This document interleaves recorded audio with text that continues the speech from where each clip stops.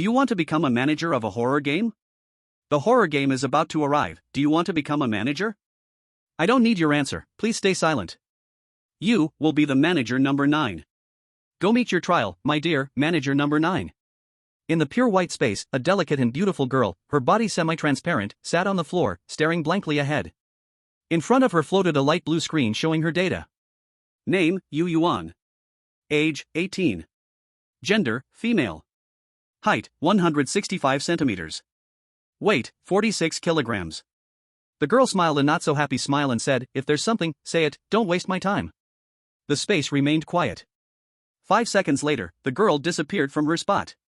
Yueyuan only felt a flash in front of her eyes. When she could feel her surroundings again, even without opening her eyes, she knew she was in a different place. Opening her eyes, her beautiful silver pupils were filled with gloom. Without a word, they just sent her here? She took a deep breath, calming the violent anger in her heart, focusing on her current situation. Having read many horror novels, Yueyuan was somewhat familiar with the situation, especially after the transition through the White Room.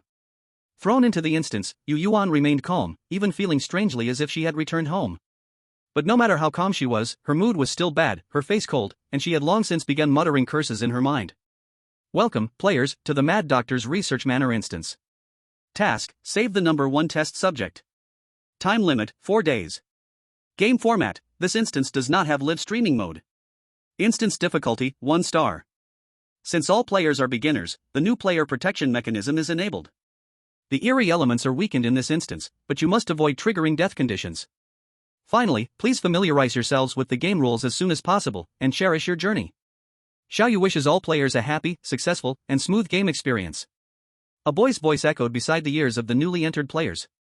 The boy's voice was clean, completely out of place in a horror game, like a little lamb who had wandered into a wolf's den. But Yueyuan clearly knew this was just surface level. Anyone who could become the voice announcer for their entry into the game couldn't be a harmless character.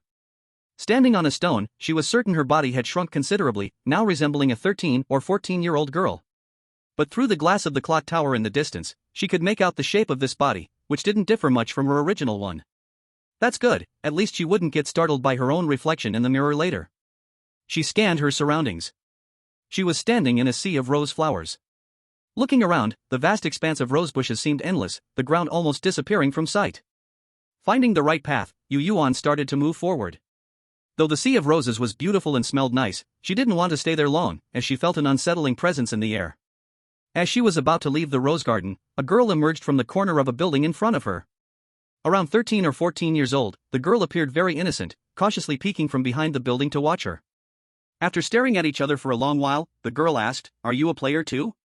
The girl had been eyeing Yueyuan ever since she entered, her gaze making Yueyuan uncomfortable, and her intuition told her that getting involved with the girl wouldn't lead to anything good. So, Yueyuan didn't want to admit she was a player. She then revealed a sinister smile, tilting her head as she looked at the girl.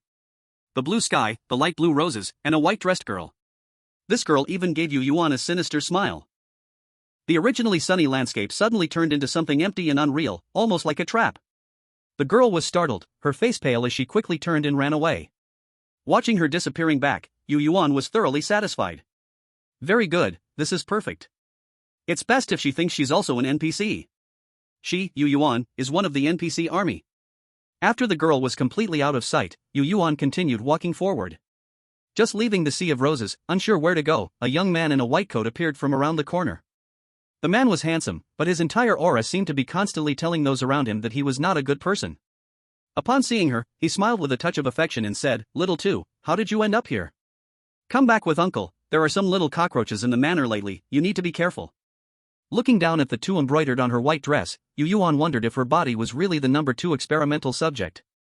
With a blank expression, she stared at the man in the white coat. After a long while, Yueyuan nodded and walked toward him, also stating her request. "I don't want to undergo any experiments recently." The man in the white coat raised an eyebrow, surprised by the suggestion, but nodded in agreement. "Coincidentally, the experiment on you has recently reached a bottleneck. Since you don't want to experiment, we'll delay it for a while." They said nothing as they walked, all the way to the main villa of the manor. On the way, Yueyuan saw the girl she had scared earlier. The girl, seeing her with this villain-like person, became even more sure that Yueyuan was also an NPC. As they passed by the girl, Yueyuan casually glanced at her. Though she wasn't trying to impose anything, it still gave the girl a sense of oppression.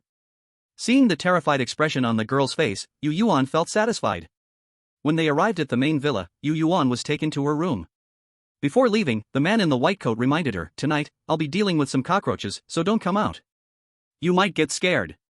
Yueyuan nodded lightly and immediately picked up her phone to start playing. She was a well-behaved, obedient little one. Since the man in the white coat told her not to wander outside tonight, then she could go out during the day, right? Checking the time, it was 10 a.m. She would go out for a walk after lunch.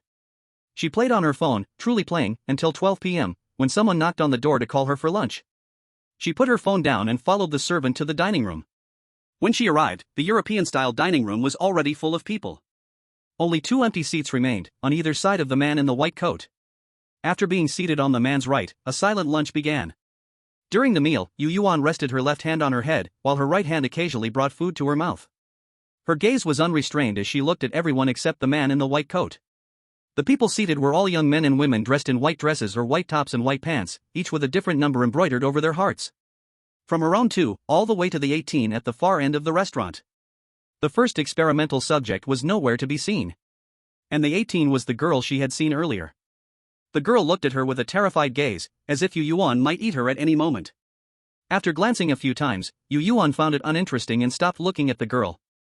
Apart from this girl, there were a few other familiar faces at the table. There was Silver Chi, the girl with the mature sister appearance who she didn't know but was aware of, and her cousin. When they first saw her, surprise appeared in the eyes of these three, but they quickly controlled their expressions, not revealing too much. The silent lunch ended, and the experimental subjects either remained calm, though their bodies occasionally twisted, or sit terrified in a chair, not daring to move, quietly waiting for the white-coated figure in the main seat to speak. But the white-coated figure had no intention of speaking. Instead, he slowly sipped the red wine in his goblet, his scarlet tongue occasionally darting out to lick the bottom of the glass. After a while, Yueyuan started to grow impatient and turned her head directly to look at the white-coated figure, asking, "Can I walk around the estate this afternoon?" The white-coated figure smiled and said, "Of course, my dear little two." Having received permission, Yueyuan had no intention of leaving right away. Instead, she pushed her luck and said, "I would like number 5, number 7, and number 11 to accompany me, is that okay?" Although it was a question, her tone held no trace of asking. As for her attitude, the white-coated figure seemed accustomed to it. After all, she was his favorite subject for experimentation, and naturally, he was willing to indulge her. "Of course, no problem. Just be back before dinner." After saying this, he finished the wine in his goblet in one gulp, handed Yueyuan a set of keys, but did not tell her where the keys were for. Standing up, he said, "Numbers 17 and 18, come with me, today's experiment is your turn." As he spoke, although he was smiling, his voice was cold and detached, showing no hint of the gentleness he had when addressing Yueyuan earlier. As for his attitude, apart from a few of the subjects showing odd expressions, no one else seemed to care. They were clearly already used to it. Yueyuan glanced at numbers 17 and 18, and after they left, she led Silver Chi and the others to the garden on the other side of the estate. Yueyuan moved casually as though it was her own home, but the other three were completely different, pretending to stay calm while their vigilance was at its peak, eyes darting everywhere. When they reached the pavilion in the garden, Yueyuan sat down. Noticing that they hadn't moved, and were still looking around with wariness, a rare expression of exasperation appeared on her face. Seeing one of the servants leave without knowing what she was doing, Yueyuan's face darkened slightly. With a half-commanding tone, she said, "Sit." The three of them, highly tense, reflexively followed her command and sat down. When they realized what they'd just done, exasperation appeared on their faces, frustration with themselves. Knowing that they wouldn't be able to get anything out of them right now, Yueyuan simply enjoyed the scenery of the garden, deciding to wait for them to calm down a bit more before continuing. However, she understood her cousin, the tall and mature girl, but Silver Chi's reaction was strange. It didn't look like fear at all. Instead, it seemed like he was trying to suppress his excitement. Had he discovered something that made him so pleased? But she didn't think too much about it, since she would find out later anyway. Before they had fully calmed down, the departing servant had already returned with a tray of desserts and was walking towards them. After receiving Yueyuan's permission, she entered the pavilion, carefully placing the afternoon tea in front of them and said, "Miss number 2, please enjoy. If you need anything, feel free to let me know." Yueyuan nodded and waved her hand, signaling for her to leave. The servant didn't go far, stopping under a nearby tree. She wasn't too close, but also not too far. It was a distance where she could hear if called. Yet, after stopping, she didn't remain still. Her feet were planted, but her upper body swayed back and forth, occasionally pulling her hand out in long motions. The three, who hadn't been attended to by the servant, finally started to recover. They had expected to speak their minds, but unexpectedly, they looked as though they wanted to say something but didn't dare. Their expressions made Yueyuan want to slap each of them, instantly shutting them up. Her gaze grew increasingly unfriendly towards them. Seeing this, Yuchui, who knew her well, was startled, not caring about anything else anymore. Just say everything you want to say. Yueyuan, this mansion is so terrifying. That guy in the white coat is a mad scientist. This morning, in front of us, he even performed a live dissection on a person. The delicate-looking young man had a face full of fear. His face, which looked somewhat similar to Yueyuan's, seemed to be on the verge of tears, but held back. The other two who had also witnessed the scene nodded with pale faces. They moved their mouths, clearly wanting to say something, but in the end, they simply closed their mouths again. Looking at her cousin, who was 25 years old and a big star, Yueyuan smiled sweetly and casually said. Yuchui froze for a moment. He originally wanted to try and salvage the situation, but then realized that since it had already been seen, there was no point. He still had some doubts, though. He asked, Yueyuan, how do you know so much? Did you not listen to the broadcast? Yueyuan asked sincerely, without any sign of guilt for earlier misleading him. Thinking back carefully, he did remember hearing the words live broadcast, so had he just asked a stupid question? Yuchui immediately shut his mouth, not wanting to embarrass himself further. Seeing that he was a bit more agreeable, Yueyuan finally had the mood to pay attention to other things. Knowing that the three of them knew more than herself, she didn't bother to be polite with them. While sipping on flower tea, she signaled for them to share what they knew. Seeing that Yueyuan had finally spoken, Inchi opened up like a chatterbox and blurted out a whole lot. Boss, the guy in the white coat who was sitting in the main position earlier is the crazy doctor. If nothing goes wrong, he's the big boss of this game. His words made Yueyuan understand more about her current status in the mansion.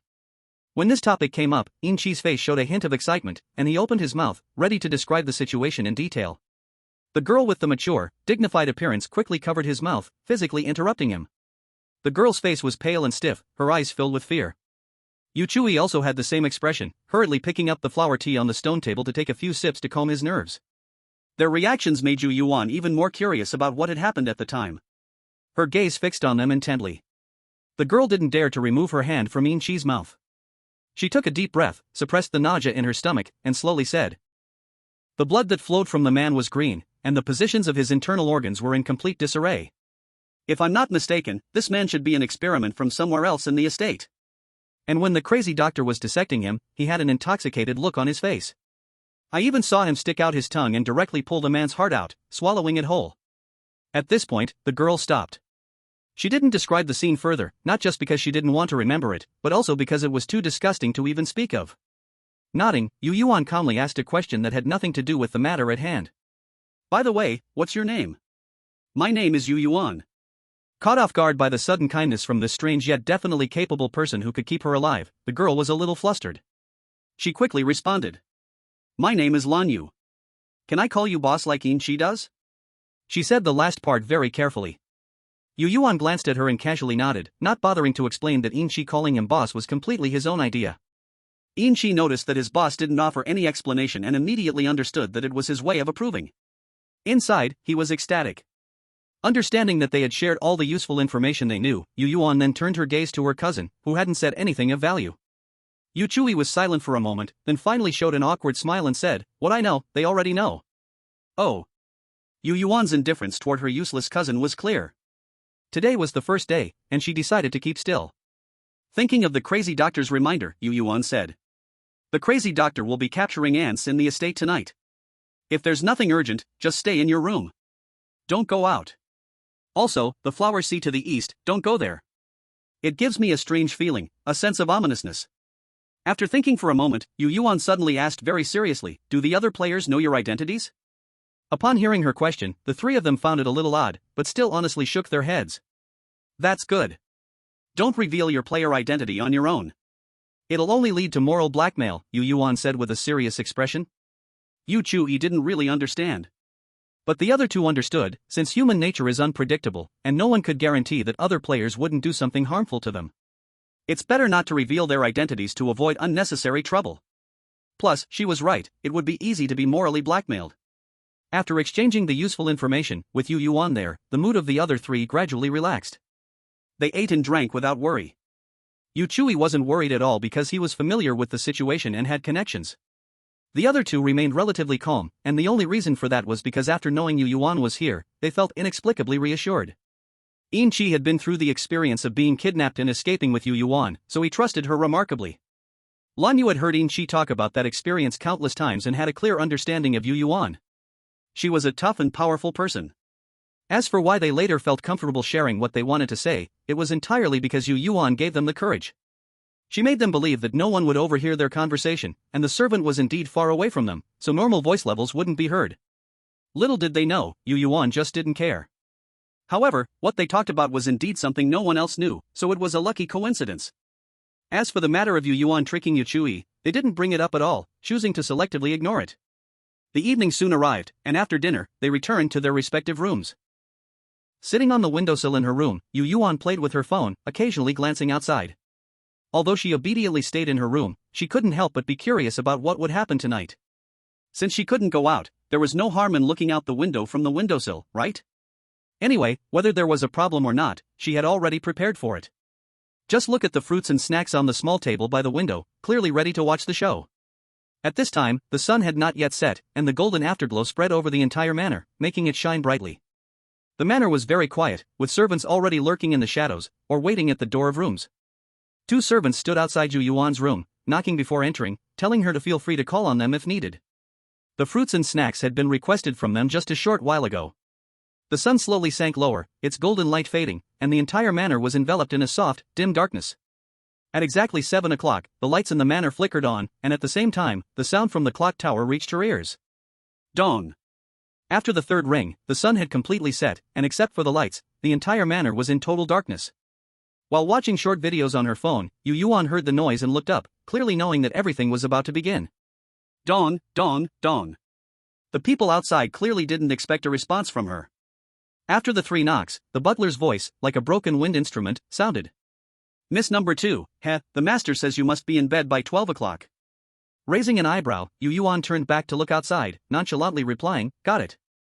Her tone wasn't particularly kind, even a bit dismissive, but the butler didn't get angry. Instead, he kindly reminded her.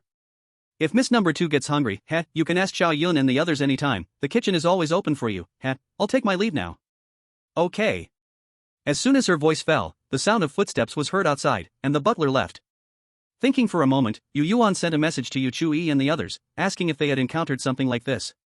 The reply came quickly, with surprise clearly showing in their tone. Number 7, what? You have this kind of service? I don't even see a ghost at my door. After reading their replies, Yueyuan understood. This was her special treatment. Since that's the case, she would enjoy tonight's performance. Soon, the usually dim but peaceful garden started making rustling noises, immediately catching Yueyuan's attention. She saw a head with beast-like ears poking out of a flower bush, looking around. Under the cover of tree shadows, it seemed somewhat unreal. Noticing the gaze from this side, it quickly turned its head. Then, Yueyuan locked eyes with an eerie green vertical pupil. In the surrounding dimness, the eyes were unusually bright, but there was also an unreal, almost illusory quality to them. From a distance, she could see the creature's body expand rapidly, almost leaping up, and its expression shifted from cautious to cold and fierce.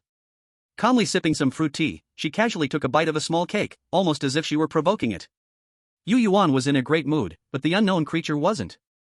With a fierce look on its expanding body, it quickly approached, half running, half crawling towards her. A look as if he was going to tear her apart. As he was about to reach under the window of this room, the strange doctor appeared from nowhere and immediately got behind the unknown creature, holding a syringe filled with an unknown substance, and stabbed it into the creature's neck. Caught off guard by the sudden attack, the unknown creature froze, and the next second, with a loud bang, it fell to the ground. Slowly pulling the needle out, the strange doctor looked up and made eye contact with Yueyuan, who had been curiously watching. He gave her a well-behaved smile, and Yueyuan was not at all afraid. Clearly, the strange doctor didn't need her to be scared, and he was very pleased with her attitude. A smile appeared on his previously expressionless face, his crimson tongue licking the tip of his nose, and he reminded her. The guard team is nearby, if anything happens, you can call them to handle it. Yueyuan nodded, indicating that she understood. Okay, Uncle Strange, I hope you have a pleasant evening. With a smile back at her, the strange doctor replied, I will, tonight will definitely be both enjoyable and smooth. After their brief exchange, the strange doctor dragged the unknown creature's feet and left. Soon after, the guard team appeared, and the captain looked up at her and said, Miss number 2, my subordinates are patrolling nearby, please feel free to give any orders. Yueyuan nodded slightly, signaling that they could continue patrolling. Leisurely eating a small cake, she waited for a long time without any new developments, and just when she thought the night would be this boring, something interesting finally appeared. Ah! Help! A young girl in a white dress suddenly dashed out from the end of the garden, being chased by a monster with a human face and a spider body. The monster seemed to be playing with her on purpose, sometimes speeding up, sometimes slowing down, keeping a certain distance from the girl but always capable of killing her at any moment. The girl in the white dress saw the light in this direction, and her eyes clearly brightened. She mustered all her strength and ran toward it. Yueyuan was not interested in where she was running, how she ran, or whether she would escape. At this moment, her eyes were fixed on the monster behind her. It was a completely black giant spider, at least 3 meters tall. The head of the spider was a large human face, currently showing a twisted and perverted smile, its facial features slightly distorted, exuding a vile aura. Its 8 spider legs glistened with a cold light under the illumination, looking extremely sharp, capable of cutting iron like mud without issue. I wonder how it would feel to take off one of those legs and play with it. With this thought, Yueyuan immediately knew what to do. Captain of the Guard. A sweet, obedient yet mocking voice rang out. As soon as she spoke these 4 words, the entire guard team appeared below the windowsill, with the captain leading the team. The captain lowered his head slightly and said, "Miss Number 2, please give your orders." Looking at the approaching girl and spider, Yueyuan smiled slightly and lightly instructed. "When they arrive, take off the big spider's legs, I want to play with them." The captain replied, "Understood." On the other side, seeing the entire guard team appear, the girl in the white dress's eyes lit up even brighter. Could it be that she was going to be saved?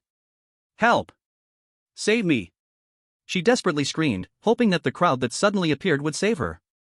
However, things didn't go as she had hoped. As she was about to reach the group, her excitement caused her to fly up into the air and then bang, she crashed to the ground. The sound of the fall could be clearly heard from far away, and looking at her twisted facial features, it was clear that this was no ordinary pain. The giant spider, clearly bored of the chase, quickly followed and stabbed one of its sharp legs into the girl's back. The girl, with her face twisted in agony from the sharp pain, could not even scream, struggling to lift her head, and saw the unmoving guard team standing still in place.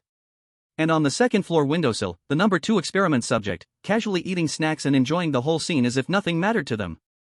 The girl, lying on the ground, helpless with a spider's leg stabbed through her, formed a stark contrast to the number 2 experiment subject. One looked like a desperate, life-risking fugitive, while the other appeared as elegant as a princess who cared little for the lives of others. Looking at experiment number 18, who was out running around outside, being chased by the spider, and now not knowing whether she was still alive or not, Yueyuan showed no extra emotion. It wasn't until the girl passed out that she spoke. "Alright, go ahead, if number 18 can be saved, save her. I wonder how far Uncle's experiment on her has gone, we can't waste those past resources." The emotionless captain of the guard team responded, "Yes." This was when they made their move. They quickly went up and, without much tenderness, pulled the large, ragged number 18 experiment subject off, tossing her casually into the flower bed nearby. After these actions, they immediately grabbed their weapons and started fighting the giant spider. The spider, which had been planning to play with its newly acquired toy, was furious that it had been stolen and forced into battle. Its face twisted in anger, even showing cracks. Visibly enraged, the spider freed 6 of its legs to fight, looking ready to battle to the death with the ones who had taken its toy. Ah! Ah! In an instant, the battle entered a heated stage, the whole scene splattered with red blood and sticky green fluid flying everywhere. Glancing at the red cake slice in her hand, then looking at the blood-red splatters flying outside, Yueyuan felt it was quite fitting. By the time she leisurely finished eating the cake, the battle outside was also over. All 8 spider legs had been removed, and the guards thoughtfully cleaned them with water from the nearby fountain. Once confirmed to be clean, they dried them off and carefully wrapped them in fabric. Only then did the captain of the guard team bring the 8 spider legs into the villa. Not long after, there was a knock on the door. Bang, bang, bang. Then, the captain of the guard's voice came. "Miss Number 2, the spider legs you wanted have arrived." Looking at the giant spider below, now only a shell with a face full of disbelief, Yueyuan said, "Enter." With her permission, the captain of the guard pushed the door open, carefully placed the spider legs on the coffee table, and immediately retreated. Before closing the door, he heard Yueyuan's voice, which almost showed no emotional change. "Take your team and rest for a while." The captain of the guard replied, "Yes." This time, his voice was not as cold as before, softening slightly. Soon, the guards disappeared into the darkness below, heading who knows where. The giant spider, now reduced to just a torso, was also dragged away by them, and the scene was cleaned up, leaving no trace of the battle. The number 18 experiment subject was also taken away. Though the guard team seemed to be doing everything normally, Yueyuan didn't miss the brief flash of greed in their eyes as they carried off experiment number 18. The length of their necks wasn't normal either, but in the end, for reasons unknown, their strong emotions were suppressed. Calm as if nothing had ever happened, Yueyuan stepped down from the windowsill, grabbed a spider leg, and returned to the windowsill. With the gloves that the captain of the guard had brought, Yueyuan began to admire the spider leg. Just as she had seen earlier, it was very beautiful and sharp. Under the light, a clear cold glow appeared. A gloved hand gently rubbed against the tough area, able to feel the spider leg could slice her finger at any moment, but because she was wearing a special glove, she didn't suffer any harm. She picked up an iron block that was placed on the windowsill, not knowing its purpose, and aligned it with the sharp part, pressing lightly. With the movement of her hand, the already small iron block was easily split into two, making it even smaller. She grabbed the spider leg, intending to test its effect on the wall. But in the end, she discarded the thought. She didn't want to leave a flaw in her room. Under the warm yellow light, the delicate and beautiful girl was playing with a large, sharp spider leg in her hand. The scene was as bizarre as it could be. Since the large spider appeared with the number 18, the experiment subject number 9, who had been hiding in the garden, was already 90% sure that experiment subject number 2 was not a player. Chapter 4. Noticing that the player who had been hiding in the shadows left, Yueyuan slightly curved her lips, continuing to admire the little toy she just acquired. At 9 p.m., Yueyuan had the people waiting outside go to the kitchen to prepare a steak for her. She ate slowly, occasionally glancing out the window. Her room had an excellent position. Not only could she see most of the estate, but from any angle, she could also see clearly. This large part of the estate had almost no privacy for her. She had already seen the strange doctor capture many small ants. As for the small part of the estate she couldn't see, that was the side with the rose sea. But today, the main game was on this side, so it didn't matter if she could see the rose sea or not. When the strange doctor captured the seventh ant, at the same time, experiment subject number 16, who had also been chosen to explore tonight, unfortunately bumped into the strange doctor. From a distance, she could see the strange doctor's right hand, which was holding a syringe, extending long as he injected experiment subject number 16, causing them to collapse and lose consciousness on the ground. With a faint smile on his face, the strange doctor glanced at the person on the ground before turning and leaving. He wasn't concerned whether experiment subject number 16 would spend the night outside or if they would encounter danger. Gracefully finishing her steak, Yueyuan was about to wash up and go to bed when she heard the voice of the strange doctor. "Little two, rest early, good night." She slightly lowered her head and saw the strange doctor standing below the windowsill, looking up at her with a gentle smile. His figure showed no signs of distortion.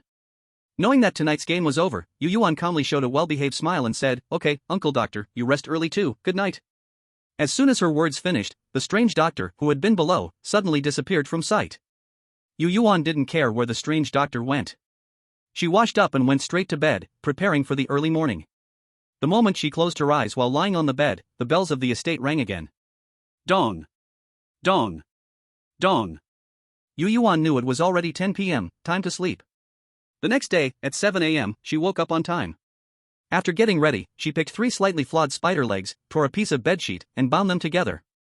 Then, she took her favorite spider leg, dragging the 3 she didn't like as much, and opened the door.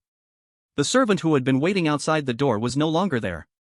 Standing at the door, she looked left and right, confirming the direction before tugging on the corner of the bedsheet that bound the 3 spider legs, holding a spider leg taller than her in her arms, and slowly moved through the villa.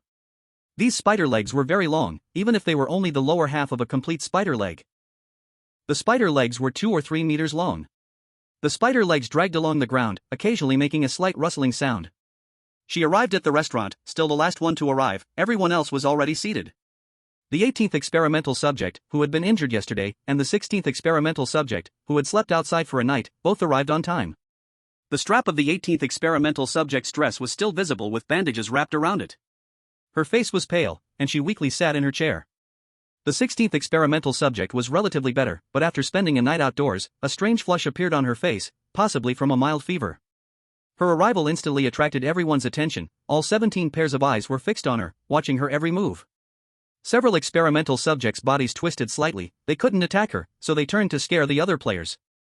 Yueyuan looked at this scene calmly, carrying the spider legs, her steps light as she continued forward. She didn't sit at her seat right away, instead, she went to Silver Cheese side, casually picking up one of the spider legs on the floor and handed it to him. Then she repeated the same action, giving the remaining 2 spider legs to Yu Chui and Lan Yu. Only then did she hold her beloved spider leg and sit down at her seat. The players, who had been watching her every move, were all nervous and terrified, their eyes cautiously and fearfully watching the spider legs she brought. Especially the 18th experimental subject, who looked at the spider legs in fear, but when her gaze turned to Yueyuan, there was a hint of resentment in her eyes. Yueyuan glanced lightly at the 18th experimental subject, and when she saw her shiver in fear, she immediately lowered her head, satisfied with the result and withdrawing her gaze. After patiently waiting for her to sit down and place the spider leg she had been holding against the chair, the mad doctor finally asked, "Do you really like your new toy so much?" Knowing that he wasn't just asking about the spider leg, Yueyuan only showed a sweet smile, a hint of pride on her face, and nodded slightly. "Of course, after all, it's a toy I finally grew fond of. A sharp toy and a movable toy are the best match." Her tone still carried excitement, clearly satisfied with the toy she had recently acquired. After receiving her answer, the mad doctor nodded and didn't ask more, picking up his chopsticks and starting his breakfast, occasionally stretching out his hand to grab dishes from the center or from the far end of the table. After breakfast, Yueyuan called Silver Chi and the others, and they swaggered off to begin exploring the manor. This was the game she wanted to play today, and the mad doctor had agreed, allowing them to explore freely within the manor without any restrictions. Leaving the restaurant, Silver Chi no longer held back his true nature. Holding the spider leg he had just received, a perverted smile appeared on his face, kissing it, hugging it, and fondling it. It was obvious that he liked it a lot. Yueyuan and Lan Yu were more normal, simply stroking it gently, feeling its texture, without showing any overly excited behavior. After they had played enough with the spider legs, Yueyuan finally asked, "Number 2, where did you get these spider legs from?" Walking ahead with the enormous spider leg in her arms effortlessly, Yueyuan replied when she heard the question. "Last night, when I saw it, I thought it looked pretty good, so I called the guard team to remove its legs for me to play with." He nodded lightly, not asking more. The three of them silently followed Yueyuan as they moved through the manor. When they had gotten a distance away from the villa and there was no one around, they gradually relaxed. Of course, Yueyuan had never been on alert about the villa from the start. And Silver Chi was completely absorbed by the spider leg, his attention on nothing else, completely indifferent to the outside world. The goal was clear, to lead them to the woods north of the manor. Yueyuan stopped, looking at the small path that seemed like the mouth of an abyss, symbolically asking for their opinion. "Do you want to go in and take a look?" Her voice was soft, but as soon as she spoke, it sent chills down their spines. In an instant, they understood that there was something different inside. After quietly watching the woods for a while, Inchi didn't care about the opinions of the other two. Swinging her spider leg, she replied, "Sure, sure." Yueyuan originally wanted to say something but silently closed his mouth. In the end, his cousin would never let him die, but his emotional state was probably not something she cared about. But it didn't matter much, as long as he prepared himself. He had been frightened many times since he was young. Lan Yu knew well that there would be something unpleasant inside, but her curiosity couldn't be stopped. She opened her mouth but didn't speak, silently agreeing. Seeing that they had no objections, Yueyuan, holding a spider leg almost twice her height, took small steps and slowly walked in. She had only asked for their opinions out of courtesy. No matter how they answered, she would still go in. But when they also decided to go in, Yueyuan was especially satisfied, and this satisfaction subtly showed. Like now, her steps seemed a little lighter. Following the small path to the center of the woods, a not-so-small wooden house appeared ahead. The wooden house wasn't old, in fact, it looked very new, as if it had just been built. The big door of the house was tightly locked, the windows closed, and the curtains were drawn, making it impossible to see what was inside. She studied the door for a moment before taking out the keychain the strange doctor had given her yesterday, selecting a key that looked good, and started trying it. As luck would have it, the key she selected was the one that fit the lock on the door of the wooden house. With a gentle turn, the ancient patterned lock was easily unlocked. She hung the lock on the side of the doorframe, stepped back 2 paces, and signaled Inchi with her eyes. Receiving her gaze, Inchi stepped forward 2 paces, and without a word, pushed the door open. Creak. Chapter 5. The wooden door slowly opened, revealing the somewhat contradictory decor inside. There was a European-style sofa, a Chinese-style tea table, a TV clearly visible, but in the same spot, there was also a projector. In the very center of the tea table, there was a delicate angel crystal sculpture, as if showing off its charm, with its perfect side facing them. At the moment it appeared before their eyes, it even sparkled slightly, standing out in the dimly lit living room, almost as if tempting them. Yueyuan and Lan Yu couldn't help but stare at it, and after a few seconds, they even took a step forward. Each received a slap, and Yueyuan looked at them with a look of disdain. Her gaze, as if she was looking at waste, snapped them back to their senses. They shook their heads fiercely, trying to clear their minds, controlling themselves not to look at the crystal sculpture anymore, and finally began to observe other areas. The living room, which was revealed, was very tidy, but a thin layer of dust had settled, as if no one had been here for a while. She wasn't very interested in the elegant chandelier, as it was easy to see the entire living room with just a glance. She walked straight to the intricately carved sliding door at the end of the living room, thinking that the dust inside probably wouldn't be more than in the living room, so she decided to open it herself. Whoosh! The sliding door was pushed open, and a dimly lit bedroom appeared before their eyes. Fumbling for the light switch in the bedroom, it revealed a seemingly ordinary room. The bed had a raised lump in the middle, and when the light was turned on, the bulge moved again. Standing in place, thinking for 2 seconds, Yueyuan carefully lifted the quilt with the spider leg. The unknown creature on the bed felt someone pulling at its quilt, and a claw, which didn't look like a human hand, reached out to grab the corner of the quilt. Next, the two began a tug-of-war over the quilt. One wanted to lift it, the other didn't want to leave the quilt. Hiss. In the end, the quilt was torn apart. The creature on the bed grabbed half of the quilt and suddenly sat up, its entire head swelling with anger, almost as big as a yoga ball. You could even see how the blood in its veins flowed. Though there were no decaying maggots, it was still a terrifying sight. After being startled by the creature's appearance, they finally saw what it really was. It was a creature resembling a werewolf, only its head had grown so large that it looked unreal. Its white t-shirt had the number 1 embroidered on the chest. Great, subject 1 was found. It doesn't look that bad, does it? Why use the word rescue? Ignoring its giant head, Yueyuan chose to selectively not understand and continued holding the spider leg. The creature with the giant head turned its head toward the door, grumbling loudly, "Who's there? Disturbing my dream?" Upon seeing who was pulling at the quilt, subject 1's voice lowered, and it hesitated before saying the last word. As its voice lowered, the giant head slowly returned to normal. Finally, it threw the quilt aside, quickly walked up to Yueyuan, and frowned, asking, "Why did Xiao come here? Did the weird doctor give you the keys?" Calmly nodding, Yueyuan replied, "Uncle Weird gave me a set of keys and told me I could look around." Hearing her, subject 1 stopped worrying about that and looked at the other 3 people, asking, "What about them?" "Toys." Yueyuan replied indifferently. "Toy trio." "Fine, toys, then." Subject 1 wasn't surprised by her response, and turning his head, he saw that there was quite a bit of dust in the living room. With a light wave of his hand, a strong wind swept through, blowing away all the dust in the room. Sitting down on the sofa, eating the dessert subject 1 had brought, he asked, "How did you end up here?" Since there was a room with traces of life at the villa, Yueyuan felt comfortable asking this question. Taking a sip of clear tea, subject 1 looked at her helplessly and said, "Didn't you see? I transformed into wolf form and came here to hide." Yueyuan, oh. After answering, she didn't speak again, and subject 1 didn't find it strange. He glanced at the 3 standing by and said, "Sit." Once again, they obeyed the command reflexively and sat down without changing their expressions. After finishing the dessert in her hand, Yueyuan picked up her beloved spider leg again, leaned back on the sofa, and said nothing. Having noticed the spider leg she was always holding, and with the other 3 also having one, he had been curious for a long time. "Are these spider legs from the weird doctor's pet?" "I guess so." Yueyuan wasn't sure. She wasn't sure, but subject 1 was, because only the weird doctor's spider in the entire manor could have such large spider legs. "He really is spoiling you more and more, not even worried about you tearing the roof off." Subject 1 teased.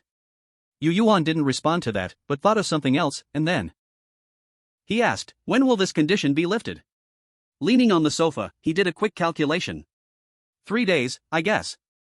With the answer, Yueyuan picked up the spider leg and stood up, walking towards the door, leaving only 1 sentence behind. "Let me know when it's lifted, we can go out and play outside the manor together." Inchi and the others, either holding or dragging the spider leg, quickly followed her steps. From a distance, they could still hear the response of subject 1. "Okay." Leaving the forest, Yueyuan, who had been holding back for a long time, asked, "Number 2, how do you know number 1's attitude toward you?" Without even looking at him, Yueyuan replied, "Number 7, use your brain. If the strange uncle gave me the keychain, it means the places those keys can open are not dangerous for me. Don't cry, look, it's growing back again, see? The new one looks even better. The old one, you can give it to me to play with, okay?" Her tone was extremely dismissive, but the big spider was indeed comforted by her words. It lifted its single small segment of a leg, carefully inspected it, and seeing that it indeed looked better than last time, it stopped crying. It stayed there until lunchtime, and when the servants brought the big spider's lunch, Yueyuan finally took Silver Chi and the others to leave. Having successfully turned themselves into living toys, they were now able to immediately follow Yueyuan's actions and respond accordingly. They made their way back to the villa's dining room, where Yueyuan was still the last to arrive. But she was not late, she arrived right on time with her toys in tow. Chapter 6. Another silent lunch. During the meal, several players nearly cried after being frightened by other test subjects. Just as Yueyuan was about to speak and ask for something, the strange doctor spoke first. "This afternoon, you all come with me to the lab, let's go see the ants we caught yesterday." Yueyuan pouted unhappily but said nothing. It was the strange doctor who noticed her displeasure and tried to comfort her. "Little two, how about I take you out to play tonight? Don't be upset, okay? She gave a reluctant nod, but her face still showed no emotion. The strange doctor smiled gently. You really have spoiled me, don't worry, it'll definitely be fun. He said it like that, and his figure didn't twist in any way, so it was clear that he was sincere.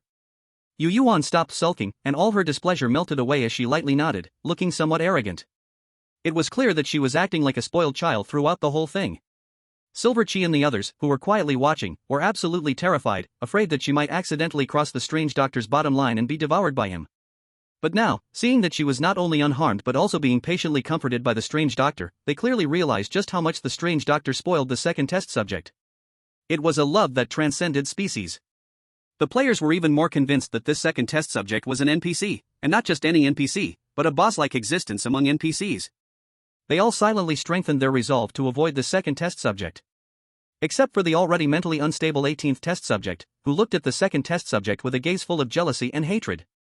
With such intense emotions in her eyes, it was naturally noticed by Yueyuan, who casually glanced over in her direction.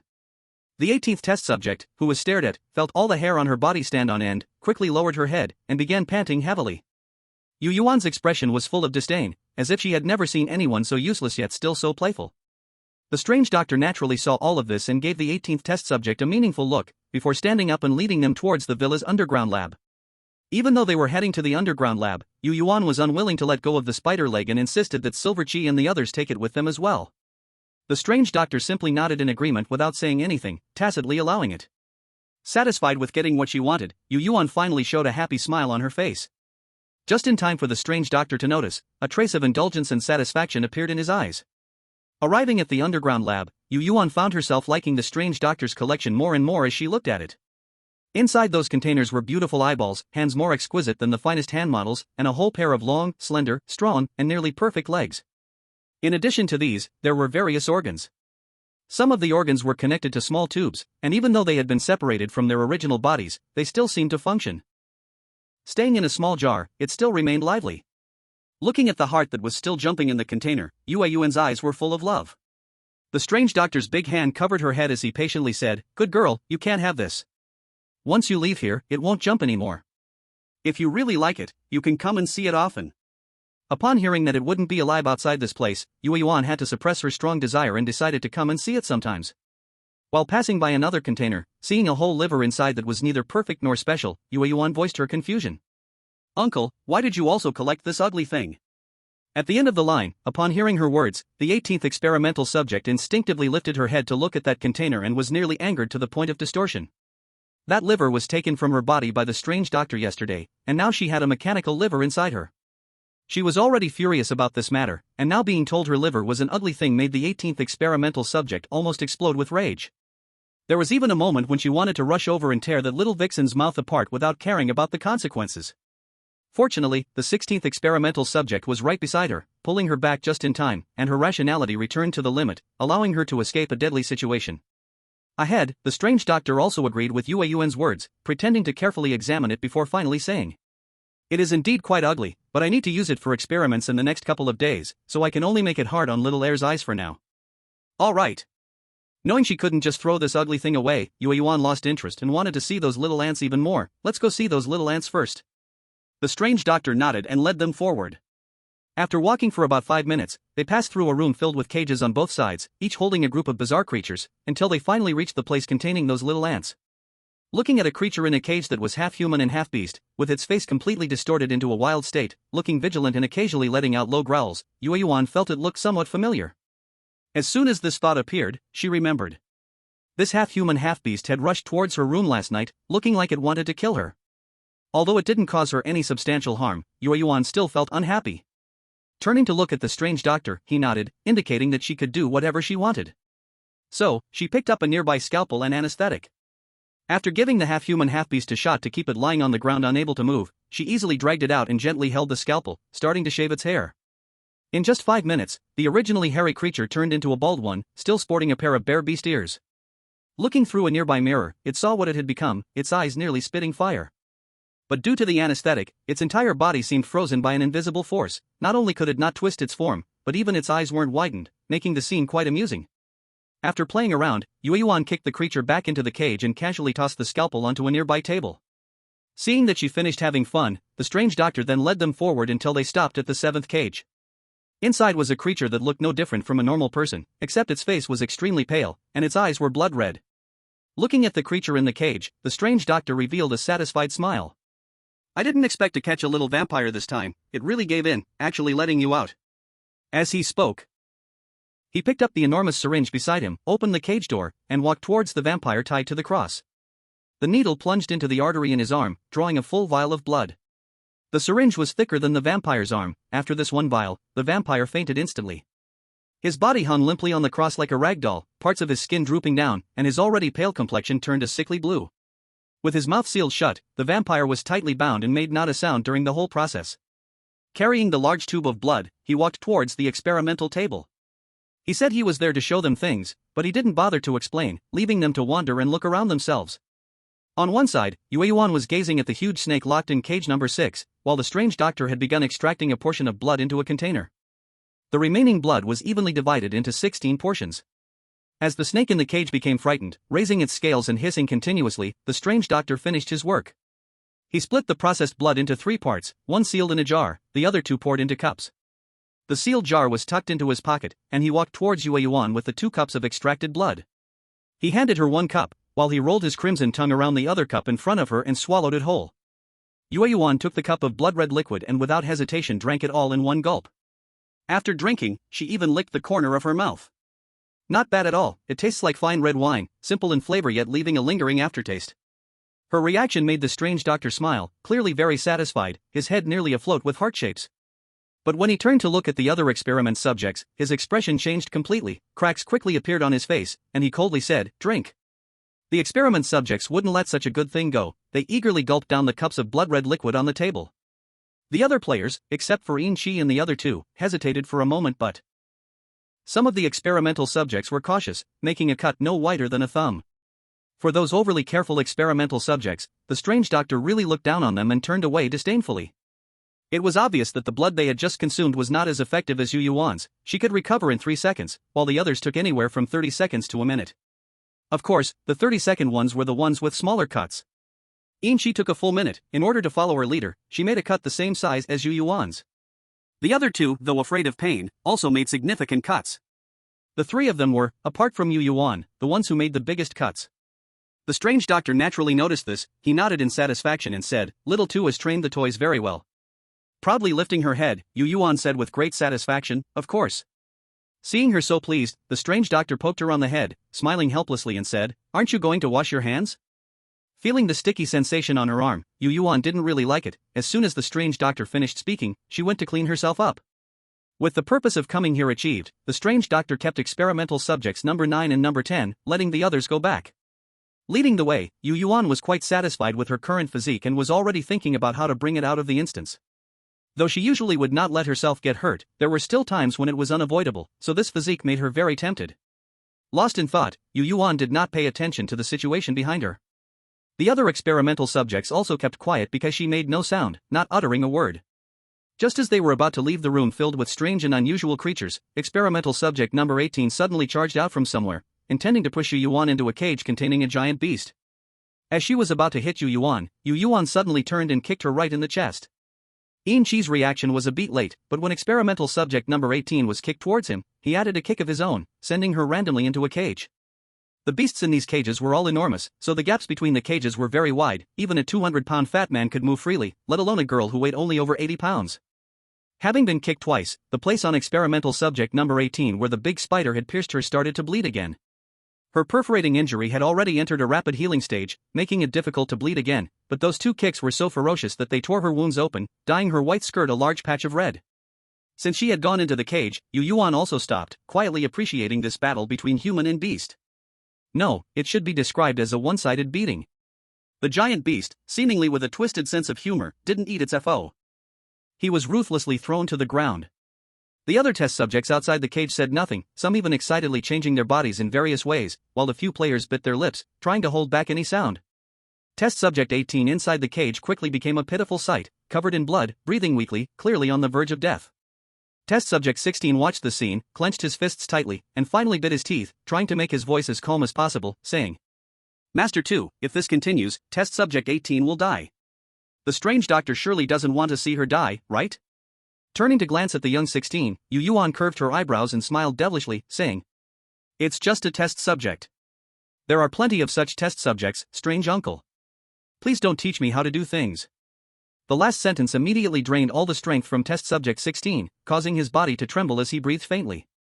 Looking at test subject 18, who still clung to life with remarkable resilience, Yueyuan made an expression of surprise. "She's still alive, unbelievable. It seems her vitality is very strong." Just as the giant beast was about to slap and kill test subject 18, Yueyuan used the blunt part of her spider leg to hook her clothes and dragged her out. Looking at test subject 18 lying on the ground, like a stray dog who had been beaten for years, Yueyuan's devilish smile remained unchanged. "This is a lesson for you. Next time you make me unhappy, you'll go to the number 9 pool to keep those things company. The number 9 pool is the entire estate cesspit. What's uncertain is whether test subject 18 will go alive or dead when that time comes." Seeing that test subject 18 was still alive when she was pulled out, test subject 16 relaxed a little but didn't dare to say anything further. After one last glance at the nearly lifeless test subject 18 on the ground, Yueyuan turned and continued walking, saying, "16, take her back to her room. Whether she lives or dies, it's up to her." These matters naturally couldn't be hidden from the strange doctor, but since Xiaoer had already dealt with it, the strange doctor didn't bother. He simply ordered that test subject 18's food be cut off for a day. After coming out of the underground laboratory, Yueyuan returned to her own room, her body slumped on the couch like a puddle of water. She had the servant waiting outside bring her some snacks and instructed that some be sent to Yin-Chi and the others. Then she started playing on the couch. Within just half an afternoon, everyone in the estate knew that test subject 18 had offended Miss 2, and Miss 2 had a particular favor for test subjects 5, 7, and 11. At once, everyone knew exactly what to do. As a result, test subject 18's situation became even worse. Not only had she turned into a dog-like state, with no food to eat, but she was also forced to live without water or electricity. From time to time, servants would enter her room to show off their agile bodies. The other players simply ignored this, not foolish enough to help at such a time. After test subject 16 sent her back to her room, he didn't pay any more attention to her. After all, he had only wanted to help because he knew test subject 18, but after being warned, he naturally wouldn't continue. She had only herself to blame for being so foolish, not understanding anything and thinking of taking action against Miss 2. Time quickly passed to mealtime, and as usual, Yueyuan was the last to arrive. When she did, only her seat, test subject 1's seat, and test subject 18's seat were empty. Upon seeing her, the strange doctor didn't even ask about test subject 18's situation. He only reminded her to prepare some snacks, as she might be staying outside longer tonight. After the moon kite took her seat and nodded, dinner finally began. In this situation, everyone observed silently, with eyes on their noses and noses on their hearts, not saying a word. Chapter 8. After a silent dinner, the moon kite did not return to her room immediately, but sat on the sofa in the living room, picking her favorite snacks with a tablet in hand. Every time she decided on something, the butler would quickly bring it over and place it into her black cat-shaped snack bag, reminding her to drink water in his wind-like voice. Casually picking snacks until 6:50, by this time the other subjects had already returned to their rooms. As for whether the players had come out, that was unknown. Under the arrangement of the moonkite, Yin-Chi and the other two continued to stay in their room tonight. Lying down to clear the level, they certainly wouldn't refuse such good fortune. Mainly, they also knew that going out would only cause trouble, staying in the room was the greatest contribution they could make. After dinner, the strange doctor returned to his room and stayed for almost an hour before coming out. When he came out, he was holding a paper bag in his hand, which he handed to the moonkite, saying, "Little two, go try on your new clothes." "Okay, strange uncle." Taking the paper bag from his hand, the moonkite headed to her room. When she took out the wine-red knee-length dress from the bag, a hint of surprise appeared in her eyes. It was unexpectedly not a white dress. Maybe it was to create an atmosphere. After all, a red dress was much more imposing than a white one. After changing into the wine-red, spaghetti strap, knee-length dress, the moonkite hesitated between her snack bag and her beloved spider legs for a moment, then decisively gave up on the spider legs. Snacks could be eaten, but spider legs could not. And besides, with these things in her room, no one would dare to touch them. When she returned to the villa living room again, it was already 7 o'clock, and the clock rang once more. Dong. Dong. Dong. The steady and heavy sound added a lot of atmosphere to tonight. The strange doctor looked at her outfit and nodded in satisfaction, taking out a feather-sized rose hairpin from his lab coat pocket and gently pinning it in the moonkite's hair. His eyes gleamed with even more satisfaction. The moonkite cooperatively twirled around to show him her appearance. The strange doctor smiled and ruffled her hair, saying, "Let's go, see what fun things there are tonight." Holding her black cat toy snack bag, the moonkite followed in his footsteps. But because he was tall and had long legs, and took big steps, in just a few strides, she fell behind. After struggling for a moment between running and not running, the moonkite decided to walk slowly. Wearing a pair of blood-red high heels made running quite uncomfortable for her. After she fell behind somewhat, the strange doctor also noticed.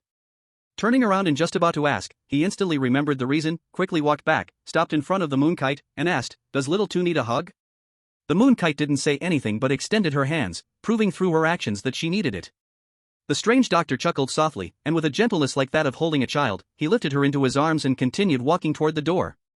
Being held like a child made the moonkite feel at ease. Being 18 years old, she felt no guilt or shame at all. The strange doctor, at just over 1.9 meters, held her, who was barely 1.5 meters tall, perfectly, without a trace of discomfort.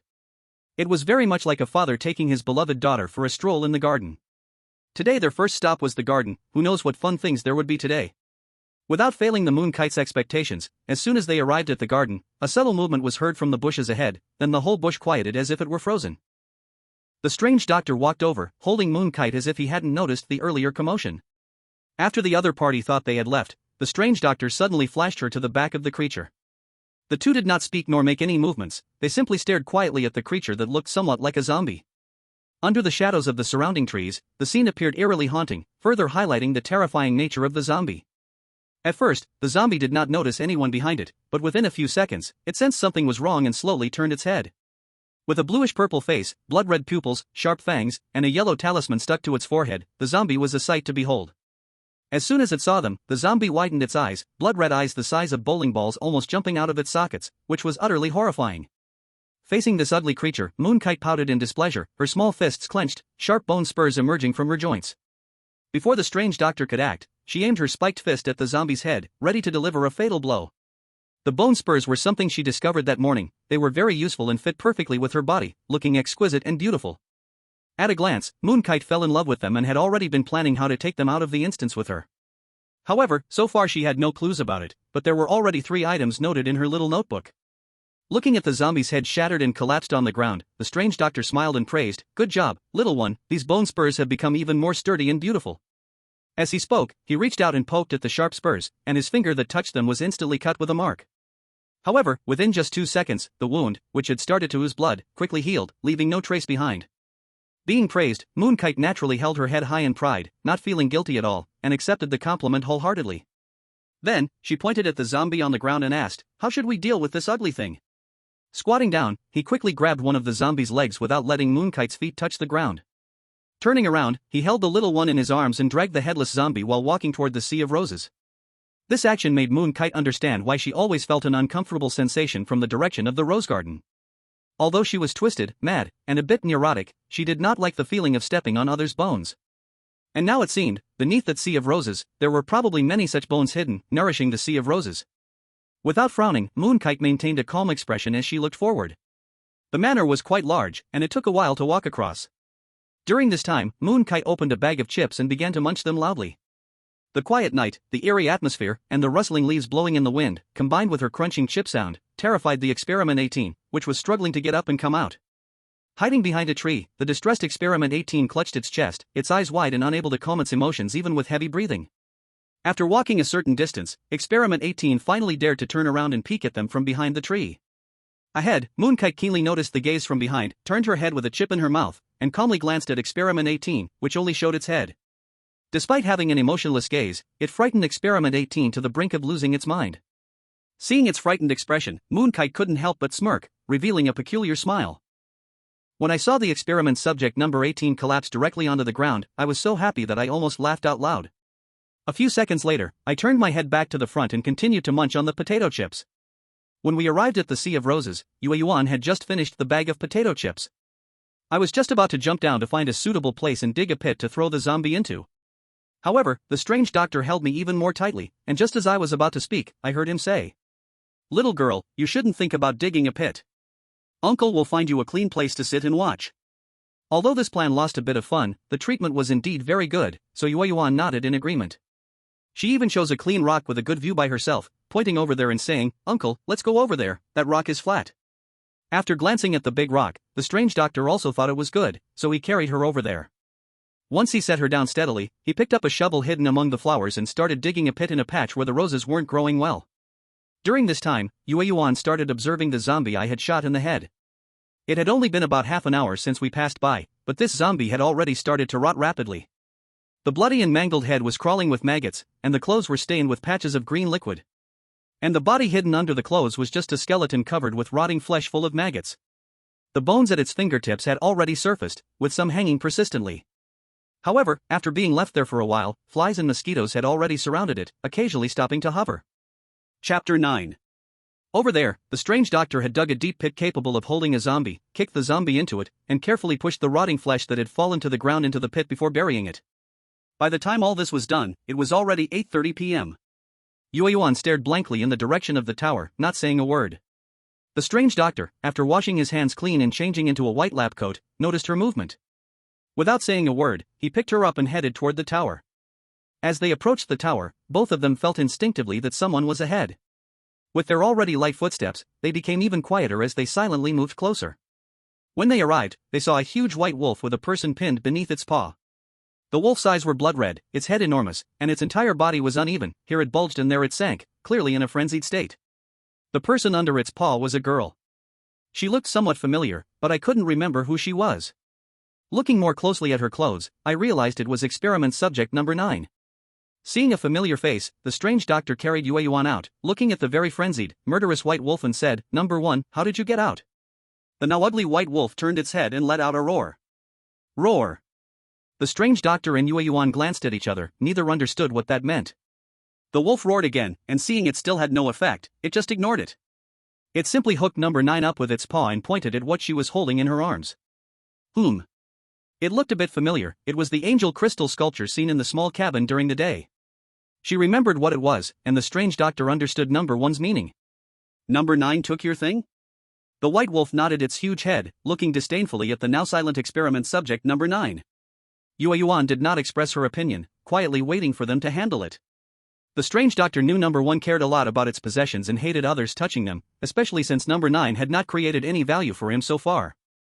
"Since she touched your things, you deal with it. Anyway, she's already of no experimental value." Hearing this, White Wolf, who had some concerns, immediately understood. He forcefully took out his things, then slapped experiment number 9 into a pulp. Watching the flying blood in chunks, Yueyuan didn't blink, even pointing toward the sea of roses and saying, "Bury it there to serve as nourishment for the roses, at least it can fulfill her last bit of value." White Wolf nodded, then rolled up the mess on the ground, along with the dirt, and found a suitable spot in the rose sea to start digging a hole. The corpse decomposed very quickly, and when Yueyuan looked again, what had once been a vibrant red mass was now mixed with soil, no longer red but infested with maggots, flies and mosquitoes rapidly appearing and circling it. White Wolf worked quickly, and in no time, he had dug a large hole, burying the remains. Afterward, he returned, looking like he wanted to join them. The mad doctor looked at him with disgust, waved him away. "Go back and take a bath." Without waiting for White Wolf to react, he turned and walked away with Yueyuan. On the tower, experiment number 6, who had witnessed the entire process, tightly covered his lips, not daring to make a sound. Watching them slowly move away, he finally relaxed a little.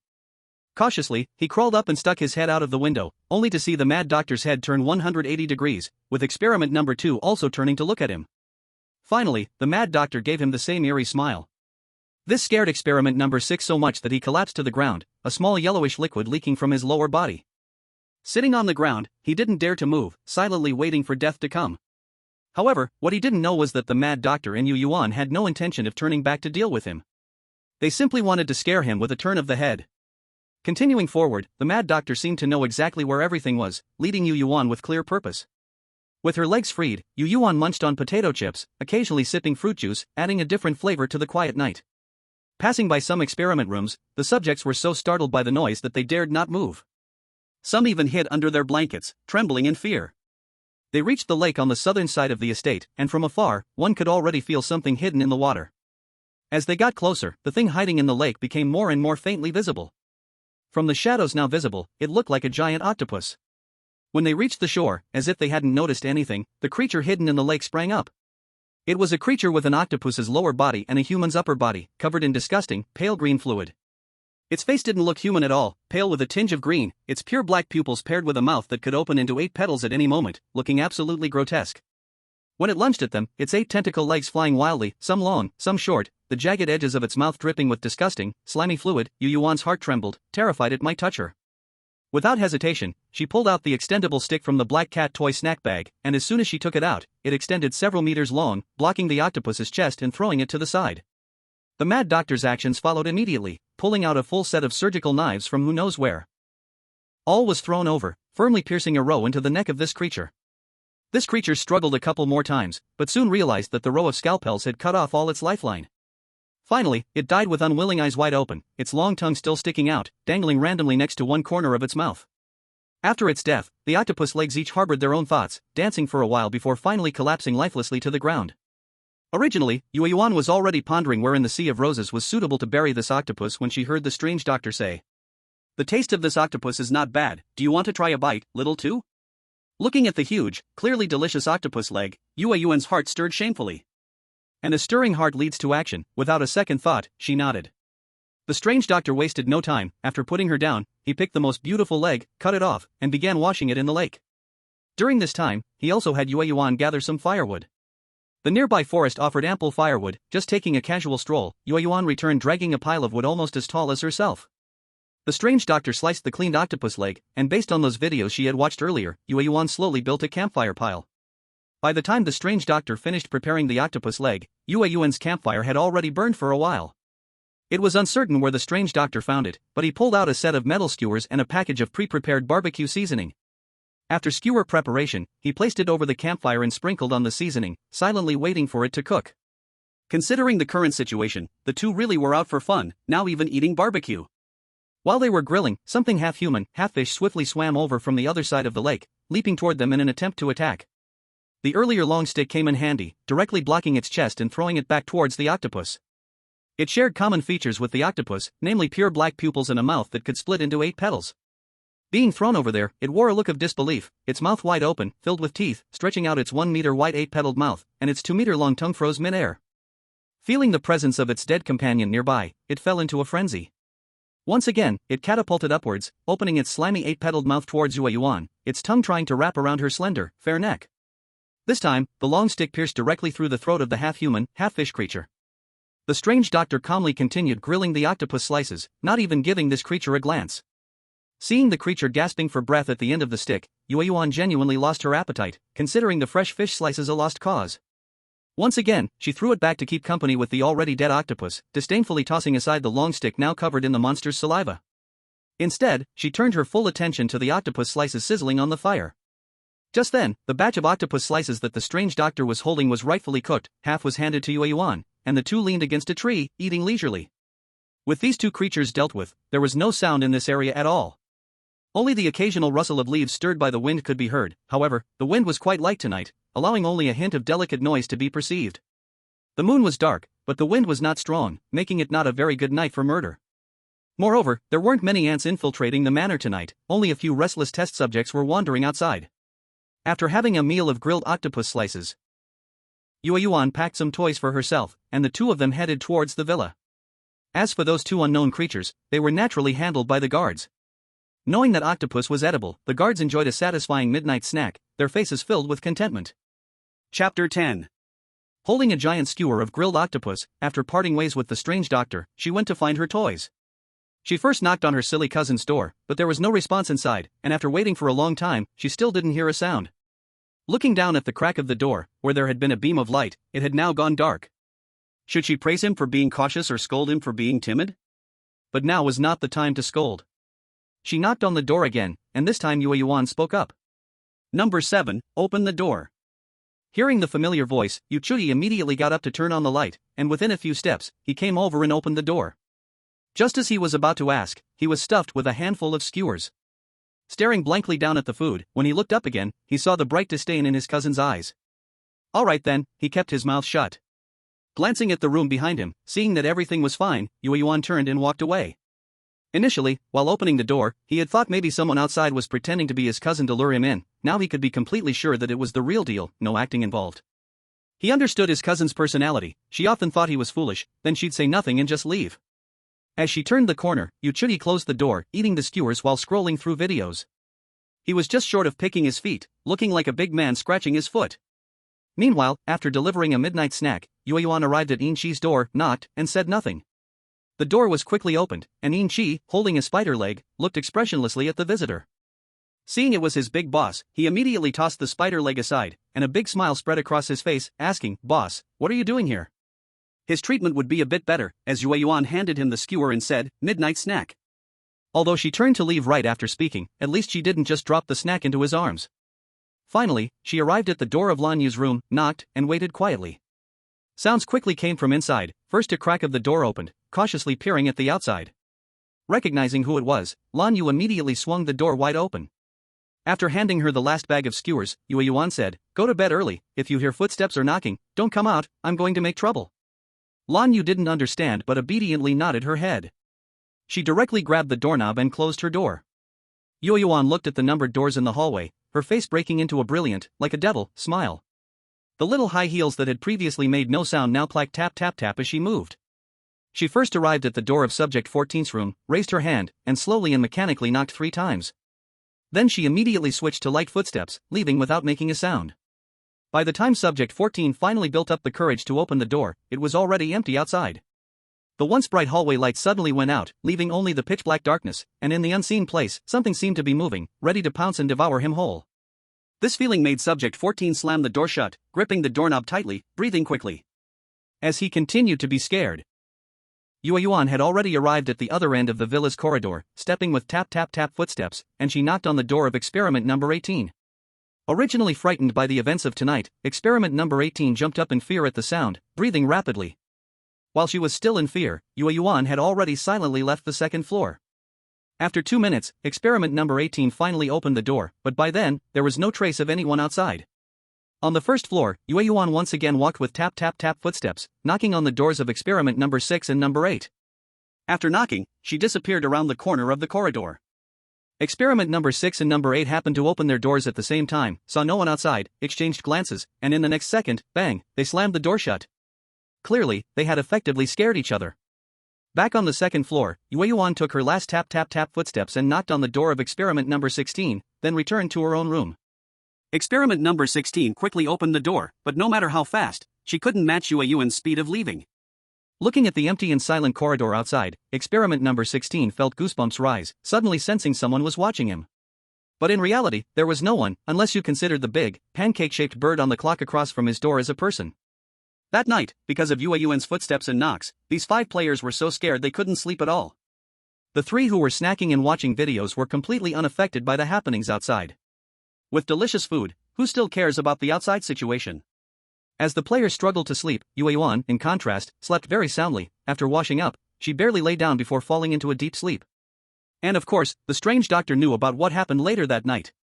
He kindly arranged for people to wear high heels and walk around in several places. The 5 who were already too scared to sleep became even more tense, and when they met again the next day, each of them looked utterly exhausted.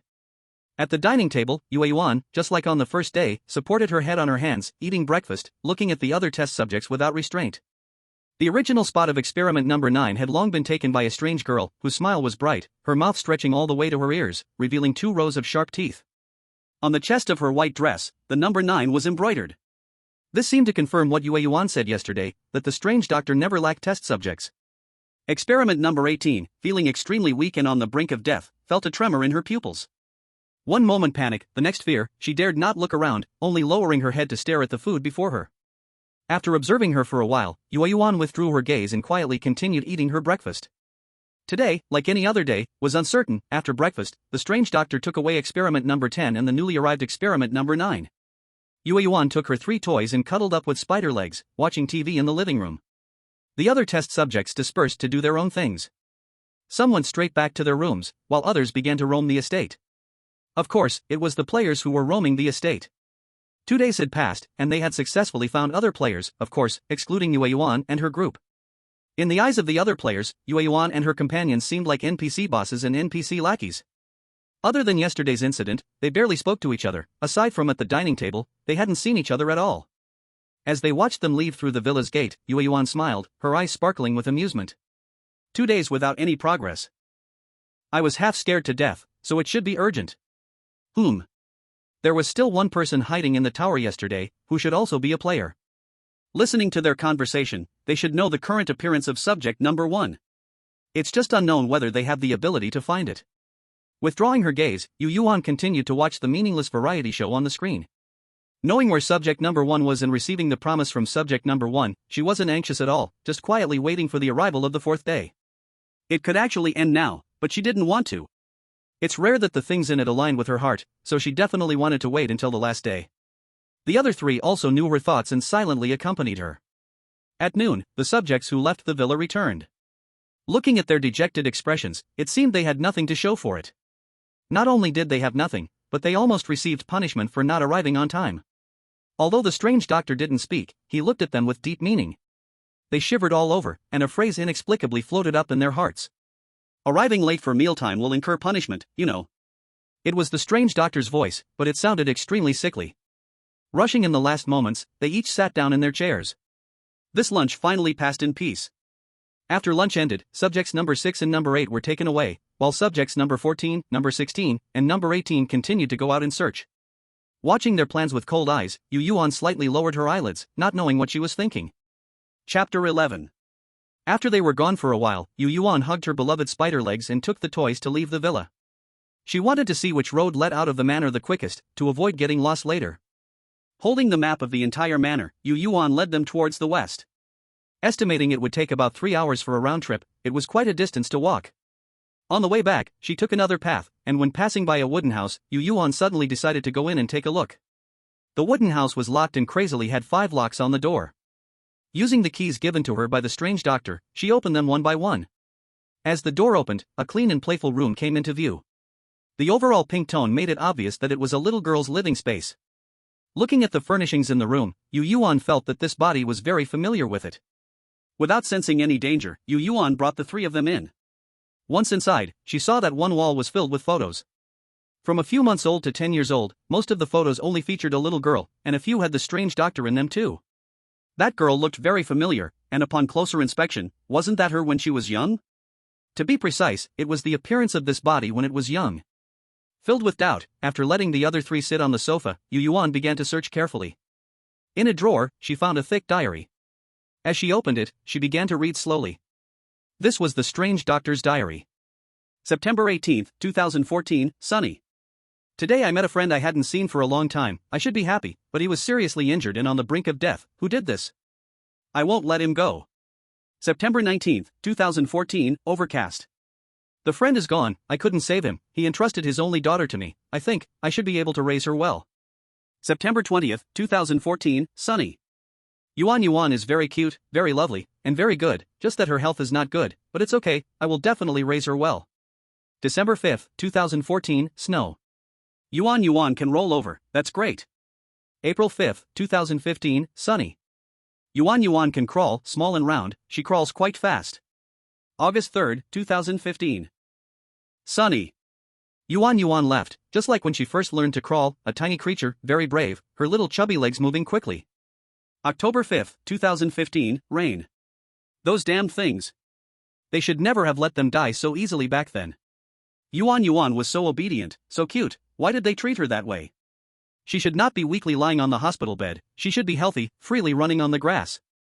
Instead of longing to look out the window. August 9, 2024, Rain. Yueyuan has become a test subject, I don't know if this is right, but it's the only way she can survive. August 16, 2024, Rain. Yueyuan is in so much pain, what should I do? How can I ease Yueyuan's suffering? In just 1 week, Yueyuan has already become so thin she looks like skin and bones. August 23, 2024, Sunny. I found a way, test subject number 1 can reduce Yueyuan's pain nerves, I hope this effect can last. July 11, 2026, Sunny. Xiaoer is very outstanding, but he is not as clingy to me as when we were younger. Xiaoer has become disobedient T to the power of T. I quickly finished the last diary. Yueyuan finally understands why test subject number 2 is special. She stayed in the small room until almost dinner time, then locked the room again, taking 3 toys back to the villa. When she returned to the villa, the other test subjects had not arrived yet. The strange doctor was sitting on the sofa watching TV. Sitting right next to him, Yueyuan asked, "Would you like to go out to play outside the mansion tomorrow night?" The strange doctor looked at her, a smile appearing in his eyes, joking, "Finally remembered me? Number 1 was invited by you yesterday, and I am only now being invited, truly a waste of my affection." Yueyuan revealed an impeccable smile, acting cute and saying, "Are you coming or not, strange uncle?" Rubbing her head, the strange doctor pretended to be helpless and said, "Fine, fine, fine." At the moment the strange doctor agreed, that voice that had not appeared for 2 days sounded. "Congratulations, player, you have triggered a hidden mission." After that, there was no follow-up. The players still investigating outside the villa were left confused. Hidden mission? What hidden mission? They triggered it? Why do they not know? The other players were puzzled, but Yueyuan here was happily squinting her eyes. Inchi and the other two showed surprise in their eyes, but did not reveal it, quietly being a background figure. As it was close to mealtime, the strange doctor said to Yueyuan, "Stay quietly in your room tonight, so tomorrow we can have fun. Uncle will clean up the mansion today." Nodding obediently, after dinner, she very obediently returned to her room. Like the first night, she enjoyed dessert while sitting by the window, gazing at the scenery outside. Dong! Dong! Dong! Listening to the familiar bell sound, Yueyuan was already wondering how many players would come out tonight. As soon as this thought appeared, she saw those 5 players huddled together. They stumbled into the garden, looking at the light in the room ahead, instinctively raising their heads to take a look. Watching them, Yueyuan timely raised the corners of her mouth, revealing a devilish smile. Her eyes curved, red lips curled up, staring those 5 players so much that their hair stood on end. They dared not look again, turning around and running away in panic. Watching them fleeing in embarrassment, Yueyuan only felt bored. That direction. It seems to be the territory of the big spider. Did the 18th say nothing about what was over there? Or did they forget because they were scared? Calmly eating a small cake, quietly waiting for their return. In less than 10 minutes, the players who had originally disappeared without a trace rushed out once again. Behind them was the big spider whose legs had fully grown back. Its newly grown legs were even sharper. Compared to the last time, this time it had mysterious patterns on its 8 spider legs. Originally black like ink, it was now mixed with some blue, overall looking much better than before, but also more lethal. It was clear that the big spider's speed had increased a lot. One moment it was far from the players, and the next second it was right behind them. After going back and forth several times, the players still couldn't adapt. Once the big spider got close, the terror on their faces became overwhelmingly intense. As it approached Yueyuan, the big spider once again came up behind them, its massive body quickly growing larger and thinner, wrapping them inside. When the big spider returned to its normal form, where were the people on the spot? Only big cocoons remained. Waving its spider legs, the big spider hung all those cocoons upside down on the trees, looking at its masterpiece with great satisfaction. Looking at each beautiful cocoon, Yueyuan was filled with appreciation for beautiful things and was not scared by the scene just then. She looked down at the big spider that had already reached the windowsill and asked, "Do you want to eat a little cake?" Looking at the cakes on the small table, the big spider's doll-like face was full of desire for food. Originally wanting to serve itself, but after looking at its sharp spider legs, it quietly put its intentions aside. This action made Yueyuan smile with squinty eyes. She directly took the biggest piece of cake from the small table and stuffed it into the big spider's mouth. After finishing, the big spider's face was full of satisfaction. Its doll-like face turned into a heart shape, secretly wishing to stay here a little longer, but it had a task today. Finally, with its heart-shaped face, it regrettably said, I have things to do now and can't play with you. Wait for me to come back." Nodding its head, it stuffed another piece of cake into its mouth, and Yueyuan waved to hurry it on its way. Chewing the little cake in its mouth, the big spider left, turning back to look 3 times, heading towards the Rose Flower Sea. Clearly, tonight's game venue was not here, and Yueyuan would not see it. Playing with her phone and enjoying her desserts, time quickly passed to 9 p.m., and the big spider, just as it said, returned to find her. Yueyuan had already prepared desserts and was waiting as promised. As soon as it arrived, she stuffed the desserts into its mouth. After playing with the big spider for half an hour, it returned to its little wooden house, while Yueyuan freshened up, then lay down on her bed. Just as she was about to sleep, she saw Inchi excitedly sending messages in their small group. "Number 5, guess what I saw?" Without waiting for them to respond, she continued to say. "Number 5, there are so many bones emerging from the ground in the flower sea tonight. A crazy doctor is leading these bones to fight against a group of ugly half-human, half-snake creatures that are dripping with disgusting slime. Number 5, it's so thrilling. So thrilling. Number 5, I really want to go down and join them now." Woken up by the flood of messages, Yueyuan's face darkened. She originally wanted to rush over and beat Inchi, but suddenly remembered those people hanging outside her window. After glancing over and confirming they were still there, awake and struggling, Yueyuan spoke up. "Guard team, take these test subjects who are running around at night instead of sleeping and throw them into the flower sea in front. If they can't sleep properly, then don't let them sleep." The guard team immediately appeared, according to her commands, cutting down these cocoons and then carrying them to the Rose Flower Sea. After tormenting them, Yueyuan's mood improved a little, and she sent a message in their small group. "Number 2, don't go looking for trouble, stay in your room. The weird uncle said not to go out tonight, we'll just watch. Upon seeing this message, the once extremely excited Inchi suddenly calmed down. Okay, boss, I promise to obey. Then he hugged the spider legs and stood by the window, watching the situation below, occasionally filming some videos to send to the group. Chapter 12. Without even clicking on these videos, after watching the guard team leave, Yueyuan tossed her phone and lay down on the bed to sleep, enjoying a wonderfully good quality of sleep. Meanwhile, in the Sea of Roses, the 5 experiment subjects were once again hung upside down by the guard team. The guard team was also quite clever. After locating their eyes on their faces, they directly made an incision there, fully exposing their faces. However, this incision wasn't very clean. The 5 experiment subjects still had some spider silk tangled around their faces to varying degrees. The guard team didn't bother with the spider silk that didn't obstruct their view. After adjusting their positions, they vanished without a trace. Since the inside of the spider silk was completely sealed off, they couldn't see or hear anything from the outside, which meant these unfortunate players couldn't rely on sound to assess the situation outside. Once they discovered they could open their eyes, they eagerly opened them, only to be greeted by a scene that nearly made them scream. The entire Sea of Roses was filled with agile skeletons and hideous monsters that were half human, half snake, and covered in slime. At that moment, the two sides were engaged in a fierce battle, with some even being used as simple tools for assistance. The whole scene was not one of flesh and blood flying around, but rather transforming shapes, becoming round and flat, long and square, amidst a flurry of objects. It was not uncommon to see a white, boomerang-shaped bone flying out from one place or an irregularly shaped severed tail appearing here, or slime-covered scales soaring through the air. In the distance, one could see the Mad Doctor sitting on the head of a giant skeleton, watching the scene below with interest. From time to time, he would extend his crimson tongue and scoop up little snacks from below. Their arrival also caught the attention of both sides of the creatures, but after taking a glance, they all disinterestedly turned their gaze away. Because they were weak, it was not worth eating, thus, no one paid them any mind, allowing them to pass through the night safely. However, how their mental state was remained uncertain. In the end, the players watched as the Mad Doctor led his skeleton army and gradually devoured the intruders in a very primitive manner. Time flew by, and soon it was the morning of the 4th day, the last day.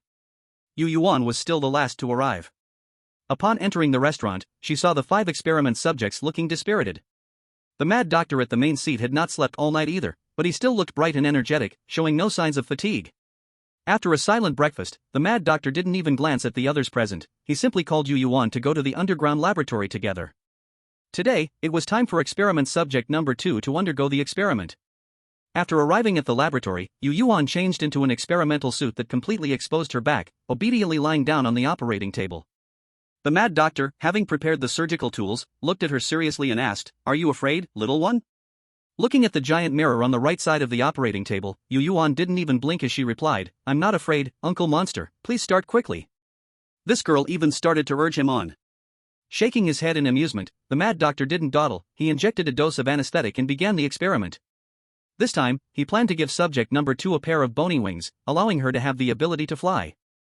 Little by little, he assembled the bone wings onto her, occasionally looking up at the instruments, paying close attention to her physical condition. Except for the first few strange steps, the eccentric doctor only used 2 hands. Later, he directly extended several hands to assist himself in the surgery. Without any feeling in her back, Yueyuan could only observe her own situation through the large mirror. Throughout the entire process, she was watching, often so captivated that she forgot to blink, until her eyes became unbearably dry. Witnessing how the eccentric doctor stuffed a wing that was nearly as tall as she was into her back, Yueyuan was almost left dumbfounded. If the old man knew that she was hiding such a large pair of wings, would he go crazy and drag her into the laboratory for research? After careful thought, there really was such a possibility. It's better not to let that old man know. Although she never minded being a test subject, it didn't mean she liked staying in there. By the time the huge wings were completely stuffed inside, it was already 11 o'clock in the morning. As soon as the eccentric doctor stopped the surgery, the wounds on Yueyuan's back quickly healed. Within 2 seconds, those marks were as smooth as ever, with not a trace of the previous cuts. During the surgery, the eccentric doctor had used medication to suppress her rapid healing ability. Now that the effect was over, her recovery ability showed its power. Just after getting off the operating table, Yueyuan felt a bit unsteady, not from excessive blood loss, but because the bone wings wrapped around her back caused her balance to tilt. However, she adapted quickly. Just after taking 2 steps, she found the trick. Although she still walked a bit like a duck, swaying side to side. The sight nearly made the eccentric doctor burst out laughing, but thankfully, at the last moment, he swallowed that laughter. He glanced at the time and said, "Xiaoer should learn to walk again first. After lunch, Xiaoer can learn to fly." Nodding, Yueyuan tried hard to control her expression, so her delicate face didn't turn fierce. Luckily, she had already known how to walk. Learning it again wouldn't take much time. In less than half an hour, her walking posture returned to what it should have been. At the dining table, the fastest to finish eating, Yueyuan wasn't in a hurry to leave and propped her head up, looking in the direction of the other test subjects. Her gaze subtly scanned over the players who were already anxious. It was the last day. If no one cleared the game, what interesting things might happen?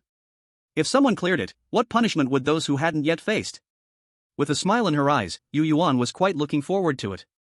But right now, she could only watch these anxious players, who were nearly bubbling over in their mouths. Each of them was already mentally exhausted from the game's torment, and after 2 nights without sleep, they all had panda eyes and looked utterly drained. At least it gave Yueyuan a feeling that they could meet the Buddha at any moment. Yueyuan's gaze made them feel uneasy. Although their perception of the outside world had weakened significantly, they would never forget the second test subject's eyes. God knows what kind of nightmares they had because of that gaze on the first night they arrived. Seeing them frightened by her, Yueyuan smiled even more happily. When the eccentric doctor finished his lunch and followed him, he turned back to take another look at them. This time, they did not continue downwards but headed to the top floor of the villa, taking the elevator directly to the top floor.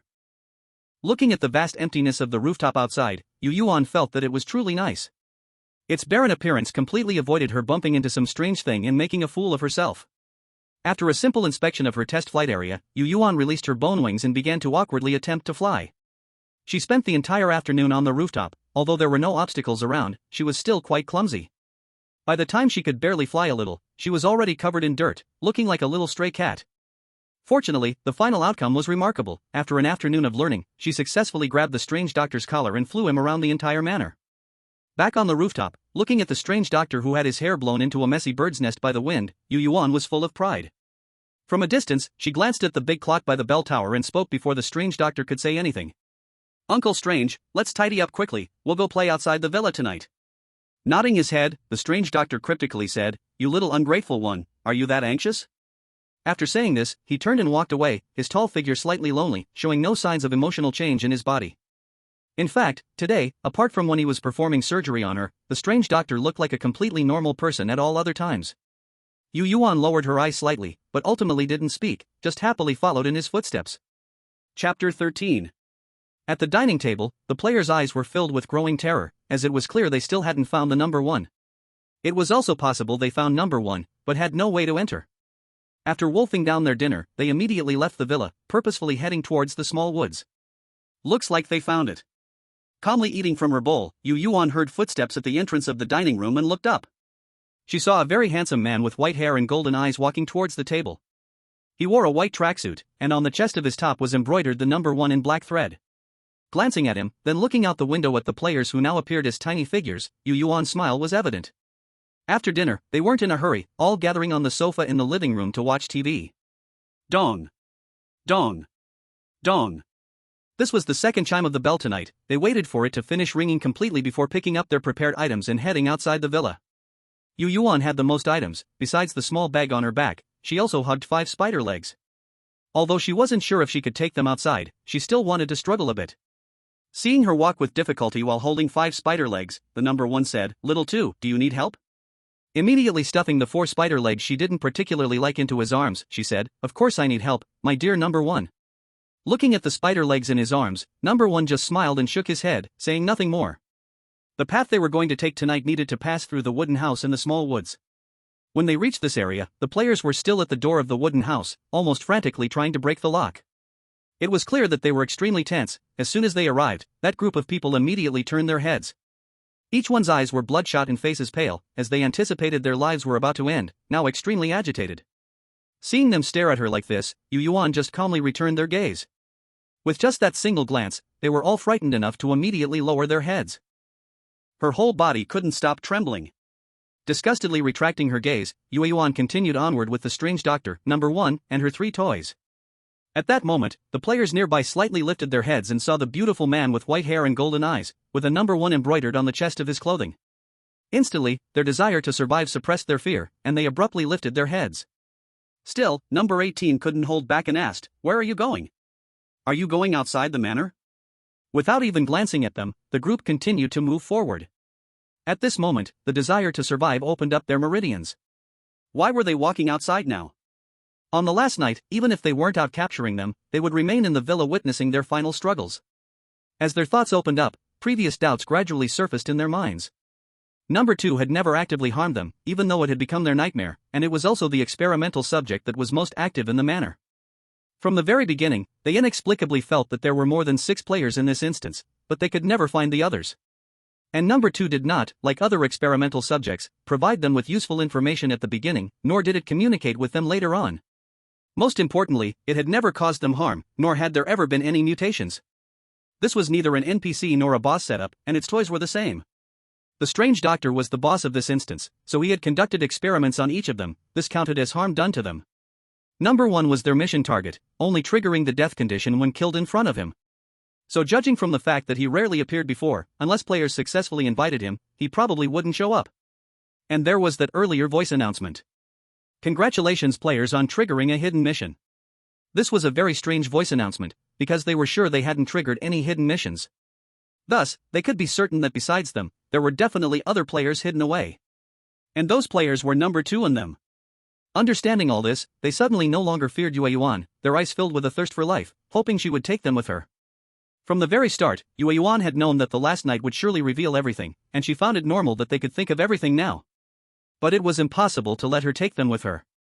This was just a 1-star instance, and over these days, she discovered through players' actions that as long as one didn't seek death, one wouldn't die. Number 9 had triggered the death condition merely by taking something from number 1. And number 18, although seeking death since the first night, was fortunate enough not to trigger the death condition, thus surviving until now. Continuing to deduce, it could be inferred that as long as there was a player who could clear the instance, other players could exit the instance together. But players who did not clear wouldn't receive rewards. Now that it could be guessed she was also a player, she didn't believe they wouldn't come to these conclusions. If they truly wanted to live, they just needed to wait quietly instead of looking at her with eager eyes, hoping she would take them along. In the end, it was still due to greed. Looking ahead, Yueyuan didn't cast them another glance. The players waited for a while, and when they saw she still had no intention to speak, irritation displayed on their faces one by one. Finally, number 6 spoke up, "Lady number 2, can you take us with you?" She replied to him with a very kind smile. Inchi directly answered for her boss. No. After being rejected, they still stubbornly held their gaze, showing no intention of giving up, and wanted to speak again. Lanyu did not look at them, she just pulled Yueyuan and asked, "Does the big white wolf like to eat people?" Yueyuan was a bit confused but nodded and replied, "It should like it, right? Don't wolves love to eat meat?" The other players also knew that number 1 would turn into a big white wolf, especially since he was so strange. They understood the meaning of these 2 sentences. The fear of death made their already pale faces turn even whiter. Only number 18 was unwilling, looking at Yueyuan with resentment, and understanding that the other was also a player and that the instance was about to end, the hatred and jealousy in her heart spread uncontrollably. "On the first day, when I asked you if you were a player, why didn't you admit it? And we are all players, why did you treat me like that? First, you watched me get tormented by monsters, and then you kicked me into a cage? Are you still human?" Suddenly being scolded and questioned, Yueyuan was not someone who would endure it. She turned to look at her and said calmly, "What are you barking like a dog for?" After saying this, Yueyuan showed her a pressure-filled smile, her cold gaze seeming to look at a dead person. Just a smile, a glare, and number 18 was oppressed by that momentum, kneeling on the ground. The prior resentment mixed with defiance and malice completely disappeared. Yueyuan was not foolish, she was still clear about what she meant when she said that to her. To directly point out that she is a player, is she trying to provoke the monster doctor? How naive. As time was running out, Yueyuan took them forward. Those players, out of fear of her, dared not follow her. Soon it was almost midnight, 12 o'clock. Fortunately, they successfully stepped out of the manor at 11:59. Feeling herself about to escape, Yueyuan turned around and said to the monster doctor, "Goodbye, Uncle Monster. This little brat really is ungrateful, I treated her so well, yet she leaves without a second thought. Sir number 2, if she really had no conscience, she wouldn't have timed her departure. What do you need to say for that? Little Gio is just obedient, and her personality is good, no wonder it shows her. Has number 2 left? Number 2 is so cruel. Not even coming to say goodbye to me. Who are you calling number 2? Humph, then can I call you number 9? You big bad guy." 1 star, the series of no act will lead to death in the monster doctor's experimental manner, ended, with 4 players completing the game, 5 players surviving, and 1 player dying. Chapter 14. Once again returning to that pure white, completely empty space, Yueyuan's delicate little face still showed a hint of daze. Compared to her last time here, her current spirit state was slightly more solid. This change was minuscule, totally negligible. Yueyuan only felt a slight shift, but nothing more. She still sat cross-legged on the ground, with that shallow blue light screen still floating in front of her. However, this time it displayed not just her personal data, but also her completion achievements. Name, Yueyuan. Completed instance, Monster Doctor's Experimental Manor. Completion level, S. Rewards, 2000 points, Big Spider's Legs X5, Bone Spurs, merged with the main body, Bone Wings, merged with the main body, Rapid Healing Physique. Achievements, none. Besides these items, at the very bottom of the entire light screen, there were two options: return to the real world to rest and stay in the lounge and wait for the next instance to arrive. The lounge should be this pure white space where she was now. Glancing at her semi-transparent body, she waved her right hand toward her left hand. Just as she had expected, her right hand passed through her left hand. What's so interesting about this? Try it in the real world. She clicked on the return to the real world option, and her vision went dark. Her semi-transparent spirit disappeared in the pure white space. In the room with a dark blue tone, a delicate young girl lay on a 3m×3m large bed. The girl kept her eyes tightly closed, lying flat on the bed, as if she were sleeping.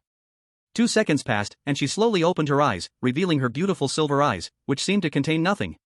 She glanced at the familiar ceiling, and after confirming that she had returned, Yueyuan looked at the time and immediately began to check herself. Finally, she noticed a blood-red rose pattern on the inside of her left wrist. The moment she saw this pattern, a thought flashed through her mind. A medium connected to the horror game. Knowing what it was, Yueyuan didn't immediately investigate it. Instead, she first began to study what she had brought with her. First, her rapidly healing body. She picked up a nearby fruit knife, aimed at her wrist, and struck it. The wound appeared, but before the blood could seep out, it had already fully healed. After a careful inspection, she confirmed that there was no trace left. Good, there's no weakening effect. She then tried out her bone spurs and bone wings, confirming that they worked just as they did in the instance, before shifting her attention to other things. She took out her favorite spider leg from the space provided by the horror game, then broke through the door and headed toward the weapon room that belonged to her older brother in the villa. She urgently needed a weapon, and the brother she had been calling for so many years should finally come in handy. Dear brother, my dear brother, I need something from you. You wouldn't refuse, would you? When she arrived, the door to the weapon room was wide open, revealing all kinds of cold weapons and hot weapons displayed inside. Yueyuan walked in directly and said to the man lying on his back, staring at the ceiling, as if lost in thought. My dear brother, I need a weapon, one shaped like a scythe. I've brought the materials. When can you get it done? Upon hearing her words, the man, who had been gazing at the ceiling, turned to look at her. His silver eyes, identical to hers, were calm as an ancient well. When he looked at her, Yueyuan handed the spider leg she had been holding in her arms in front of him, saying, materials. The man, who had seemed a bit uninterested at first, widened his eyes when he saw the spider leg. If he hadn't known that he couldn't beat his own sister, he probably would have snatched it right from her. However, he immediately leaned in, carefully studying the huge spider leg, occasionally stroking it with his hand. After a long time, he said, I'll need a week. Do you have more of this? Give me another one. Knowing her older brother wanted the spider leg as a reward, she wasn't stingy. She casually took out another spider leg, one she didn't like much, and handed it to him. Here. Seeing her take out another spider leg out of thin air, Yueyuan, with his handsome but pale face, was stunned and asked, What's going on? Have you mutated? Where did such a big spider leg come from? Having watched for so long, he naturally figured out what it was. Horror game, instance reward. She briefly explained, then stuffed both spider legs into his arms before sitting down in a nearby spot. She pulled out her phone but then looked up again, pointing to the spider leg in his right hand, saying, That one is mine, don't mix them up. Yueyuan naturally noticed the slight difference between the two spider legs, so he placed the one meant as a reward to the side, saying, Is this enough now? Yueyuan nodded elegantly and then began checking the information from the outside world on her phone. And the moon burial no longer focused on those two spider legs, but carefully observed his younger sister. After confirming she was whole and healthy, with no issues in her mental state, he began to plan the materials. He knew about Yueyuan's abilities. It was already good enough for her not to act as a boss in the instance. Would she even be able to come out? Moreover, she had rewards with her, it was likely she was doing well even inside the instance. As for how he knew about the horror game and why he didn't doubt what Yueyuan said. Well, the arrival of horror games would definitely make a huge splash. Many places forced live broadcasts to let people outside watch the instance situation. With almost all electronic devices under control, it was difficult for him not to know. Can he guess why he stared blankly at the ceiling earlier? It was because the phone was forced into a live broadcast and he couldn't play, so he looked up at the ceiling. On Yueyuan's side, her phone was unaffected, she had already acquired information through her phone. She knew that no one was unaware of the arrival of horror games now, at least not in their country. There were a total of 1,086 players known to have been dragged into the horror game for live broadcasting in their country. It was unclear how many had entered the game but had not yet started live broadcasting. It was roughly estimated that around 2,000 people were among the first batch to enter the horror game in their country. To keep track of the specific number, a little app stubbornly hung in the upper right corner of everyone's phone. That app was their statistics table. After opening the table, entering her personal information, and filling out the instance name, finally ensuring her information was true, Yueyuan began to look at other things. The sudden arrival of a horror game that only appeared in novels triggered a lot of panic. Because in just a few hours, many people had already gone mad, attempting to burn, kill, and rob on the streets. Fortunately, such panic was quickly suppressed. Countless people were closely watching various live rooms, hoping to gain more information from inside. After gaining a rough understanding of the current situation outside, a smile remained on Yueyuan's lips. Was chaos about to begin? She was looking forward to it.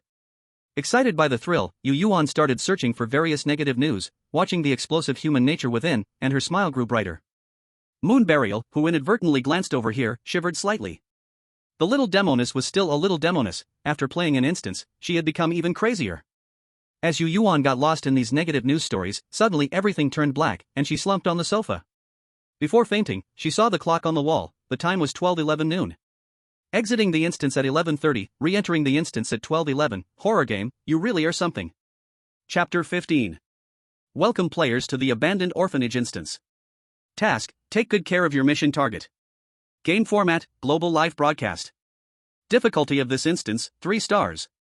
Please abide by the rules of this instance and do not easily touch the rules. Little Xiao wishes all players a smooth clearance.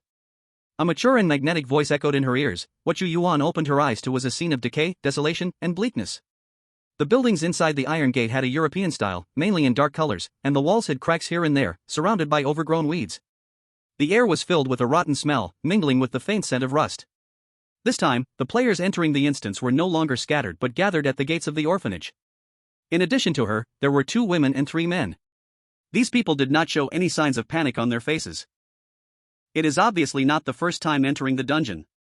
After glancing at them for a moment, Yueyuan began to check her own layout. This dungeon is in a live broadcasting format, and the comments in the live room will serve as sources of information. Although this is her first live broadcast, there are quite a few people in the room, and the comments are continuously rolling. Wow. I found a beautiful lady. I haven't seen her before. Didn't the beautiful lady start the live broadcast in the last dungeon? Given how pretty you are, let me kindly remind you to stay away from that short-haired girl. She is very dangerous. Yes, stay away from her. In the last dungeon, she won by stepping on the flesh and blood of half the players. After setting these comments to be visible only to herself, she projected them to her right side. She gently nodded to the translucent ball hovering in mid-air, indicating that she understood. Just as they were talking about that short-haired girl, the short-haired girl approached. Sister, is it your first time live streaming? Would you like to team up with me?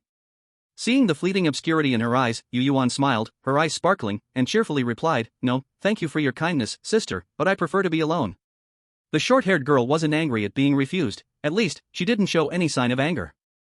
They all knew that to reach this dungeon, everyone else had already experienced a dungeon and performed reasonably well. So they approached everyone with caution. So far, besides the short-haired girl, no one dared to get close to another person casually. The short-haired girl dared to come close simply because she thought Yueyuan looked easy to bully, wanting to find a meat shield she could push away at any time to buy herself time. The short-haired girl quickly left. She hit a wall in front of Yueyuan, and the others were watching this unfold. Sister, be careful. When that short-haired girl left, the corners of her mouth were very stiff. She might be plotting against you later. I saw it too, sister, please stay alert. The live room my mom is watching features that short-haired girl. I'm with her now, ready to report any situation to you, sister. Yueyuan's face showed a look of confusion, not quite understanding his operation. Sister might not know that in one dungeon, each person can only enter one player's live room. If she wants to change live broadcasts, she can only switch to another dungeon.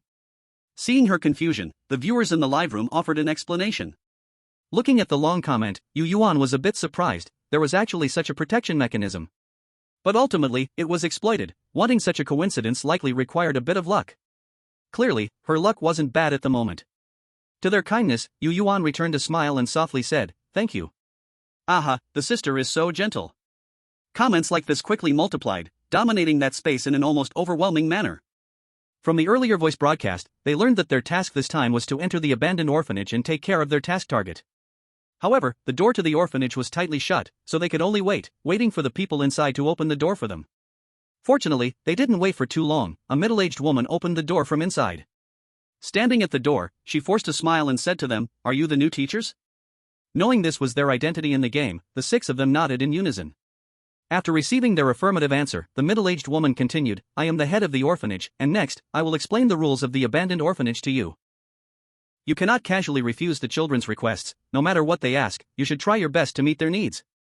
You must not say terms like daddy or mommy in the orphanage. You are only responsible for the child assigned to you, the other children are none of your concern. Every night before 10 p.m., you must bring your assigned child to bed."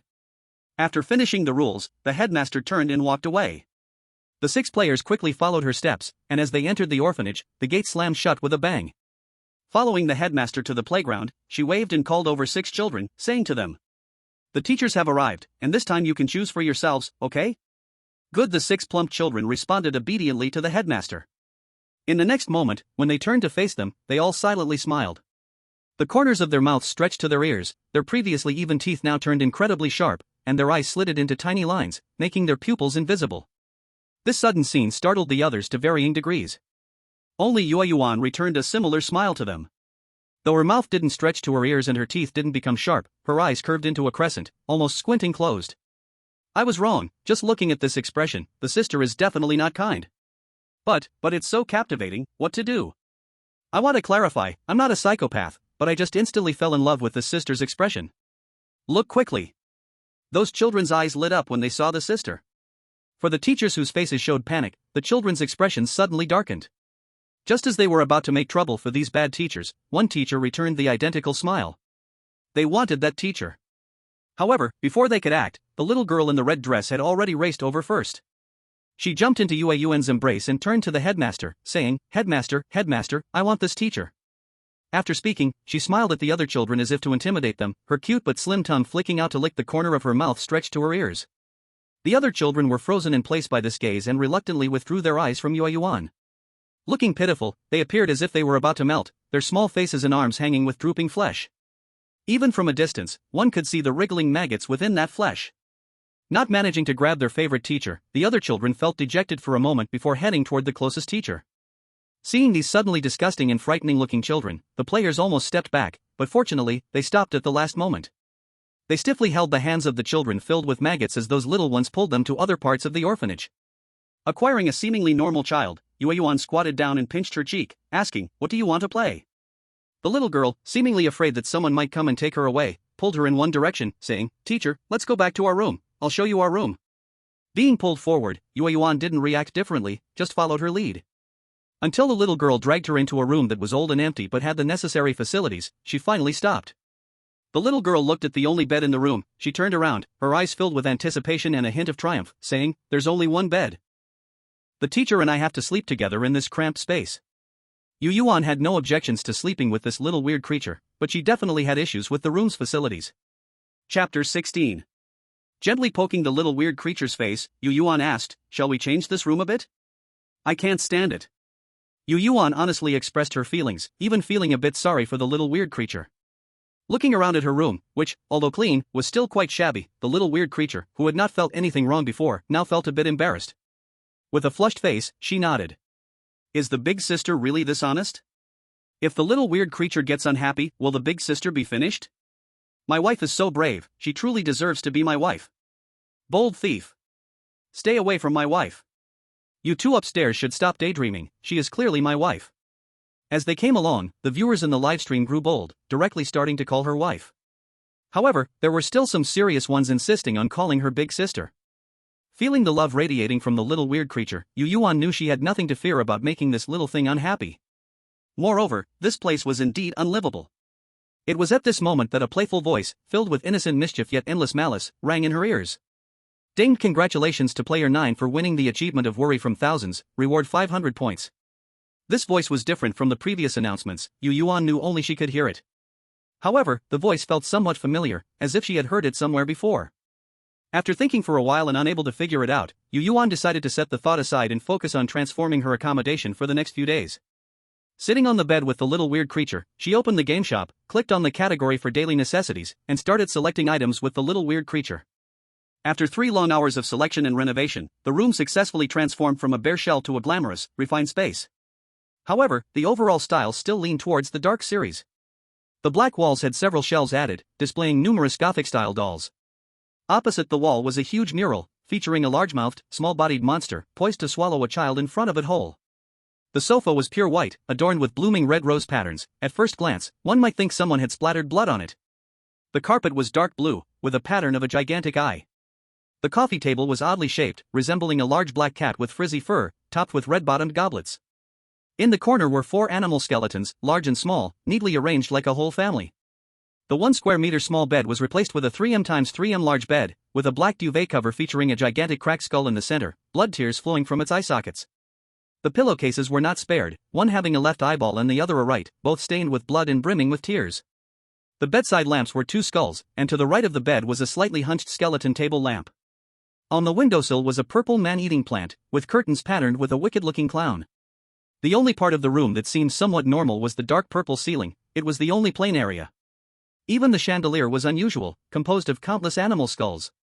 Fortunately, the room's lighting was neither eerie blue nor ghostly green, it was warm light shining bright, although those 2 colors could also be chosen.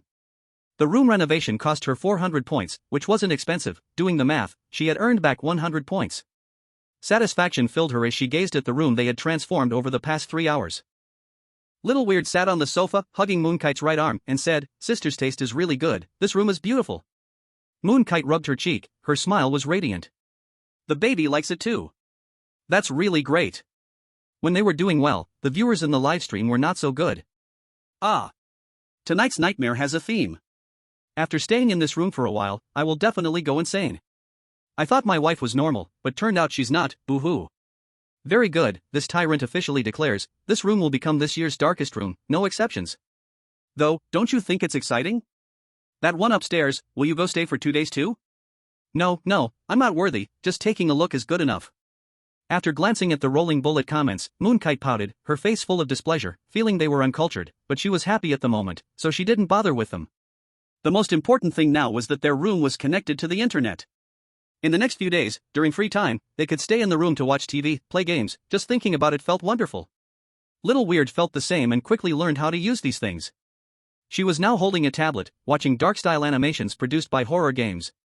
As time rolled around to 6 p.m., Little Weird, who had been completely absorbed in the cartoons, put down the tablet and poked Moonkite, who was reading. "Sister, it's dinner time, let's go eat." Moonkite glanced at the little devil-shaped clock and suddenly realized it was 6 o'clock, immediately tossing aside her book. With Little Weird leading the way, they wandered around the building, finally arriving at the orphanage's dining hall. The dining hall was also in Western European style, shabby was its standard, with several pieces of wall plaster peeling off. The air still carried an odor of decay, corruption, and rust. Led by Little Weird, they sat down at the table where she often sat, with other players already seated with their respective task counterparts. Watching their tired expressions, one could guess they had not had a good afternoon. Seeing her so spirited, the other 5 players looked at her with bright surprise, not understanding why there was such a big difference between them. Before they could ask, their dinner was already served. Little Weird's meal was a bright red heart, a pair of eyeballs, and 3 fingers. The players' meals were relatively normal, with a serving of rice, a dish of stir-fried meat and vegetables, and a bowl of seaweed soup. The person preparing the meals was very considerate, serving larger portions for the 3 male players. Once dinner was served, the dining hall, which was somewhat noisy, suddenly fell silent, the sounds of children chewing food echoing around. Watching these originally innocent children, opening their blood-filled mouths at the sight of the food, even the timid players almost couldn't hold their expressions anymore. With a hint of disdain, Moonkite calmly ate her portion. While eating, she admired how her Little Weird consumed her meal. She saw Little Weird puncture a finger and shove it into her mouth, audible crunches heard as her teeth met the bone. After finishing the 3 fingers, she faced the eyeballs and didn't choose to stab it with a fork, but instead extended her long, red tongue to roll one of the eyeballs into her mouth. Her actions were quite graceful, and Little Weird didn't let the food touch the corners of her mouth. The one across from her was eating in a rather crude manner, directly opening her mouth wide, devouring the still twitching. A heart the size of an adult man's fist was eaten, going into the mouth. Faintly, one could still hear the sticky sensation caused by his chewing. Silently withdrawing the gaze from that little bizarre creature, the eating method was somewhat ugly, so I decided not to look anymore.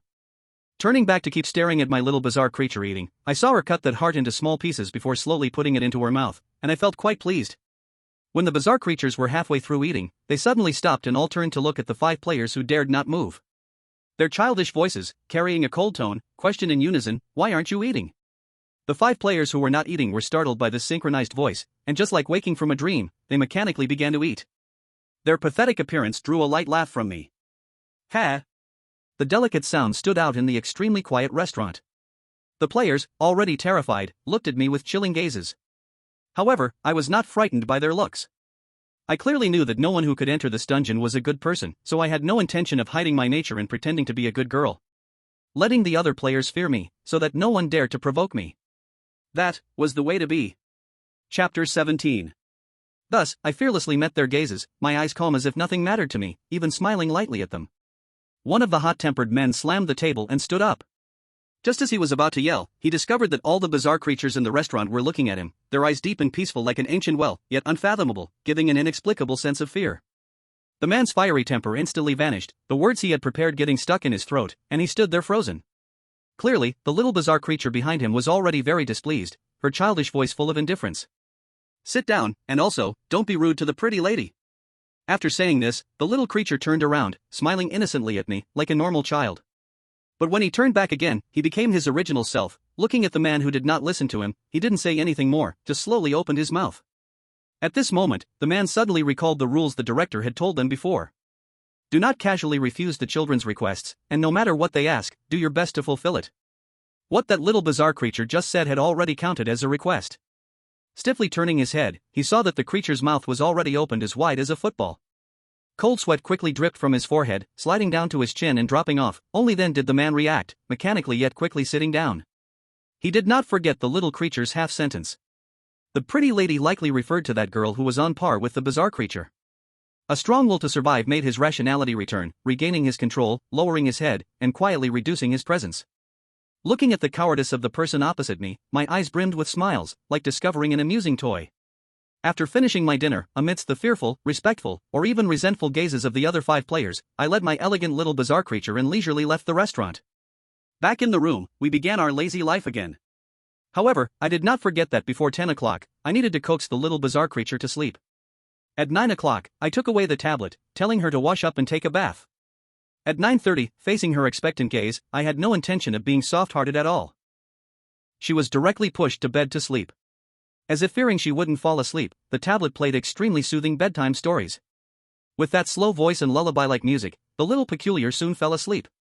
Turning off the lights in the room, leaving only a bedside lamp on, Yueyuan lay next to the little peculiar with headphones on, continuing to play games. The game was a collection of mini-games from a horror game, fully imbued with a dark hellish atmosphere, yet it was truly fun.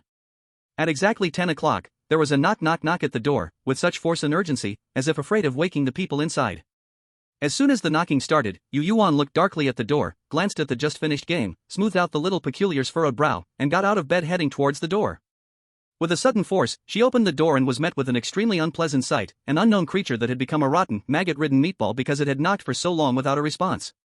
There was only 1 meter between them, and she could smell the strong stench of decay and rot coming from the creature, with murky yellow pus already dripping to the floor. The creature had no distinguishable features, with a head that appeared to be resting on the top of the meatball, showing signs of beast-like transformation. Feeling as if her eyes were sullied, Yueyuan's expression turned even worse, barely forcing a smile, her tone not quite pleasant, even coldly asking, "Madam, may I ask why you are knocking on the door in the middle of the night instead of sleeping? Is there something you need?" "I hope there is something." The strange creature outside was momentarily stunned by her reaction, standing still and unmoving. Just as Yueyuan was about to lose her patience and kick the meatball away, it slowly began to regain human form. Finally, it settled into a somewhat plump middle-aged woman. The middle-aged woman's expression was also not pleasant, her gaze towards her deep and inscrutable. "I am the dorm supervisor of this building. I am here to inspect the rooms and see if you useless teachers have put the children to sleep." Leaning against the doorframe, Yueyuan had no intention of letting this creature enter her room and retorted sarcastically, "If you want to provide a good sleeping environment for the children, then please knock more quietly, instead of like a demolition team, alright?" The middle-aged woman's face stiffened, her expression instantly drooping. As she reached to push her way in, Yueyuan stepped aside, letting her see the little peculiar sleeping soundly on the bed. After waiting 2 seconds, she asked, "Now that you've seen, can I leave? My dorm supervisor, please?" Looking at the child sleeping sweetly, the supervisor indeed found no reason to criticize her. But as she examined the room's layout, her brow furrowed tightly, and finally, with a fierce expression, her face began to warp in a rat-like manner as she sharply asked, Did you renovate the room? Why did you change the room for no reason? Don't you know not to damage public facilities? Seeing her this way, Yueyuan couldn't help but scoff, not wishing to continue the charade, and began to openly mock her. Ha! Is the room a public facility? Do you even want to see the nonsense you just said? The renovations were done with her permission and she even liked them. You have no right to make a fuss. After mocking her, Yueyuan didn't forget to inform her that her renovations were approved by the room's owner. From the little peculiar's performance today, her status here was probably not low. Indeed, after Yueyuan finished her statement, the supervisor's expression changed completely. Returning to a normal appearance, her face adorned with a smile. With a corner of her mouth twitching, not knowing what to say, she simply turned around and with a bang, shut the door. She, who had already turned around, did not see the hateful expression on the dormitory aunt's face. However, the piercing gaze made Yueyuan feel uncomfortable, and she naturally knew that this dormitory aunt probably already hated her. Wife, be careful. This disgusting meatball clearly isn't a good thing. She just glared at you. Yes, wife must be careful. If it's really bad, let's take the initiative and get rid of her. Exactly, strike first, avoid disaster later. How can you encourage the young lady to take risks like this? But, young lady, this is indeed the best method. Once eliminated, everything will be peaceful. Looking at their continuous encouragement in the comments, Yueyuan only revealed her signature squinty smile and said, for now, there's no need. With the little strange being around, that ugly thing wouldn't dare to act against me.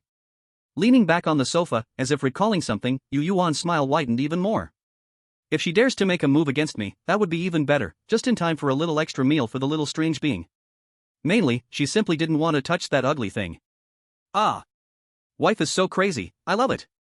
The young lady is so scary, but I like it, what should I do? Wife, come into my arms, let's go crazy together. While they were still going wild, Yueyuan said, okay, I'm going to wash up now, bye. Then she turned off the live stream. Looking at the semi-transparent ball still suspended in mid-air but now losing its light. Picking up her change of clothes, Yueyuan headed to the bathroom for a soak, and as for what happened in the live stream room, that had nothing to do with her. Moreover, the time doesn't match between the instance world and reality, so by the time she opened the live stream again tomorrow, it would only feel like a blink of an eye for them. In the bathroom, with her eyes closed soaking in the bath, Yueyuan did not notice the thin wisp of black fog swirling in the air. The black fog was not in a hurry, slowly moving forward, showing a cautious probing feeling. As it was about to reach her, the entire black fog trembled joyfully, as if victory was within reach. When it touched the beautiful skin before it, the black fog tried its best to burrow forward, but after a long effort, it still only lingered on the surface. Finally realizing something was off, the black fog stopped, emanating a sense of foolishness. Grabbing a wisp of this black fog, Yueyuan opened her eyes, looking at the silly black fog with disdain. Feeling that it lacked strength, she disgustedly rolled it into a ball. Using a glass bottle bought from the game shop that could lock in black fog, she stuffed this black fog ball, which was barely the size of a fingernail, inside. Gently shaking the bottle, she smiled sinisterly and said, tomorrow, I can give the little strange being an extra meal. Chapter 18. After Yueyuan simply cleaned up the bathroom, she placed the bottle containing the black fog on the bedside table beside the little strange being. After playing a couple of games, she turned off the lights, pulling the little strange being into her arms, hugging it like a doll to sleep. At 7 a.m. the next morning, the church bells in the orphanage rang on time. Dawn. The heavy bell tolls echoed long and distant, the sound carrying an eerie quality, as if waking a long-sleeping monster. Awakened by the long-lingering bell, Yueyuan opened her eyes, looking a bit dazed. The little strange being in her arms had already awakened, staring at her with round, glistening eyes. Seeing her open her eyes, this little thing playfully revealed a wide grin, its teeth became sharp, as if ready to pounce on her at any moment. With a firm flick directed at her head, Yueyuan smiled and said, if you keep smiling, Lee. Yueyuan doesn't care whether she is satisfied or not, as long as she is happy, that's enough. If she shows that ugly smile again, she will definitely keep her word next time. Clearly knowing she was not joking with herself, the little bazaar decided to stop smiling like that in the coming days. Clearly being a human, spending time together revealed an aura about her that instilled fear, how strange. She stretched her hand and grabbed the glass bottle placed more than a meter away on the table. Holding the glass bottle with both hands, the little bazaar's obedient smile still revealed a hint of flattery. Sister, is what's inside here a gift for me? Looking at her sparkling little eyes, Yueyuan didn't beat around the bush. It's not a gift for you, do I look like I'm keeping it for myself? Alright, my dear, it's time for you to wash up and get out of bed. Regarding her two completely different styles of speaking, the little bazaar felt nothing wrong. Sliding off the bed, she ran to the bathroom to wash up. After changing into a blood-red dress, Yueyuan set the opening time of her streaming room and tidied herself up by the bigger wash basin. When she went to the dining room for breakfast, she ran into other players. Yueyuan showed them a fake smile, her silver eyes radiating a chilling light. And on the streaming side, just as Yueyuan expected, several hours had passed for her, but for the outside world, it was merely the blink of an eye. Look, I see my lovely wife again. Didn't expect it? Only 2 seconds have passed here. Wife's smile is so captivating, haha. There's a pervert here. Sister, quickly reward each of them with a bazaar. Damn, brother in front, I have no grudges against you. Why harm me like this? Bro, thoughts like this cannot exist. From now on, I'll curse you to enter the game every day. Glancing at the barrage, Yueyuan saw this useless information and continued to keep that fake smile, finishing her breakfast. Just after finishing her breakfast, the little bazaar grabbed Yueyuan's hand, leading her out, saying, Teacher, I'll take you to our activity area to play. With that single sentence, other bazaar interests at the table were also intrigued, dragging even the players who hadn't finished their meals to the activity area. The short-haired girl didn't even have a bite to eat before her bazaar was pulled away, her expression one of great discontent, and she looked at Yueyuan with extreme dissatisfaction. As they walked towards the activity area, they initially thought that there wouldn't be many people early in the morning, but it greatly surprised them. In this activity area, there were at least 20 little bazaar playing, each carrying a small iron can, as if they were carrying a water bottle. Her little bazaar had also unknowingly put a small iron pot on herself, with that glass bottle hanging next to it. Patting her shoulder, after releasing her, Yueyuan occupied one of the swings for little bazaar, slowly swaying while playing on her phone. However, after a while, a strange little bazaar ran up to her, smiling innocently, but with a tone that carried a chilling air, asking, Can you play with me, teacher? Recalling the rules mentioned by the dean yesterday, Yueyuan didn't directly answer her question, instead asking, My lovely baby, can you play by yourself, or with your little friends? The little one thought seriously for a moment, then shook her head. But I want the teacher to play with me, is that okay? Out of the corner of her eye, she precisely caught a message in the barrage. This little bazaar was pushed over by that short-haired girl. This little oddity was originally looking for the short-haired girl, but she pointed in the direction of the younger lady. What a shameless act to lead trouble away. After that, Yueyuan did not look at the barrage anymore, capturing just one message, which was enough for her. Thinking of the first and third rules, she had her thoughts in mind. Facing the persistent little oddity, Yueyuan smiled very gently and asked, Was I your first invitation? For this question, the little oddity shook its head without a moment's hesitation. No, I first invited that teacher, but that teacher rejected me and said there was something fun on this side, so I should come find you. As she spoke, the little oddity honestly pointed toward the direction of the short-haired girl. Looking over to meet the proud smile of the short-haired girl, Yueyuan just slightly curved her lips and said to the little oddity, Consistency is what makes a good child. Since my dear has already invited that teacher, you shouldn't easily change your target, okay? The short-haired girl couldn't hear what Yueyuan was saying, but watching her like a demon, tempting the pure child, made her shudder, feeling briefly flustered. On this side, the little oddity listened to Yueyuan and thought her words made sense, decisively bidding her farewell and heading toward the short-haired girl. The short-haired girl, who had just briefly felt flustered, stood frozen as the little oddity approached her, and her bad premonition grew stronger. Sure enough, the little oddity stopped in front of her and said in a commanding tone, Play with me. That tone, as if treating her like a servant, made the short-haired girl feel very displeased, and she subconsciously glanced at the little oddity she was taking care of. Feeling her gaze, the little oddity merely turned back and glanced at her indifferently, showing no intention of paying her any mind. After a long time without a response, the little oddity in front of her showed signs of impatience. Gradually covered in scales, a foul smell began to rise, accompanied by those cute little white worms, and she could faintly hear their crawling sounds. The little oddity with pitch-black eyes looked at the silent woman before her and slowly opened her mouth wide. This commotion startled the short-haired girl, and in a rush, she exclaimed nervously, What do you want to play? Teacher will play with you. Her voice involuntarily became sharp, perfectly showcasing her desire to survive. But at this point, it was already somewhat too late. The little oddity had grown disheartened with this teacher, who had neglected her and steered her toward being a bad child. Opening her mouth, she bit down on the teacher's hand. Ah! The sharp, piercing scream instantly filled the entire place, causing all the oddities to stop their actions and turn to look at her. Teacher, you are so loud. Teacher, you are a bad teacher, you scared us. Receiving countless feelings of pressure, the short-haired girl directly collapsed onto the ground, her surviving left hand tightly covering her mouth to prevent herself from making any more sounds. After a while, the little oddities went back to what they had been doing, no longer glancing this way, as if the previous events had never occurred. Watching the short-haired girl, who had lost a hand but still forced herself to play with the little oddity, Yueyuan wore a bright smile. Like the noon sun in June, her smile was incredibly radiant. If you ignored the reason behind her smile, Originally, I was worried about the younger lady being bullied, but now it seems that her not bullying others is already quite good. No kidding, this is my wife, how could I let someone bully her? Sorry everyone, the previous lunatic has come out again. This lunatic wants to steal my wife every day, it's just too shameless. Not looking at the barrage anymore, Yueyuan, who had gained the right to enjoy quiet time alone. Continuing to explore the mini-games that thrive in the thrilling game. Chapter 19. With what just happened, the players who had been a bit restless were given a harsh wake-up call. Those who had been watching with curiosity now lowered their heads, silent and afraid that the demon girl over there would notice them. As the game ended, watching them all quail like quail, Yueyuan opened her eyes wide and smiled at them. The players who had been secretly watching quickly lowered their heads again, breathing rapidly, as if they had seen something terrifying. Now, those players dared not even look at Yueyuan, standing like wooden stakes, motionless. For a while, the entire venue was quiet except for the sounds of children playing and laughing. Until the principal, who had disappeared after bringing them in yesterday, finally appeared.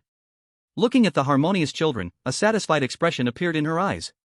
Glimpsing at those new teachers standing like wooden stakes, her brows furrowed tightly, and she walked toward the teacher who looked as if she was at home on the swing. As the principal approached that player, the players who had been like wooden stakes finally moved, raising their heads and closely watching the principal's actions. Seeing her get closer to that player, their eyes filled with uncontrollable excitement and anticipation. Even the short-haired girl, forced to play with the little oddity, lifted her head, ignoring the little oddity's snake-like gaze, fixating on that side, unwilling to miss any moment. Realizing someone had stopped in front of her, Yueyuan ended the game, looked up, and seeing it was the principal from yesterday, she asked. Is there something you want, my dear principal? The principal silently stared at her, not speaking, her entire pupils dim and lifeless, appearing very mechanical and wooden. Just when everyone thought the principal would take action against her, a kind smile emerged on the principal's face, saying, Ms. Yu, you look very beautiful today, the color is very similar to the drink the children like the most. Guessing what the children's favorite drink might be, Yueyuan maintained her smile and replied, Thank you for the compliment, principal, you also look very beautiful today. The principal covered her mouth and chuckled, clearly pleased, glanced at the other new teachers, and said to her, I heard that a teacher violated the rules, so I came to take a look. Upon hearing this, all the players immediately recalled the first rule. But now it seems like she has violated another rule, the principal added lightly with a smile. With a look of excitement, Yueyuan sweetly asked, Then may I ask, principal, how do you plan to punish this rule-breaking teacher? In her peripheral vision, she saw the short-haired girl's smug expression crumble instantly, terror etched in her eyes as she looked at her pleadingly. Sister, don't let her trick you. She just looked so smug. Exactly, just a moment ago, I saw her looking so dark and gloomy, as if she was going to make sister disappear. This rat in the gutter's wife can't be saved. Let's have a heart of stone. Taking advantage of the principal's moment of contemplation, Yueyuan gave them a look of dumbfounding disbelief, finally showing them a vacant and dazed smile. That expression looked especially foolish, but fortunately, Yueyuan's beauty shone through, giving off a hint of darkness.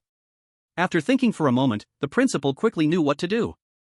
Then let this teacher be punished to clean the restrooms on the 5th floor, since she is unwilling to work. Then you need to do it more, only then will you get used to it. The 5th floor restroom is really not a good place, although Yueyuan didn't show it on her face, she continued to speak along with her words. The director is right, some things need to be done more to get used to them. Receiving acknowledgement, the director was clearly very pleased, but when she turned to look at the short-haired woman again, her expression became very grim. In a cold tone, she said, From now on, every night from 10 p.m. to 12 a.m., you must clean the restroom on the 5th floor. The short-haired woman, who dared not resist at all, could only look ugly while nodding her head. Once the director left, she raised her head and looked at Yueyuan with a fierce expression as if she wanted to eat her. She flashed a very obedient smile, and Yueyuan also spoke softly, Teacher, please don't forget your task from now on. After saying that, she didn't care what kind of expression her companion had, nor would she tell her that she had already violated 2 rules. She just lowered her head and started playing on her phone. Through previous tests, she already knew that she could politely refuse any little anomaly not under her management, but she had to be very gentle, making the little anomaly feel that she was not rejecting them. Before long, her little anomaly came running to her. Floating and leaning on her shoulder, she could vaguely feel the cold air escaping from her grasp. Sister, there's a sister trapped inside the mirror in the 5th floor restroom. She used to be from our orphanage, but I don't know why she ended up inside the mirror. Pulling her to sit next to her, she found an animated show and cuddled up to watch it together. The short-haired woman also felt a natural unease about the 5th floor restroom and was currently trying to ask the little anomaly beside her. Little friend, can you tell me what's in the 5th floor restroom? The little anomaly showed an innocent smile, her childish voice carrying a sense of purity. As long as the teacher looks in the mirror first when she goes to the 5th floor restroom, nothing bad will happen. The short-haired woman was very satisfied with the information she got. Knowing this important detail made her feel a bit more relaxed. She still played with the little anomaly unwillingly, with a distracted attitude. For these little children, the short-haired woman held an instinctive contempt, feeling she could ask them anything and they would answer, so she had no doubt about the little anomaly's words. After a while, it seems a good show is about to be watched. That little anomaly just told the short-haired woman that she should look in the mirror before going to the 5th floor restroom. Didn't it say there's an anomaly trapped in the mirror on the 5th floor restroom? Why should she look in the mirror first? That little anomaly must be unhappy with the short-haired woman, deliberately saying such things to lead her to her doom. The key is that it looks like she really believes it. Just look at her suddenly relaxed state. Watching these comments, Yueyuan turned to glance at the clearly relaxed short-haired woman, her eyes filled with disdain. The short-haired woman also noticed her gaze, turned her head, and pretended to smile gently, asking, "Teacher, is there something you need from me?" Without avoiding it, Yueyuan continued to stare at her, saying nothing, just quietly watching her gradually become irritable. After a long while, Yueyuan slightly lifted her head, a teasing smile hanging on her lips, and said, "I'm watching a little mouse that has no skill yet keeps jumping around." The gentle smile on the short-haired woman's face suddenly couldn't be maintained, her expression stiffening, and her gaze darkening at Yueyuan.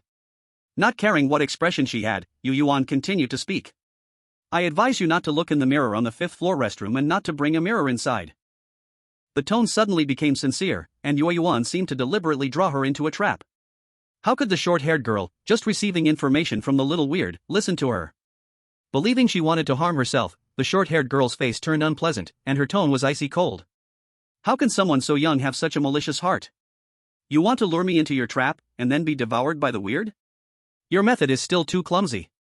Knowing that when the short-haired girl entered the 5th floor bathroom at night, she would not only look in the mirror but bring many mirrors, Yueyuan didn't care about what she was saying. She only smiled ambiguously and said, "Well, I wish you good luck." With a victorious smile on her face, the short-haired girl raised her head, like a proud peacock, saying her vow of victory. "I will definitely be lucky. As you wish, I will bring mirrors and enter the 5th floor bathroom." Deliberately speaking in contradiction, the short-haired girl constantly tried to provoke Yueyuan, hoping to see a look of exasperation on her face. Contrary to her wishes, Yueyuan's expression grew more sincere, her silver eyes emitting a cold light, indifferent as if looking at someone about to die. The short-haired girl felt a bit uneasy, but having spoken the words, she could not take them back. Her determination to bring more mirrors only grew stronger.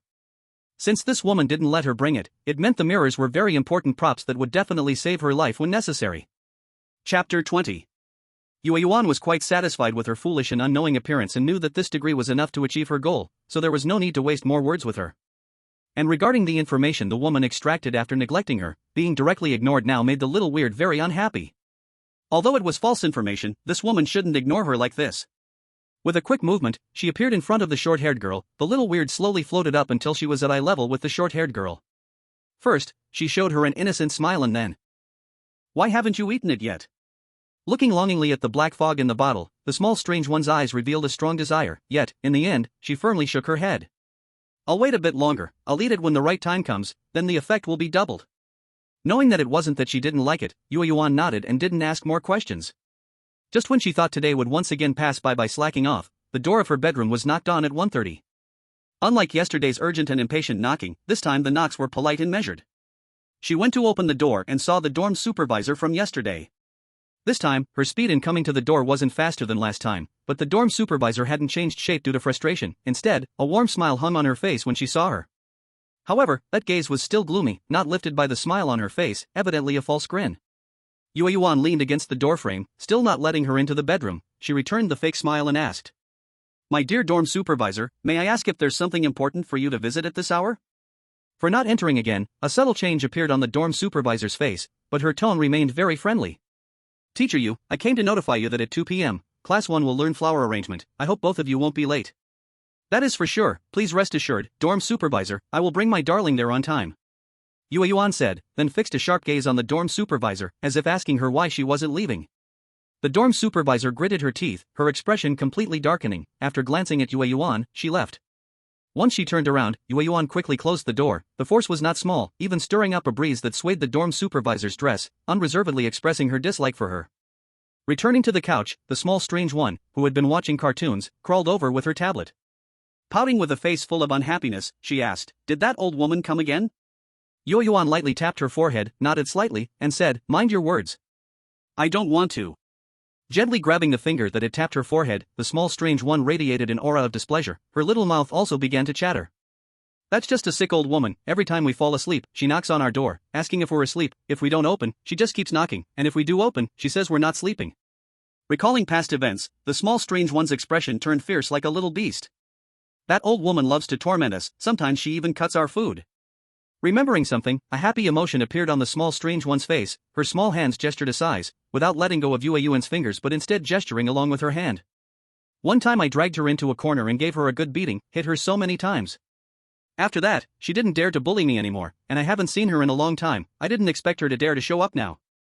At the end, the small strange one's expression turned ferocious again, as if she was ready to rush over and give someone a beating.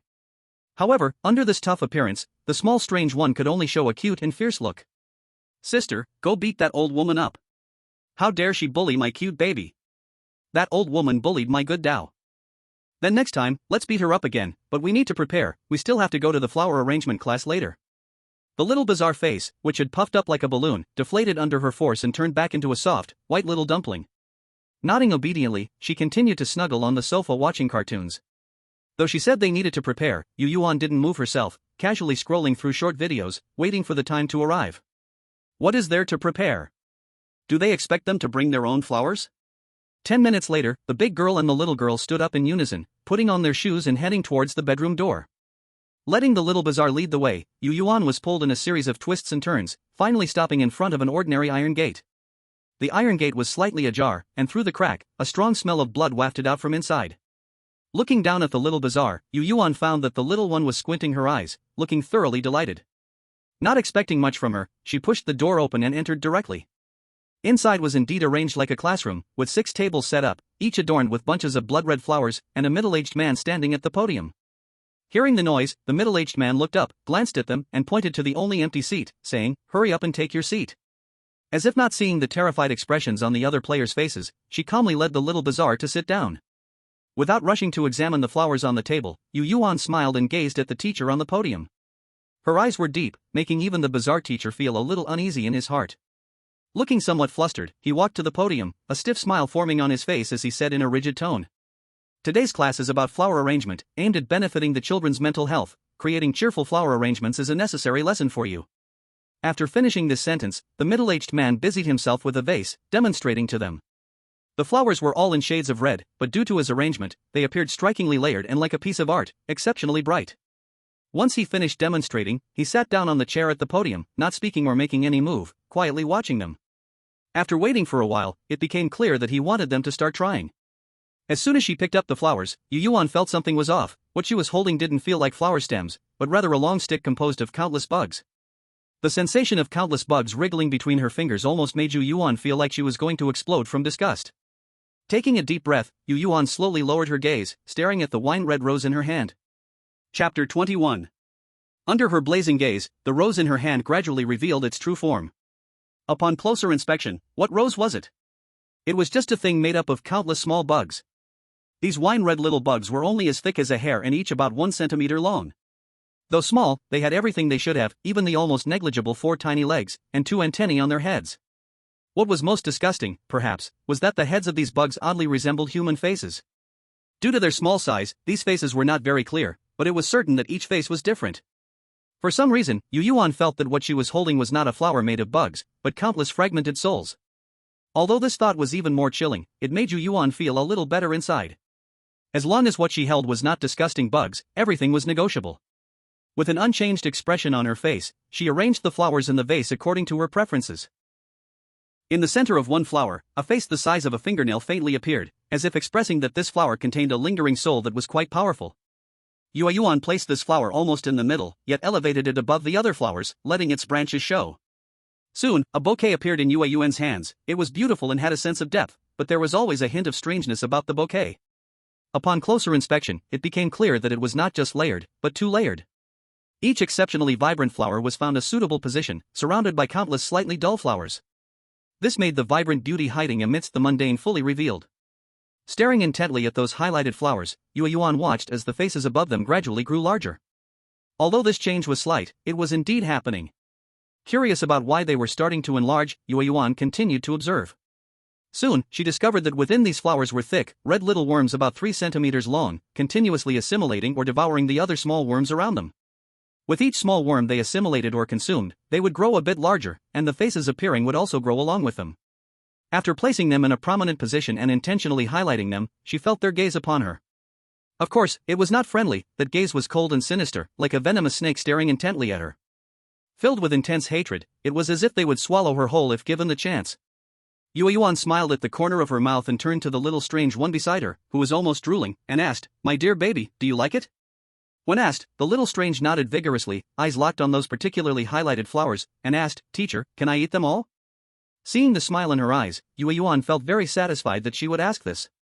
Under the watch of those cold gazes, Yueyuan slightly nodded and agreed.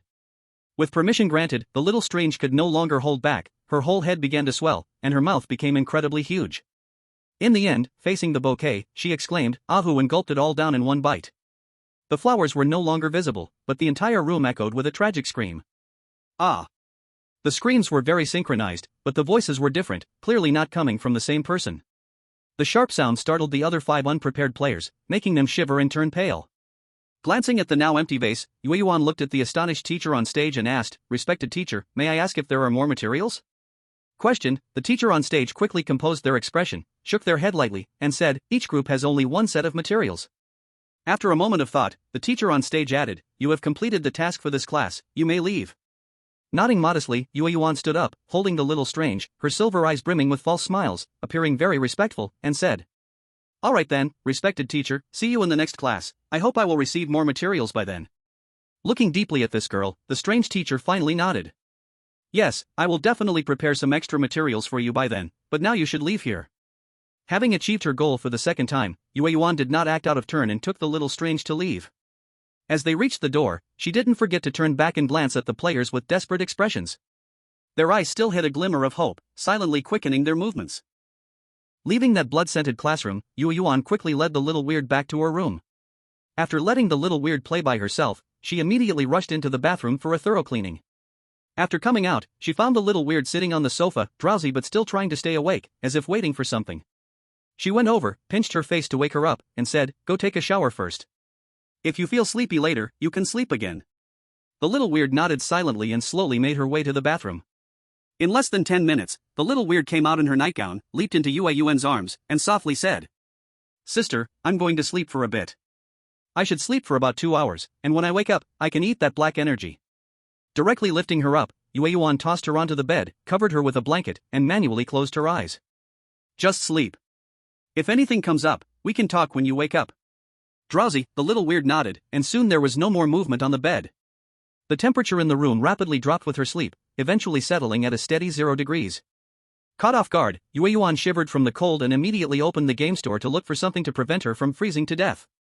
Wrapped in a blanket, she found something called a constant temperature orb, costing 10 points, and bought it decisively.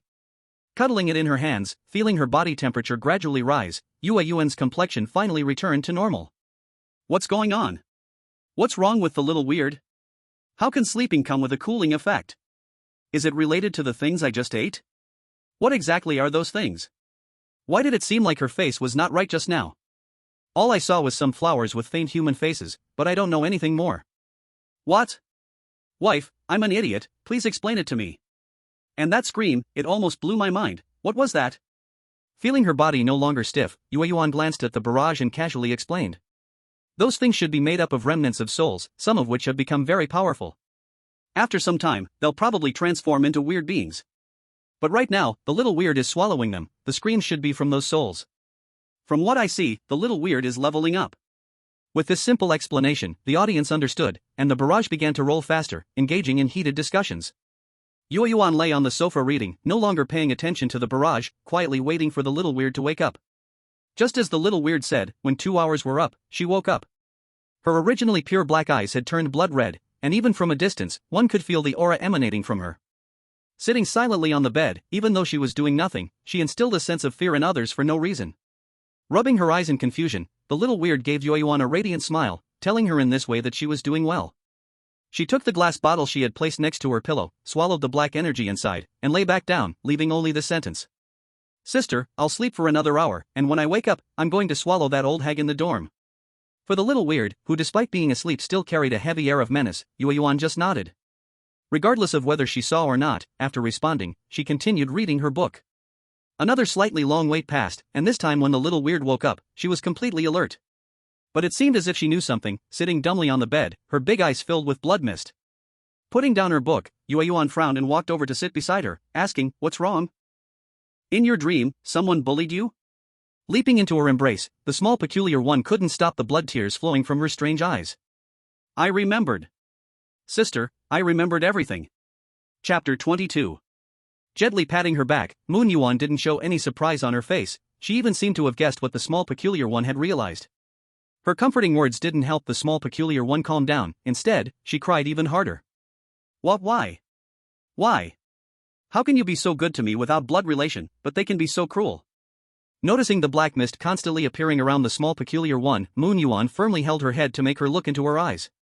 Seeing those pitch-black eyeballs, Moon Yuan felt it was indeed true, and the next moment, calmly said 2 words. "So ugly." The small peculiar one was suddenly stunned. Her face, covered in black lines, was filled with confusion, and the blood marks added to her dazed look. It was hard to believe she could calmly ridicule her own appearance in such a situation. She reached out and tapped the small peculiar one's head, saying, "Speak properly, your blood tears are on my clothes." "Thankfully, it's red as well, otherwise, I would make you wash it." Not wanting to wash clothes, the small peculiar one quickly grabbed a few tissues from the side, found the damp spot on Moon Yuan's dress, and began to wipe it. Her silly behavior made Moon Yuan laugh. She tossed aside the red-stained tissues and casually lifted the small peculiar one and threw her off the bed. "First, go clean yourself up. We'll talk later." Nodding her small, pale little head, the small peculiar one hurried to the bathroom. 3 minutes later, she peeked her head out from beside the bathroom door, her lovely, tender appearance restored. Seeing the adorable little rice ball back, satisfaction appeared in Moon Yuan's eyes. Noticing she didn't show any disdain, the small peculiar one quickly ran over with a di-di-di sound, leaping into Moon Yuan's embrace. Gently poking her soft face, Moon Yuan asked, "Why were you peeking around just now?" Feeling shy, the small peculiar one straightforwardly replied, "I was shocked by my own ugliness." "Alright, my dear treasure, you can start your tale now." With her current state no longer a problem, they returned to the previous topic. Nodding her little head, the small peculiar one was now able to control her emotions to some degree. Nestled in Moon Yuan's soft embrace, her tone turned cold, and she spoke emotionlessly. "Just now, I had a dream of when I was still alive. In my family, I was the only child, but my parents wanted a little brother more. From childhood to adulthood, they never valued me, all their focus was on how to get a son. Even so, they still fed and clothed me well, even though they didn't want to see me, they wouldn't talk to me. I always thought my parents still loved me and that I occupied a place in their hearts. However, when I turned 4 years old, I realized I was too naive.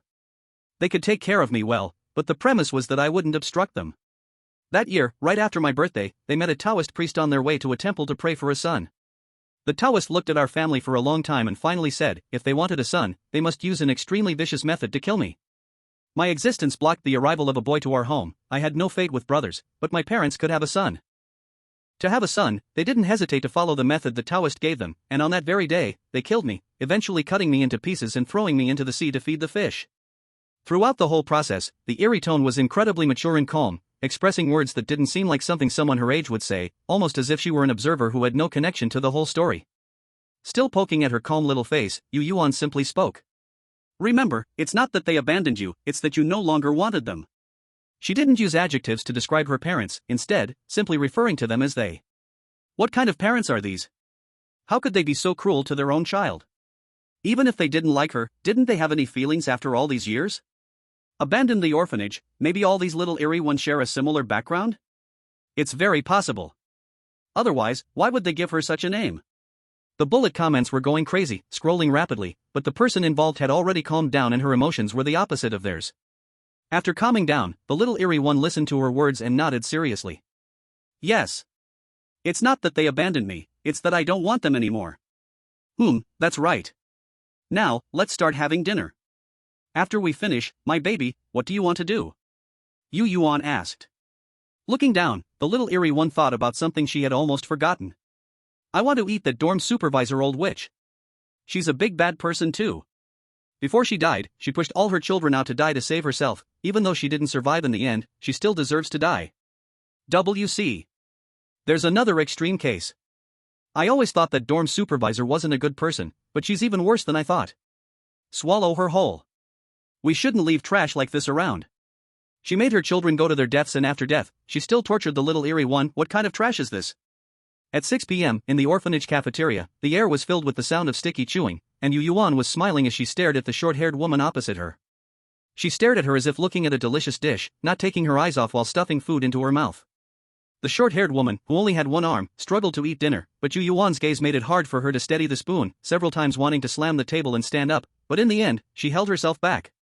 After finishing her dinner, before leaving, Yueyuan didn't forget to poke at the short-haired woman.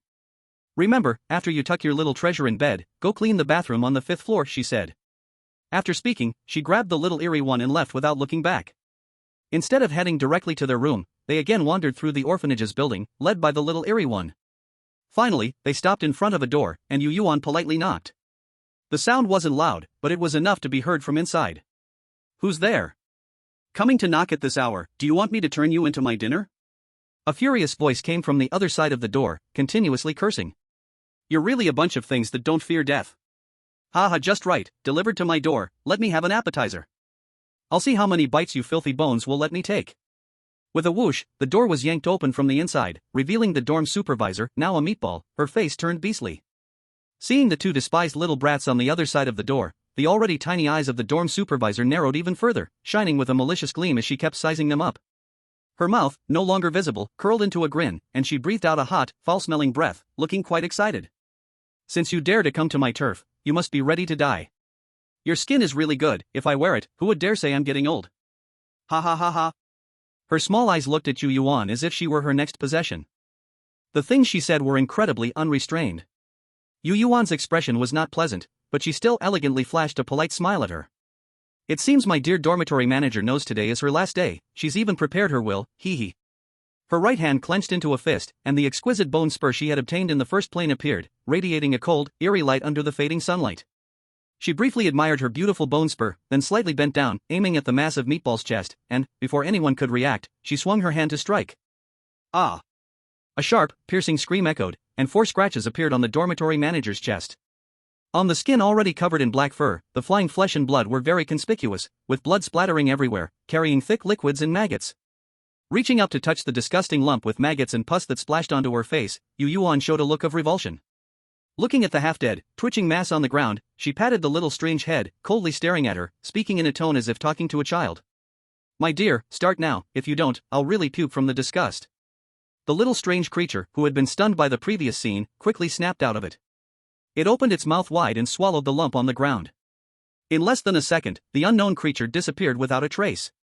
Apart from the 2 girls, a large and a small one, there was only the trail of pus on the floor in the room, the splattering blood, and the little white maggots everywhere. Chapter 23. Why the hell doesn't this game censor? I almost threw up. My wife is amazing. I love you, wife. If I ever end up in a horror game, remember to save my life. So that last line was your real goal, huh? But, miss, look at me, I need it too. Damn, this is so satisfying. I'm so happy, I just ate another bowl of rice. Miss. The short-haired woman said she's going to the 5th floor bathroom tonight to clean, and she's not turning off the live stream. Let's join in and enjoy it together. Seeing this message, Yueyuan decided that before the short-haired woman turned off her live stream, she wouldn't turn hers off either. She wanted to hear her friend's live commentary. After all, something this interesting couldn't be missed. But first, she needed to return to her room and take a shower. She was about to throw up. After taking a large bite of something delicious, the little strange creature squinted happily, enjoying the fullness of energy inside her body. But soon, the sleepiness hit, and she needed to take a nap to digest. Struggling, she returned to her room and collapsed straight onto the bed. Before she fell asleep, Yueyuan couldn't resist asking a question. "Can I move you while you're sleeping?" Although she didn't know why she asked, the little strange creature nodded honestly. Then she felt herself being picked up and carried toward the bathroom, groggily getting a bath. She aimed the live stream ball, which she had left in the bedroom, at the little strange creature and said, "Watch this for me." Without caring whether the viewers liked it, she went straight to take a shower. After her shower, she didn't bring the live stream ball with her, leaving it on the little strange creature. She sat on the sofa, holding her phone and playing, occasionally glancing at the comments. Time passed quickly, and at 10 p.m., the knock on the door came just like yesterday, with the live stream ball returning to Yueyuan's side. But this time, the knocking was steady and slow, unlike the urgent knock from last night, as if someone was rushing to be reborn. Opening the door revealed a middle-aged woman. If you ignored her all-black pupils and boar-like tusks, she looked no different from a normal person.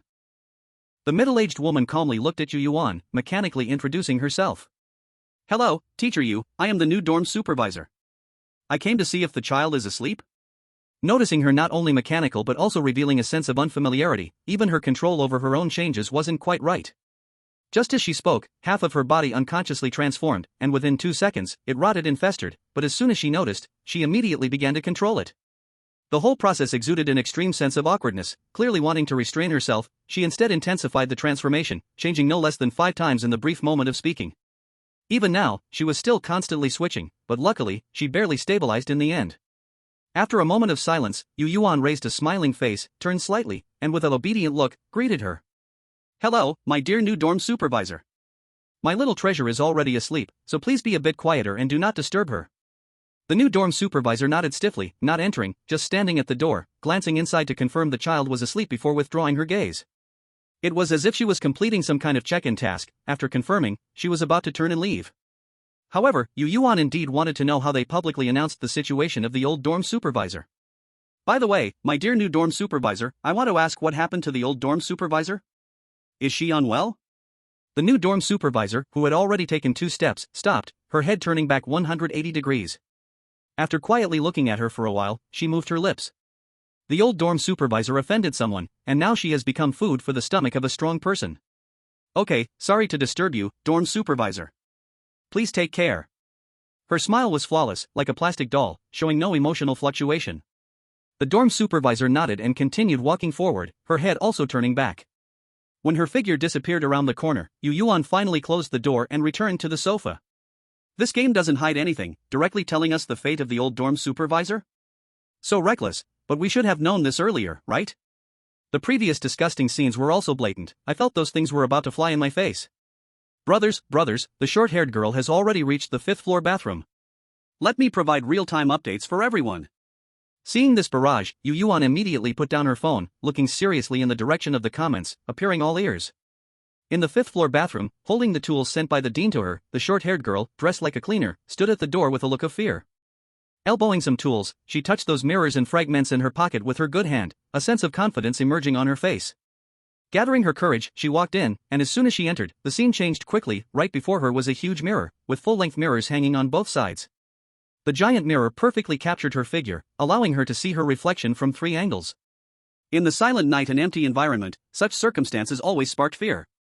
Staring at the mirror in front of her, the short-haired girl always felt that the person in the mirror would suddenly jump out and shove her inside, ultimately replacing her. Shaking her head, she tried to shake out the uncontrollable thoughts springing up in her mind. With her head slightly lowered, she didn't notice that the figure in the mirror was not following her movements but was fixed in place, staring at her intensely. WCWC. The person in the mirror isn't moving. There's something dirty. What dirty thing? It's clearly moving along. Don't get it wrong. Exactly, where's the problem? Everything is fine. The audience was filled with malice, constantly sending messages to tempt the short-haired girl to make a mistake. A little bit of doubt inside her heart was slowly dissipating. But right now, the short-haired girl had no mood to look at the comments. She clearly knew the comments were useless to her. These people just wanted to see her die. Taking out 3 or 4 mirrors and some broken mirror pieces from her pocket, she held them tightly in her hands, moving closer to the giant mirror. The shadow in the mirror moved as she did, 2 people gazing at each other, slowly inching closer. The short-haired girl fixed her eyes on the mirror, missing no details of the image. Seeing that her approach caused no movement, she became more convinced of what the small strange thing had said during the day. As long as she looked into the mirror, everything would go smoothly. With fear and excitement on her face, her breaths short and rapid, in this quiet environment, her heart thumped loudly like a drum. Until she was so close, less than 1 centimeter from the giant mirror, yet nothing happened. Endless joy exploded in the short-haired girl's eyes, as if she could already see herself leaving this place after cleaning up. It was then that the figure in the mirror grinned at her, a pair of eyes pitch black, filled with blood-red cracks, yet it wore her face. Before she could see clearly, the shadow in the mirror disappeared. There was no trace of her left in the mirror, as if she did not exist at all. Turning her head to look at the mirrors on either side, they were equally empty, not a trace of her to be found. Panic and trembling, she raised her hands, looking at the mirrors and broken pieces she was holding. In the smallest mirror at the front, a disheveled stranger smiled at her with a dark, cracked smile, revealing a few teeth hanging on her gums. Stiffly shifting her gaze, she met the stranger's eyes, those pure black pupils with red cracks, and the short-haired girl trembled, dropping all the mirrors to the ground, producing a clear sound. Bang! The sound was crisp and short, several mirrors fell to the ground, but only one sound echoed. It hit the short-haired girl's heart like a metal hammer, making her fearful, her body rigid in place, unsure of what to do. The mirrors that fell to the ground all shattered, dark mist erupting from them, beginning to coalesce. The stranger in the mirror, she was coming out. Chapter 24. The next morning, half asleep, the strange little Yueyuan arrived at the dining hall, and from afar, she saw the short-haired girl already having breakfast with her little strange creature. She gave her little strange creature a light knock on the head, waking her up quickly, and they sat down at their usual spot. The little strange creature stared wide-eyed, curiously looking at the short-haired girl across the table. With a silly and naive look, her big eyes showed slight confusion and uncertainty. Gently stirring her porridge, Yueyuan also intently watched the short-haired girl across from her. She noticed that the arm bitten off yesterday had returned to its original form. The two hands grabbed a piece of fresh red meat and chewed on it. The movements were slightly stiff, but the speed of eating showed no signs of slowing, as if she hadn't eaten in centuries, tightly gripping the meat and chewing with a fierce expression. Noticing her facial expression twitched 3 times unconsciously, the chewing sometimes stuttered, too. It looked like a malfunctioning robot or a body that had just obtained this form, still unable to adapt. Lowering her gaze, her eyes drifted to the right, looking at the comments. How is this short-haired girl still alive? Her live stream was supposed to be closed. What happened to her hand? Wasn't it already bitten off yesterday? Did the game heal it in just one day? I can be sure that the short-haired woman is dead. The live stream was closed yesterday, and with that terrible scream, there's no way she could survive. Then what about this short-haired woman? Could it be the strange one in the mirror? Damn. That's possible. Isn't that even more dangerous? The imprisoned strange can take over the player's body. Shifting her gaze away from that spot, she looked at the porridge in her bowl. She also thought that this short-haired woman was no longer the same. Although she found the woman annoying, she still carried the vitality of a living person, unlike the current one. And this little strange creature of hers looked at the short-haired woman across with confusion and uncertainty, as if it recognized her but couldn't believe it. When she lifted her head again, all the emotions in her eyes had been completely restrained. Her gaze became calm again, as if nothing could enter her sight. Out of the corner of her eye, she looked at every player at the table, seeing their frantic yet forced calm expressions. Evidently, they all knew what they should know. After all, that terrible scream from yesterday was not small. It was likely that the entire orphanage heard it. She picked a plump little dish from her small plate, resembling a little worm, and stuffed it into her mouth. The crunching sound was exceptionally crisp amidst the sticky chewing noises. The player sitting diagonally opposite, looking quite refined and wearing black-framed glasses, trembled in fright, lifting his head with an unkind expression towards the source of the sound. Seeing it was the girl who seemed out of place with them, the refined man's face turned unpleasant. However, he still remembered what happened during their first meal at the table, and although his heart was burning with anger, he controlled his tone and voice. Miss, do you still have the mood to eat? We have already lost one person among us, aren't you afraid? Although he was trying hard to control himself, his voice still came out through clenched teeth, nearly a growl. Tilting her head slightly, Yueyuan glanced at him and nonchalantly said, You haven't died, so why are you so scared? As for whether I have the mood, my actions are the best proof, right? Ha! In the end, Yueyuan let out a light laugh. That head was filled with sarcasm, mockery, and glaring arrogance. The refined man's face turned ashen, his hands on the table clenched tightly, trying hard to control his movements. However, his words still drew the attention of the strange at the table. Even the short-haired woman stiffly turned her head, staring at him while holding the piece of meat in her hands. The other 3 players looked at this and then at that, their eyes full of panic and exhaustion. We all came in together, aren't you even a little worried? Do you deserve to be called a person? The refined man shook with anger, speaking in an accusatory tone. To him, it felt like an interrogation in moral kidnapping. Yueyuan propped her head with one hand, smiling sweetly, but her words were anything but cute. Do you have the right to ask such questions? If you're so worried about her, you go keep her company. As for whether I deserve to be a person, that's not for you to judge. In the end, those who can enter this instance are not good people, so please, sir, don't try to play both sides. Her tone was calm yet playful, her emotions were not stirred by the refined man's words, she remained as she was, adding a hint of indifference. Watching him clench his fists, trembling all over, a hint of a smile finally appeared in her once cold eyes. After finishing the last fried bun, Yueyuan pulled up the already unhappy small oddity and stared at the elegant man's strange rising. Ignoring the diverse gazes of the players, she smiled politely yet provocatively before leaving with the small oddity just as they had come. Is this man an idiot? Does he not know what kind of person he is? How dare he come to morally kidnap my wife? Who doesn't know who? When this trash betrayed his good friend, why didn't he think about morality? Now he's just pretending here? I'm so damn angry right now. Miss, you should find a chance to chicken peck him. Quickly eliminate harm for the people. The series of exclamation marks had nearly flown into the sky, fully expressing his excited emotions. Through the bullet comments, Yueyuan had more or less understood what kind of trash this elegant man was, but now was not the time to act. Disgusted to the point of murderous intent, Yueyuan would not stoop to that person's level with any kind of kind-hearted attitude. The fact that she hadn't acted was already her last act of tolerance. Thinking about this, she encountered the dean just before leaving the restaurant. Seeing the other person walking towards her and stopping, Yueyuan and the small oddity also stopped. "Good morning, my dear dean lady," Yueyuan said with a smile, as if programmed, her face completely emotionless. "Good morning, Dean Grandma." This was the first time the small oddity greeted the dean. She had never seen her say hello before. The dean, looking not old, only in her early 30s, bent down lovingly and patted the small oddity's head. "Teacher Yu, good morning. My little darling, you too have a good morning." The second half of the sentence was directed at the small oddity. After exchanging greetings, the dean didn't leave in a hurry. Her stopping in front of them meant there was something to discuss. With a kind smile on her face, the dean gently said, "Teacher Yu, we are preparing to go to the back of the orphanage for a spring outing this morning. Please bring the children to the playground to gather at 9 a.m. The cafeteria will have lunch ready. Please prepare the rest yourself, Teacher Yu." Nodding, Yueyuan answered emotionlessly, "Okay, my dear dean lady." The dean nodded in satisfaction and walked around them towards the players' table. Having watched the two of them talk from a distance earlier, the players felt a sense of unease now that the dean was approaching them again. Not wanting to know how they communicated, Yueyuan led her small oddity back to the bedroom. Taking out 2 backpacks, she casually stuffed some snacks and tissues inside. That was considered tidying up. The big girl and the little girl saw nothing wrong. Each had a backpack beside them, curled up on the sofa, continuing to play. 2 completely addicted girls to the internet. Regarding the small oddity's earlier strangeness at the dining table, Yueyuan didn't ask, nor did the small oddity bring it up. As the time approached 9 a.m., they slowly got up, carrying their respective backpacks towards the playground area of the orphanage.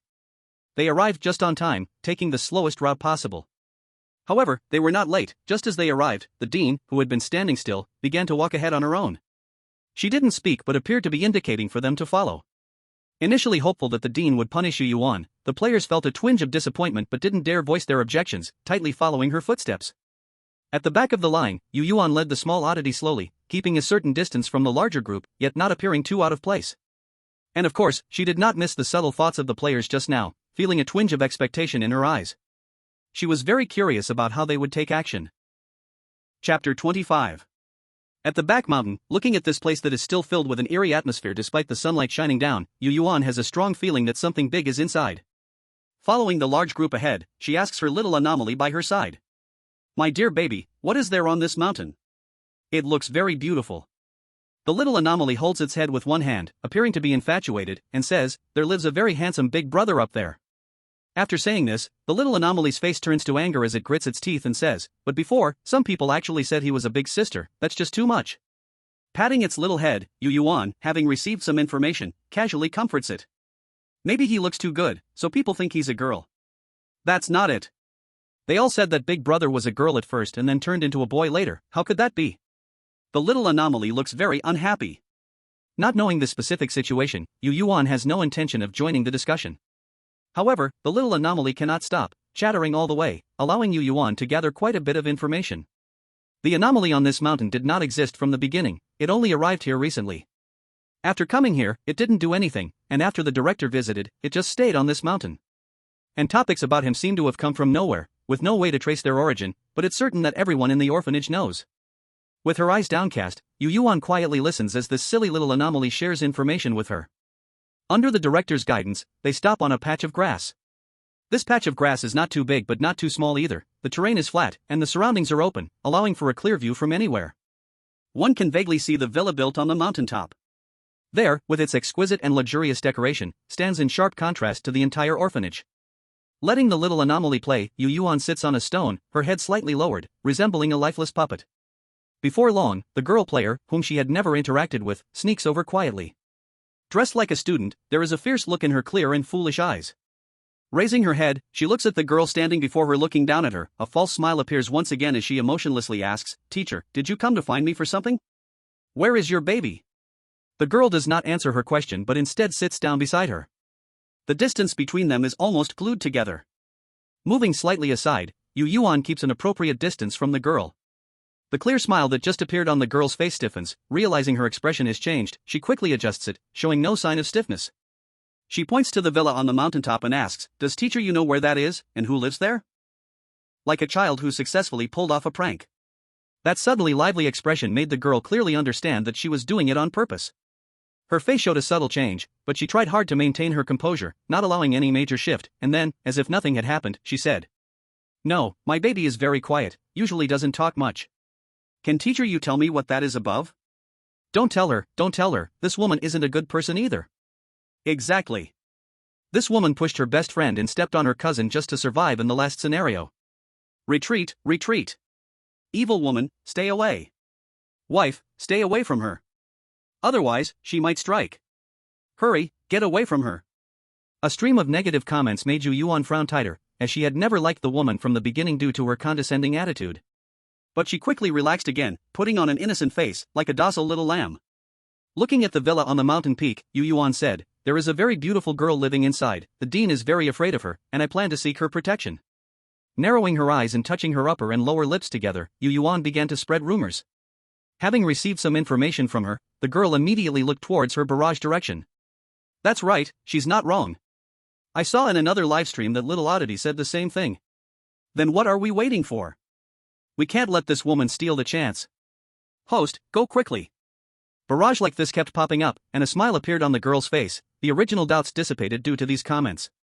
However, what she didn't know was that the audience was completely talking nonsense with their eyes closed.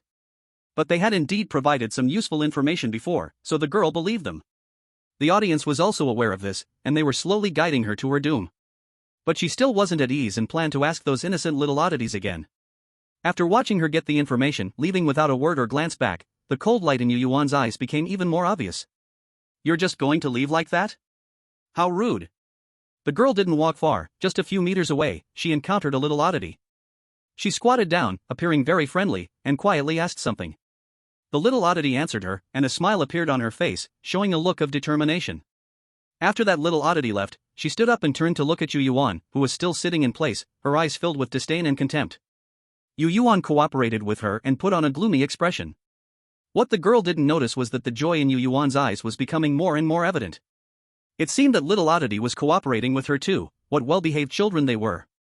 Lowering her head, Yueyuan took out snacks that both humans and oddities could eat, and began to leisurely eat, quietly waiting for guests to visit. After the girl left the small path, a little guest arrived at Yueyuan's side. Dividing the snacks with the little guest, Yueyuan said nothing, her gaze calmly looking at the horizon. However, this little guest couldn't hold back after a moment of silence, seeing she wasn't asking anything, so they spoke first. Teacher Yu, did you tell her that there is a big sister living above?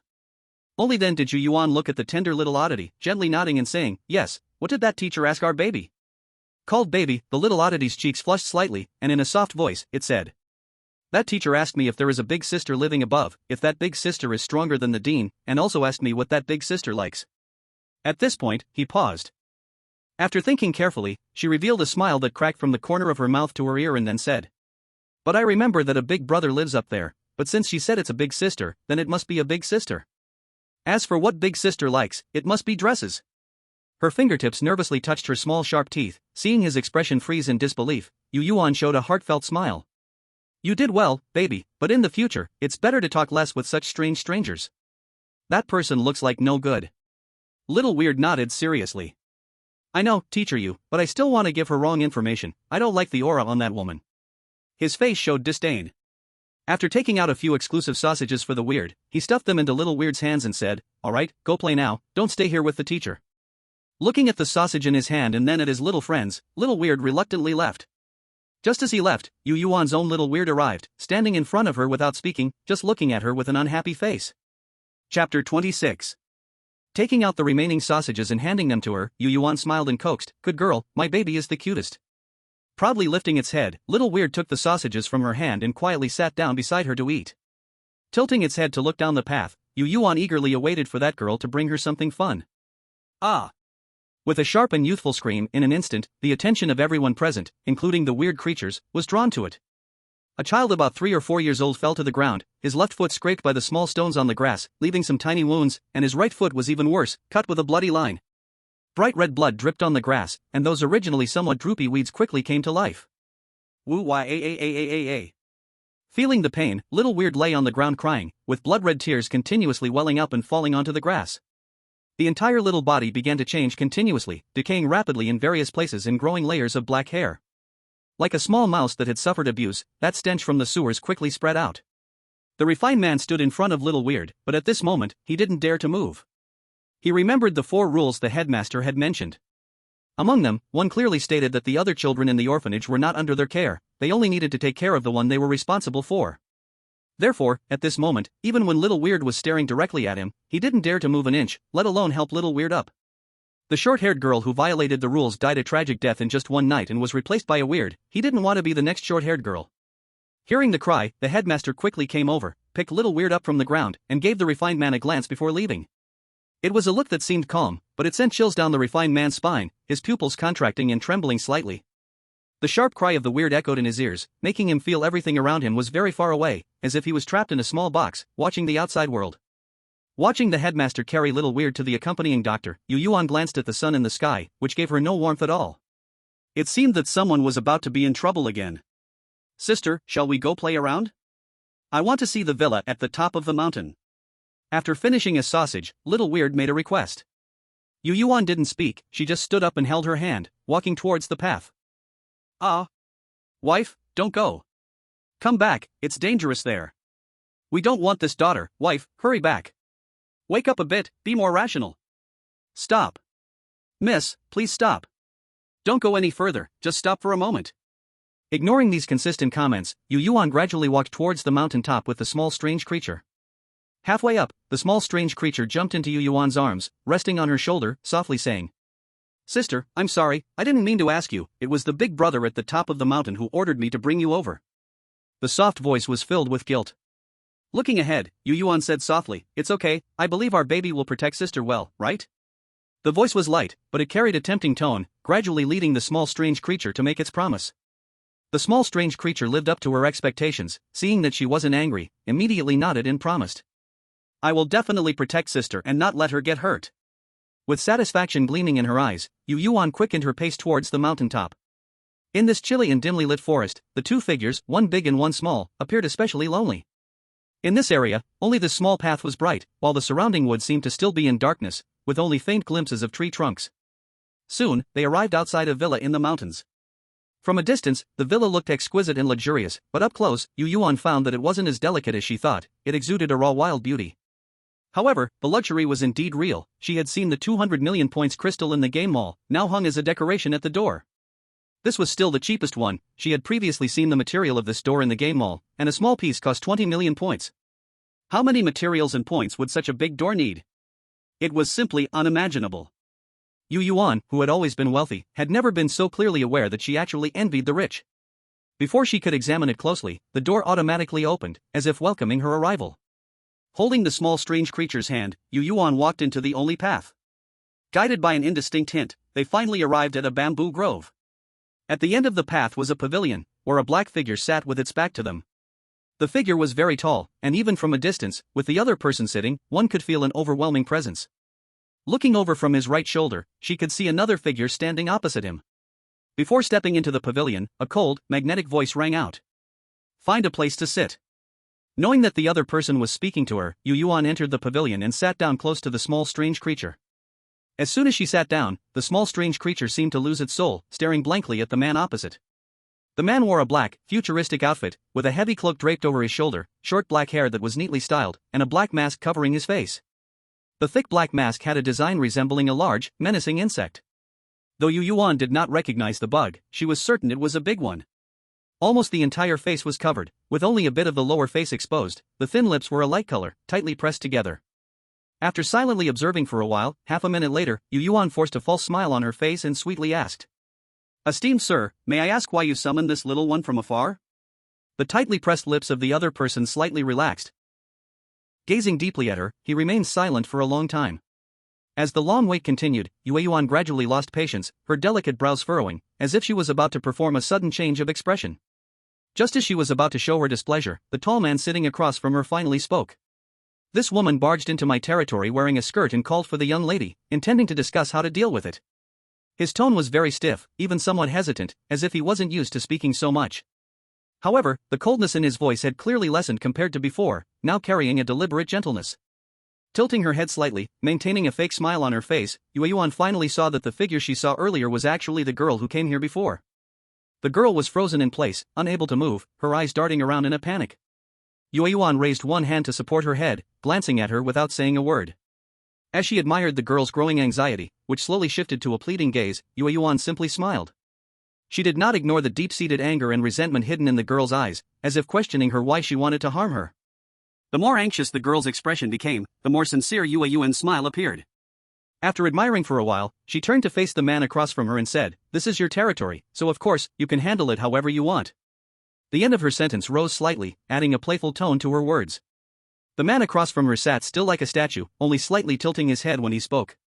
He glanced at the girl as if she were something dirty, and finally, his gaze settled on Yueyuan, staring intently at her. After a long pause, as if he had made up his mind, he gently waved his hand, and the space around the girl seemed to be torn apart, the shattered void quickly engulfing her. "Then let her go to the 5-star dungeon. If she has the ability to survive, I will let her off." Isn't this just changing the place for her to die? And if she has the ability to survive, he will let her off? This is a guaranteed dead end. Noticing the subtle change in the girl's expression, the man softly moved his lips, wanting to say something. After waiting for a moment without speaking, Yueyuan, having lost her patience, stood up, looking slightly down at the man across from her, her tone suddenly turning cold, and said, "Since there's nothing else, I'll be leaving first. I hope I won't be disturbed on my path of trials after I go." Yueyuan said something unclear. But the man across did understand, seeming to emanate a sense of disappointment, and finally said, "All right." Carrying the little anomaly away from the villa, it wasn't until they returned to the dark path that the little anomaly regained its senses. At this time, Yueyuan was checking the livestream room. As soon as she entered the villa, the livestream ball's camera light went out, and she could still see the bullet screens, but they looked very vague, almost unreadable. This state lasted until they left the villa and reached the little path. When the little anomaly came to its senses, the livestream camera light turned on, and the bullet screens instantly became clear, filling the entire area to her right. "Finally, we can see again, miss, what happened in there. As soon as you entered, the livestream room closed." "Wife. My wife. Are you all right? My wife. What are you crying about in front? My wife is fine. Open your eyes wide and take a good look. What happened in there? Miss, please tell us quickly." Placing her little anomaly on the ground, she glanced at the direction of the villa and said, "That place is an entrance to a 5-star dungeon. The livestream room just closed. It must have been affected." Right. What the miss said is correct. The previous student girl also entered the villa, and the livestream room briefly closed. Now she has arrived at a 5-star level. So scary? Fortunately, the young lady came out. Quickly stay away from there. Ignoring the situation in the livestream room, Yueyuan bent down slightly and looked at the strange girl with a guilty expression, saying, "Hurry up and become stronger." Sniffling, the strange girl heavily nodded her head. Never before had the thought of becoming stronger felt so persistent. Silently returning to the grass, at this moment, the scene near the ground was harmonious, although many children were occasionally changing their bodies to play. The view was beautiful, no need to describe it. They had just come out from the small path to the grass area, and the angry boy, known for his bad temper, was standing beside a stone, glaring at them. Seeing someone come out, his eyes lit up, but when he recognized who it was, the light in his eyes dimmed instantly and was replaced by a fierce expression. "Why are you the only one back? Where's Teacher Lin? What have you done to her?" The sudden voice attracted all the strange gazes on the grass. The remaining 2 players silently distanced themselves from him, clearly not wanting to be dragged down. Lifting her head to look at the angry boy not far away, Yueyuan smirked, her cold silver eyes filled with mockery. "Want to know how she is? Go keep her company. At the mountaintop villa, you'll find the answer." Her words ignited the suppressed emotions in the angry boy's heart over the past few days. "What do you mean? We came in together. Are you really this cold-blooded? Besides, Teacher Lin was killed because of you." Tilting her head, Yueyuan looked at him without speaking. While the angry boy was about to explode, he suddenly felt like he was frozen in place, as if a cold breath wrapped around his entire body, like a pair of abyssal giant eyes were watching him, making his hair stand on end. Holding the strange girl's hand, they walked forward until they were only 2 meters away from the angry boy, then stopped in front of him, looking up with a gentle voice, laced with temptation, and said, "This Teacher Lin has already left this instance through the mountaintop villa. Do you want to give it a try? Perhaps you could leave with her." The angry boy, who originally had less momentum, suddenly gained back his strength after hearing this. A mocking expression appeared on his face, full of sarcasm and malice as he said, "So you were returned because you were unwanted, looks like you're a defective product." Unfazed by this comment, Yueyuan simply pointed toward the mountaintop direction and asked, "So, teacher, would you like to give it a try?" "I'll go." "You trash, just watch me leave this damn place," the angry boy exclaimed, and with that, angrily charged toward the mountaintop. Watching his thrilled back, Yueyuan's eyes remained icy. Until his figure disappeared from sight, Yueyuan then turned her head to look at the other two male teachers and asked kindly, "Would you both like to join as well?" The two teachers quickly came to their senses, shaking their heads frantically. No, the children here are very cute, we plan to stay a while longer." Nodding lightly, Yueyuan found a spot to sit down. Looking at the two teachers, filled with jitters yet frequently glancing longingly toward the small path. Propping her head up, Yueyuan eagerly looked at them, hoping they would also step onto the road leading to the 5-star instance. Unfortunately, this time she was destined to be disappointed. She waited until lunch was over, leaving the back mountain, but they still lacked the courage to explore that path. After the principal announced that at 3 p.m. today, there would be a class on flower arrangement over there, just went back to their own homes. It was only 1 p.m. now, and there were still 2 hours until class started. Thinking about being able to see those things again this afternoon, excitement welled up inside her. Time quickly passed to 3 p.m., and Yueyuan arrived at the classroom door with little Eerie right on time. As soon as she pushed the door open, the stench of blood rushed into her nostrils. Pushing the door open completely, she could see that aside from her, there were only 3 groups of teachers and students in the classroom today. The desks and chairs in the classroom were also short by 2 sets, and each desk was covered with blue flowers. Although it didn't have the intense visual impact of the red flowers from yesterday, these blue flowers were even more eerie. Looking at them too long made her feel like her soul might be sucked in. Pulling her gaze back, she took her seat with little Eerie in the same spot as yesterday, slightly raising her head to look at the teacher below, asking, "My esteemed teacher, may I ask if we can start today's lesson?" The teacher on stage calmly stared at her, and his tongue flicked out like a snake, quickly stretching and retracting as he caught the scent in the air. Then, in just 2 seconds, he quickly pulled his tongue back, his pupils narrowing slightly, revealing a hint of disbelief. With a light and fluttering glance over him, Yueyuan smiled without speaking, appearing very profound and full of mystery. The teacher was startled, his pupils shrinking, but he quickly recovered, went to the podium, took out a bottle, and began to demonstrate again. All the flowers today were blue, some a light blue, some a deep blue. The appearance of the flowers was quite similar, looking like roses of different sizes. However, there was one specific variety of rose that the teacher did not use. Clearly, that one variety was stunning, the whole flower looking very vibrant and giving off a faint glow. The moment she set her eyes on these flowers, Yueyuan was captivated by this variety. But now it seemed, that variety of flower should not be touched. Continuing to focus on the teacher's movements on stage, she noticed he deliberately avoided a particular type, and from this far away, she could see no difference. Finally, it was time for arranging the flowers. Today's sequence was no longer as casual as yesterday's. After watching a few times, she realized he was following a certain order in his flower arrangement. But the specific order required more observation. The flowers were too similar, making it hard to distinguish one from another. Moreover, today his movements were more than twice as fast as yesterday. Many times, before they could even look, the teacher had already picked up another flower, covering half of the original flower they were still trying to memorize. Even Yueyuan nearly got mixed up. Now she wasn't very confident in her own memory. When the teacher on stage finished demonstrating, Yueyuan directly turned the spaced-out little Eerie's head back to face the flowers, asking, "Which ones do you like to eat? Which ones do you not like? Which ones can you not digest?" Looking at the flowers on the table, little Eerie was almost drooling. Confirming there were no suspicious marks near her mouth, she immediately started sorting. First, the very exquisite one with a bit of a glowing effect was immediately thrown away with a disgusted face to the corner of the table. After picking out all the ones she disliked, little Eerie held a small portion, looking at them longingly, almost drooling. With an expression of wanting to eat but unable to, she truly looked like a little pitiful thing. Chapter 28. Yet, Yueyuan pretended not to understand, asking, "Does my dear baby like these kinds? How about I add them all in, so baby can eat them together later?" Looking at the ones in her arms, the strange and sorrowful emotions grew stronger, and the wronged mouth pouted. Puff! Yueyuan was tickled and chuckled lightly. At this moment, the little weird one realized she was teasing him, raising his head, his big eyes filled with grievance. Meanwhile, Yueyuan had already set her sights on the vase and casually said, "Since you like them, can you bring them up after class? Is that okay? Teacher?" Staring at the expressionless teacher, he did not respond, so Yueyuan did not shift her gaze. In just 5 seconds, the teacher on stage gritted his teeth and hoarsely replied, "Okay." After saying this, his facial expression changed rapidly. One moment he was normal, the next second he was rotting.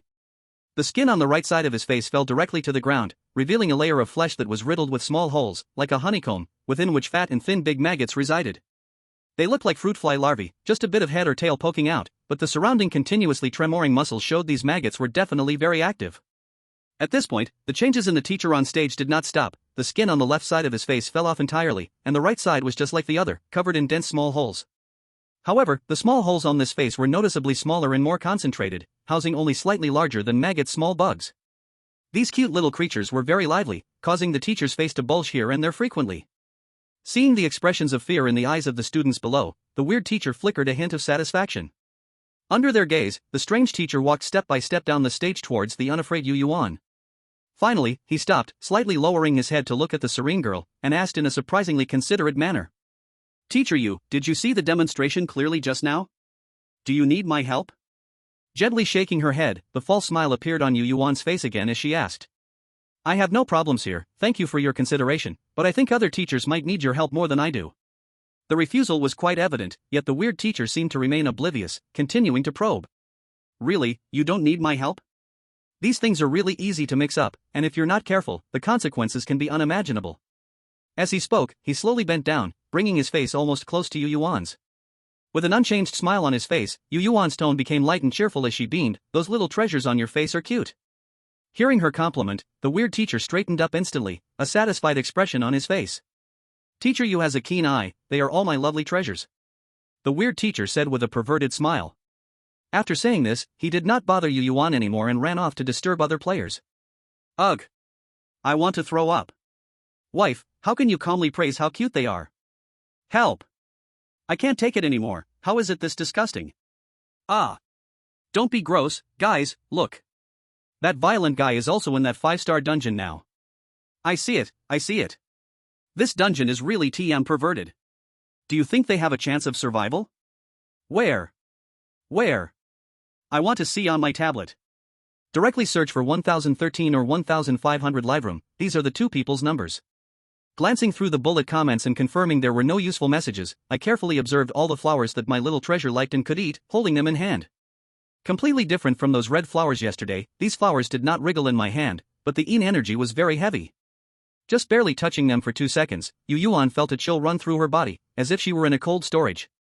Taking out a temperature-regulating ball from the game shop with her left hand and holding it in her hand. A warm current flowed into her body, quickly dispersing the cold feeling. If you look closely at these petals, you will find that hidden within each one is a human face. They all share a common feature, they are all young girls, around 12 or 13 years old, with their eyes closed, peacefully resting among the petals. After observing and finding nothing more, she picked up the flowers on the table according to her preferences and arranged them in the vase in the correct order. Before long, the fist-sized vase was filled with a bouquet as large as an iron pot. This pressure was nothing it couldn't handle, even when brimming with flowers, it remained as steady as a mountain, showing no signs of wobbling.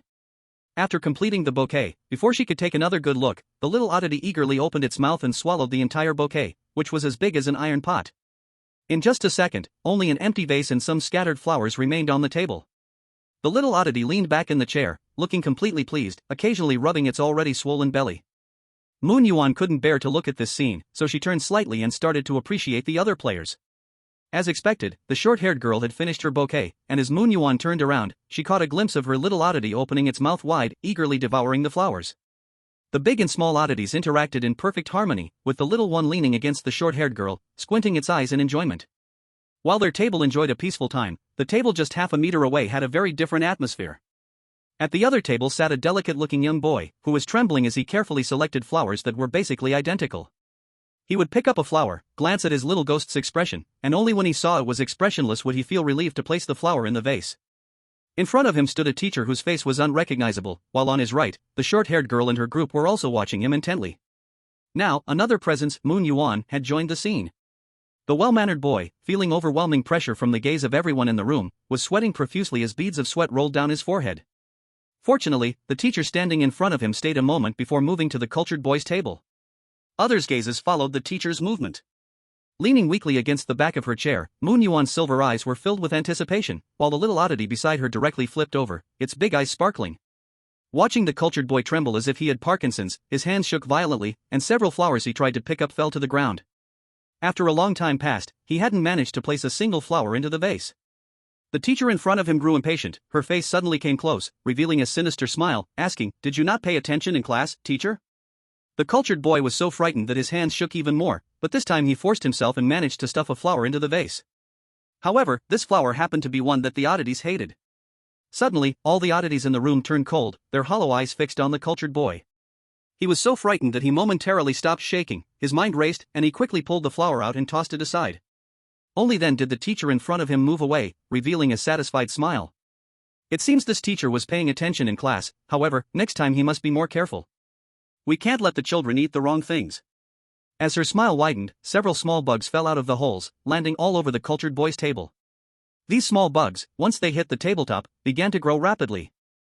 In just 3 seconds, it transformed into a swarm of black moths.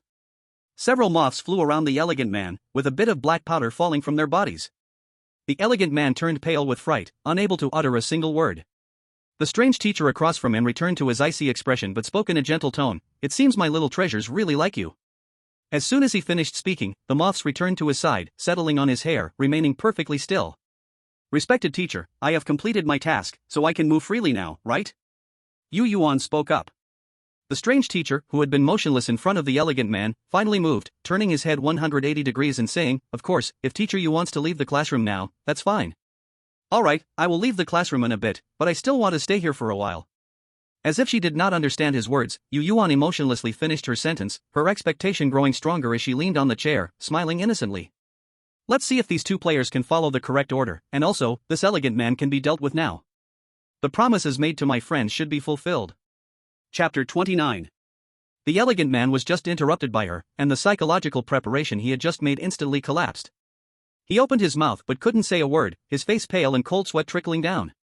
Yet Yueyuan, enjoying the spectacle, asked, "Teacher, are you feeling unwell? Why are you sweating so much? Is it too hot?" The elegant man's fragile sanity was nearly shattered by her words. You could see him breathing rapidly, and finally he answered her in a trembling voice. "Teacher Yu, I am fine, not unwell, just a bit hot." Hot. Hearing him come up with such an excuse, Yueyuan nearly laughed out loud. In this chilly classroom, he said it was hot? Alright then, if he feels hot, let him feel hot. The elegant man, not wanting to give her another chance to speak, began to arrange flowers in the vase based on his blurry memory. As he wished, Yueyuan did not speak again, merely watching with great interest as he made one wrong choice after another. No one opened their mouth to remind him, they quietly watched as he inserted the strange and undesirable flowers into the vase. If he could choose the wrong one from the very first step, how could he possibly manage the sequence later on? When he finally stopped, the smirks on the strange creatures' faces turned icy cold at once. It seems this teacher didn't pay attention in class, how could he add these harmful things for children too? The strange teacher's cold voice rang out, like a death knell. The elegant man, who only wanted to finish quickly, finally began to observe his surroundings. Upon seeing the extremely cold expressions on the strange creatures' faces, his heart sank almost entirely. Is there a sequence too? Are there so many traps in today's flower arrangement class? Fortunately, the lady has a good relationship with our little strange one, otherwise, it would be dangerous. But it also depends on my wife's memory. If my wife has a bad memory, she'll step on a landmine too. Brothers, what do you think will happen next? Will this man also be punished to clean the toilets? That shouldn't happen, the strange one in the mirror is already out, right? As always, there was no useful information. Yueyuan scanned the room, then continued to focus on the elegant man. At that moment, a strange phenomenon occurred, the large bouquet of flowers in front of him rapidly twisted and merged, finally transforming into a blue beast head. The beast head did not resemble an ordinary wild animal, the jagged fangs dripped with slime, its face resembling both a tiger and a horse. On both sides of the head were huge antlers of a roe deer. Its pair of eyes were round and bulging, and it grinned at the cultured man, extending a long tongue.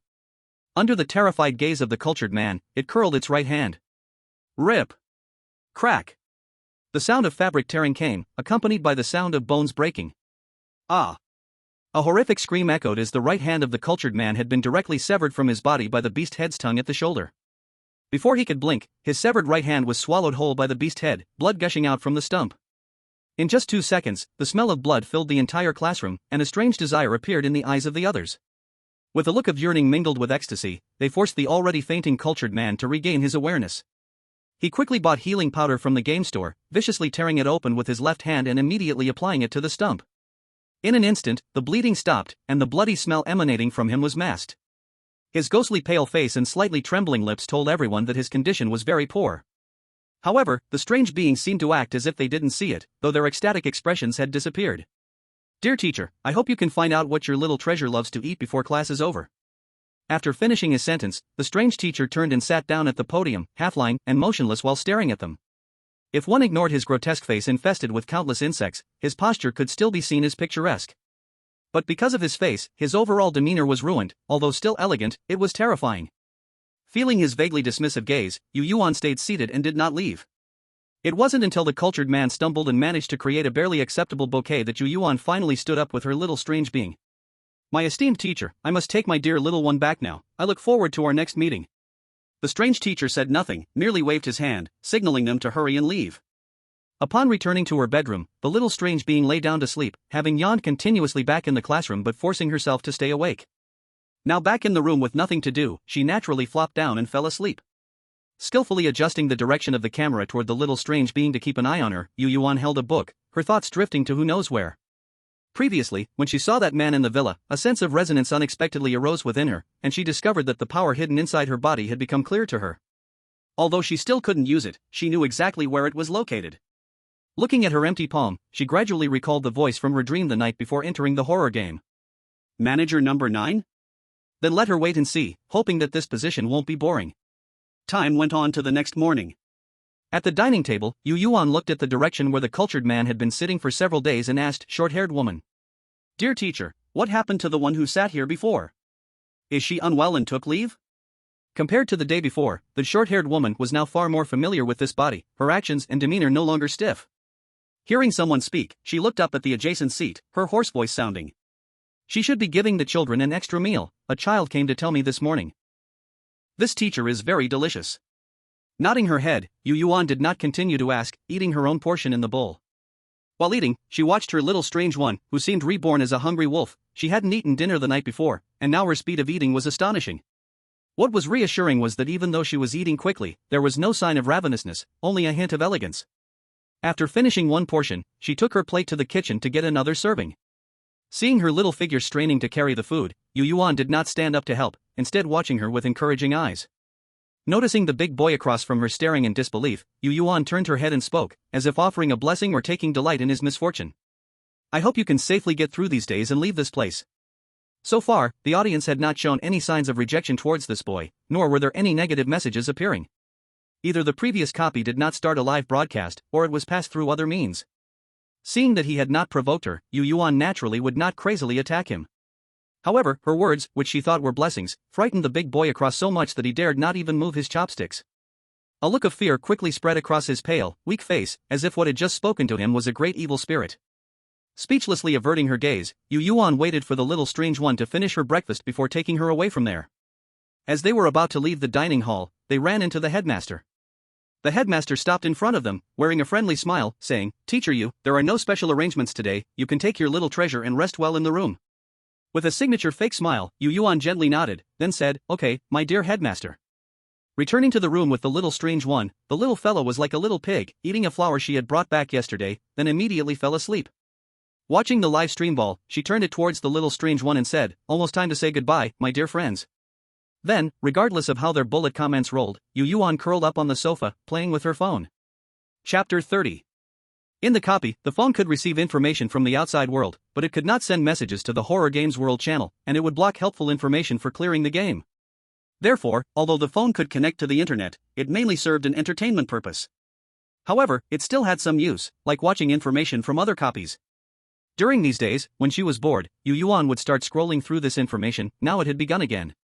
Around 10 a.m., the little strange one woke up once, ate a flower, then continued to sleep.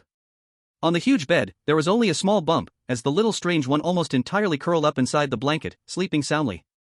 When it was mealtime, Yueyuan did not care whether the little strange one was still asleep or not. She simply picked her up and headed towards the dining hall. On the way, she held onto her collar, shaking her a few times. By the time they reached the entrance of the dining hall, she had successfully made her fully awake. With her little face flushed, when she was just placed on the ground, she was still somewhat unsteady, but in just a brief 2 seconds, she quickly regained control of her body. Once seated at the dining table, she radiated a quirky, lively charm, with a hint of danger and strangeness. Lunch was a bowl of beef noodles, different from the previous 2 days. Today's lunch made some changes. In the center of the beef noodles, 2 large eyeballs were placed, and under the harsh white light, these 2 eyeballs looked very spirited. It seemed to reveal the unyielding spirit of the owner of the eyeballs. The pupils tightly shrank, extremely solid. The middle-aged woman delivering the meal placed a bowl of beef noodles in front of her, then curled the corner of her mouth into a twisted smile, saying, "Teacher today's beef noodles are made with the best ingredients, you can't waste it." "Okay, thank you," Yueyuan said, instantly seeing that pair of eyes were like cow's eyes, and her psychological pressure vanished completely. Although she was very twisted, eating the eyes of her own kind was something she really couldn't do. The middle-aged woman smiled with satisfaction, and after taking 2 steps, she replicated the same action, placing another bowl of beef noodles in front of the only remaining player in this copy aside from Yueyuan. "This teacher, today's beef noodles are made with the best ingredients, you can't waste it." The words were nearly unchanged, with the same twisted smile as before. The boy, who had already prepared his mind, was shocked once again, stiffly nodding without answering. The middle-aged woman didn't need his answer. After delivering, she pushed her cart away. She picked up the chopsticks placed on the table, and when the boy looked over, she directly stabbed one chopstick into one of the cow's eye. A clever, teasing smile appeared as she bit into the eye, bursting the juice in front of him. He trembled violently, his gaze blank with disbelief. Yueyuan was amused, her eyes narrowing, sharpness evident in her large eyes. Under her gaze, Yueyuan slowly swallowed the entire eyeball. "This teacher, it's time to eat. Oh, if you don't eat soon, the noodles will become mushy." Her tone was gentle, but every word hit like a hammer on the boy's heart. His amusing expression truly delighted Yueyuan, filling her with joy throughout her entire lunch. When Yueyuan was halfway through eating, he finally picked up his chopsticks, slowly starting to eat under his home's strange and dissatisfied gaze. After lunch, Yueyuan originally wanted to have some mischievous fun, strolling around the orphanage with her little quirk. However, her little thoughts were clearly seen through by the little quirk, who forcibly pulled her back into the room. Once back inside, the little quirk resumed her eating and sleeping routine.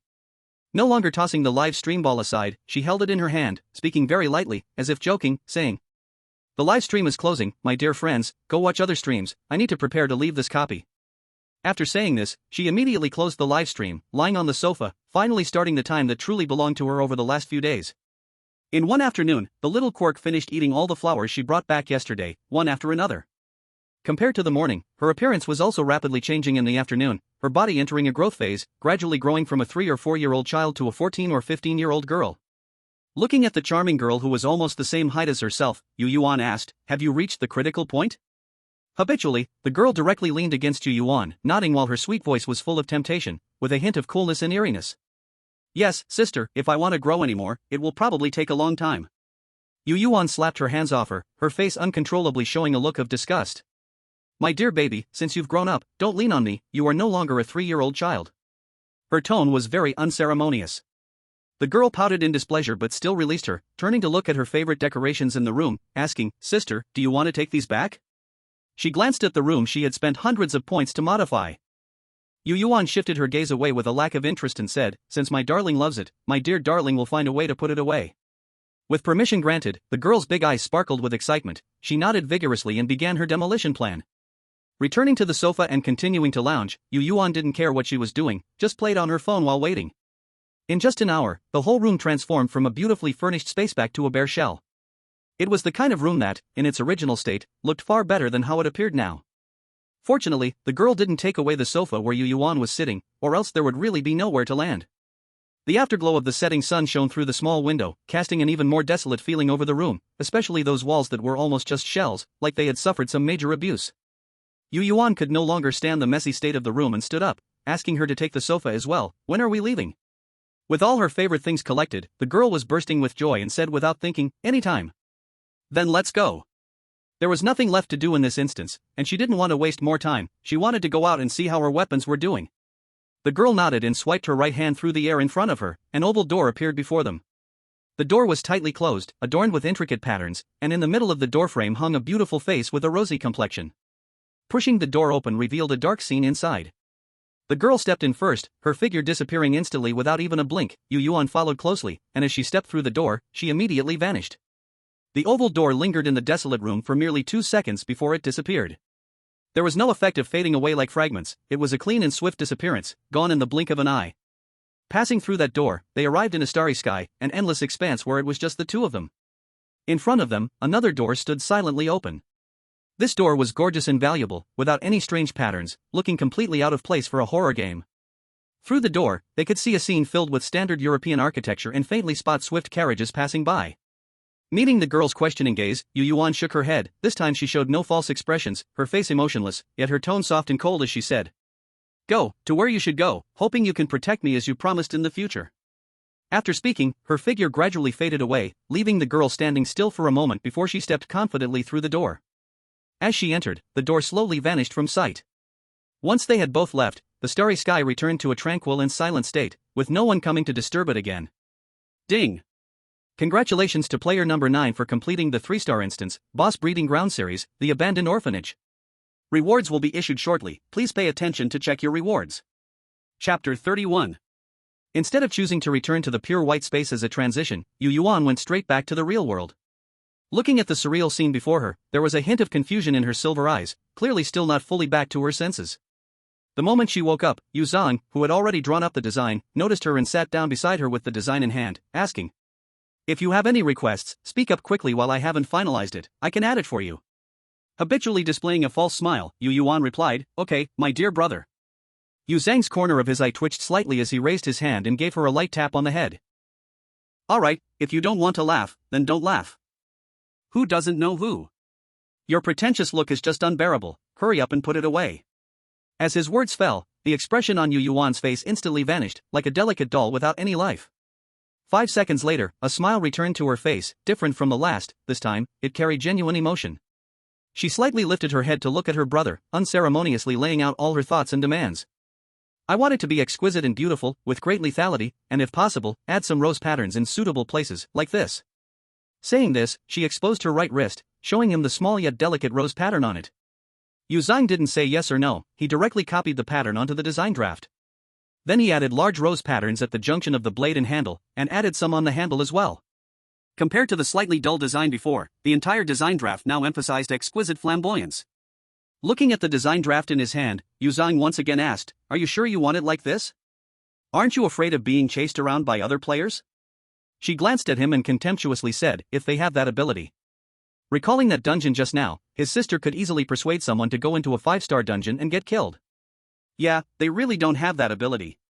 Glancing at the clock on the wall, it was now 3 p.m. Yueyuan waved her hand, sending Yu Zhang away from the sofa, claiming it all for herself. Then she pulled up the gaming screen, not knowing what she was tinkering with. During this time, she used her phone to message Inchi and the others, pulling the other 3 into a small group. "Yueyuan, when is the next time we enter the dungeon? Have you received any notice on your side?" As soon as the message was sent, the 3 quickly responded. "Inchi, no, but I feel like I might enter the dungeon at any moment." "Lanyu, I received a message saying that I won't enter the dungeon within the next 3 days." "Yuchuri, I also got that message, this ghost game even kindly told me to have a good rest." "Yueyuan, send me your player IDs, I'll invite you to form a team." When one teammate enters the dungeon, others can choose to follow or not, but we need at least 2 people to enter. Inchi, okay, boss, my ID is 1101. Lanyu, 520. Yuchui, 250. As his ID appeared, there was a brief silence in the group. Yueyuan, to be honest, that's quite fitting. Inchi, the boss is right, it really is quite fitting. One person replied, directly setting Yuchui off. Yuchui, what do you mean? What do you mean? Not caring how Yuchui was going crazy in the group, Yueyuan, feeling a little hungry, pulled them together while leaving the weapon room and headed to the kitchen to find something to eat. She had Aunt Yan make her a bowl of noodles, waiting at the dining table. Aunt Yan had been responsible for their meals since they were children and had watched her and Yu Zhang grow up, so she was like a half-elder to them. In the game interface, thinking about Yuchui's silly situation, she forced a setting that he could not follow other teammates into the game. At the same time, she also saw a setting that forced the inability to enter the game alone, it had to be with other teammates. After setting these, she took a picture and sent it to the group. Yueyuan, image slash. Yueyuan at Inchi at Lanyu, is this okay? If you have any opinions, I can modify it. Inchi, no problem, everything is up to the boss. Boss, you can completely ignore my opinion. Lanyu, no problem. Yuchui at Yueyuan, what do you mean? I'm not a child anymore. I am the biggest one among you all. Yueyuan, also the weakest. After sending that message, she fell silent and started to study the specific settings for the apprentice system. She began to think, what if the first day of the month entered the dungeon while they were also inside and hadn't come out? What would he do? However, after thinking for just 2 seconds, she shrugged it off. If that really happened, then let him pray for good luck, the game allowing them to set it up this way was already very considerate. After finishing her meal, Yueyuan went back to her room to lie down and sleep. She slept straight until 5 a.m. the next day. When she woke up, the sky outside was just starting to brighten, and at that moment, Yueyuan suddenly remembered her reward hadn't been claimed yet. If she had entered that pure white room as a transition, then the reward would have been automatically claimed, but since she had come out directly, she needed to claim it manually. Opening the game mailbox, she saw a package labeled, Completed Dungeon Reward from the Abandoned Orphanage. Clicking it open, 3 items appeared on the game screen. The first was 8,000 points, the second was a blue rose, and the third was a rose brooch. As soon as the package opened, Yueyuan's personal information panel popped up. Name, Yueyuan. Completed dungeon, Abandoned Orphanage. Dungeon completion level, S+. Rewards, 8,000 points, Eerie Teacher's Favor, 5-star Boss's Blessing. Achievement, 5-star Boss Cultivator. Looking further down, it was just personal information and a summary of the first dungeon rewards, nothing too eye-catching. Not wanting to look at those things, Yueyuan carefully studied the last 2 rewards. Eerie Teacher's Favor, the user gains respect from ordinary eerie beings, making them seen as a teacher by them. It has a certain impact on 3-star and lower bosses, duration, permanent. 5-star Boss's Blessing, the wearer gains respect from eerie beings below the 5-star boss level, causing them not to easily harm the wearer, duration, permanent. Yueyuan was certain that these 2 items wouldn't have a huge effect on her. After thinking about it, she sent these 2 items through the game to Lan Yu and her foolish cousin. As for Yin Chi, he didn't really need these 2 items. When he got serious, he could probably just take down a boss and become one himself. Lan Yu's calm and rational personality meant that the Eerie Teacher's Favor would have the greatest effect in her hands. She would know exactly how to make use of it. As for the 5-star Boss's Blessing, that was purely for the first day of the month to use as a protective shield. As long as his actions weren't too outrageous, it would be completely fine for him to survive alone when entering the dungeon until other players finished. After reasonably distributing the items, Yueyuan, unable to sleep after waking up so early, started to browse various platforms. One article clearly displayed the horrific setting of a horror game. Shock. Game players will be protected by the game. Real-world laws are ineffective against them. It detailed how game players could commit crimes in the game but not in reality, and when law enforcement tried to catch them, they would receive warnings from the horror game. In other words, real-world laws only applied in the real world and could not control what happens in the horror game. If forced to intervene, the horror game would interfere to stop others from capturing the players. Yet another chilling little story. It seems things will get increasingly chaotic in the future. Before she could continue reading, a game screen popped up. Ding! Detecting teammate Yin Chi is about to enter the game. Do you want to follow? On the left side of the screen was a red no, and on the right side was a blue follow. Without thinking, she clicked follow, just before she fainted. Yueyuan still regretted not choosing to get up early to eat breakfast. Chapter 32. Welcome, players, to the Crazy Amusement Park instance. Task. Game format, live broadcast not started. Instance difficulty, 4 stars. Warning, be careful, do not be assimilated. Alan wishes everyone a pleasant time in the coming days. A cold male voice rang in her ears. It was an emotionless broadcasting machine. Lying in the big bed, quietly staring at the pure white ceiling, Yueyuan's expression remained calm while still thinking about having not eaten breakfast. Turning her head, she saw the alarm clock on the bedside table. 7 o'clock. It's 7 a.m., breakfast time too. Should she go eat breakfast? An unreliable thought appeared, but fortunately, this ridiculous idea was finally dismissed by her. Let's first take a look at her current identity. The quality of her life in the coming days would depend on this. Sitting up, she took in the employee dormitory-like room while the game interface automatically popped up. Ding! Please check your task, player. Opening it, she saw an icon resembling a letter with the words, "Please find a suitable birthday gift for the clown." This task, Yueyuan read several times but still didn't understand. It felt no different from decoration. No, at least decorations could still be looked at. This thing was not even worth glancing at. Finding a suitable birthday gift for the clown? Who is the clown? What does he like? Should she go find him first? Feeling particularly frustrated from having skipped breakfast, Yueyuan glanced at the task a couple of times before closing the screen. She was eager to see the quality of her life over the next few days. Though this place looked like an ordinary employee dormitory, it was quite spacious, with a room size of at least 30 square meters, and some areas adorned with expensive decorations. The bed beneath her was 1.5 meters wide, not large but very soft and comfortable, and also very clean. At the head of the bed lay a set of clothes. She took them, giving them a quick check to make sure they were clean, and put them on. A simple white shirt and black trousers, with a moon brooch pinned to her chest. It seems her identity in this instance isn't low at all. After washing up, before she could continue to observe her room, she heard a knock on the door. Knock knock knock.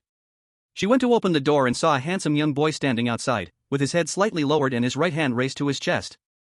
"You manager, today's hot air balloon feast in the amusement park, please preside over it."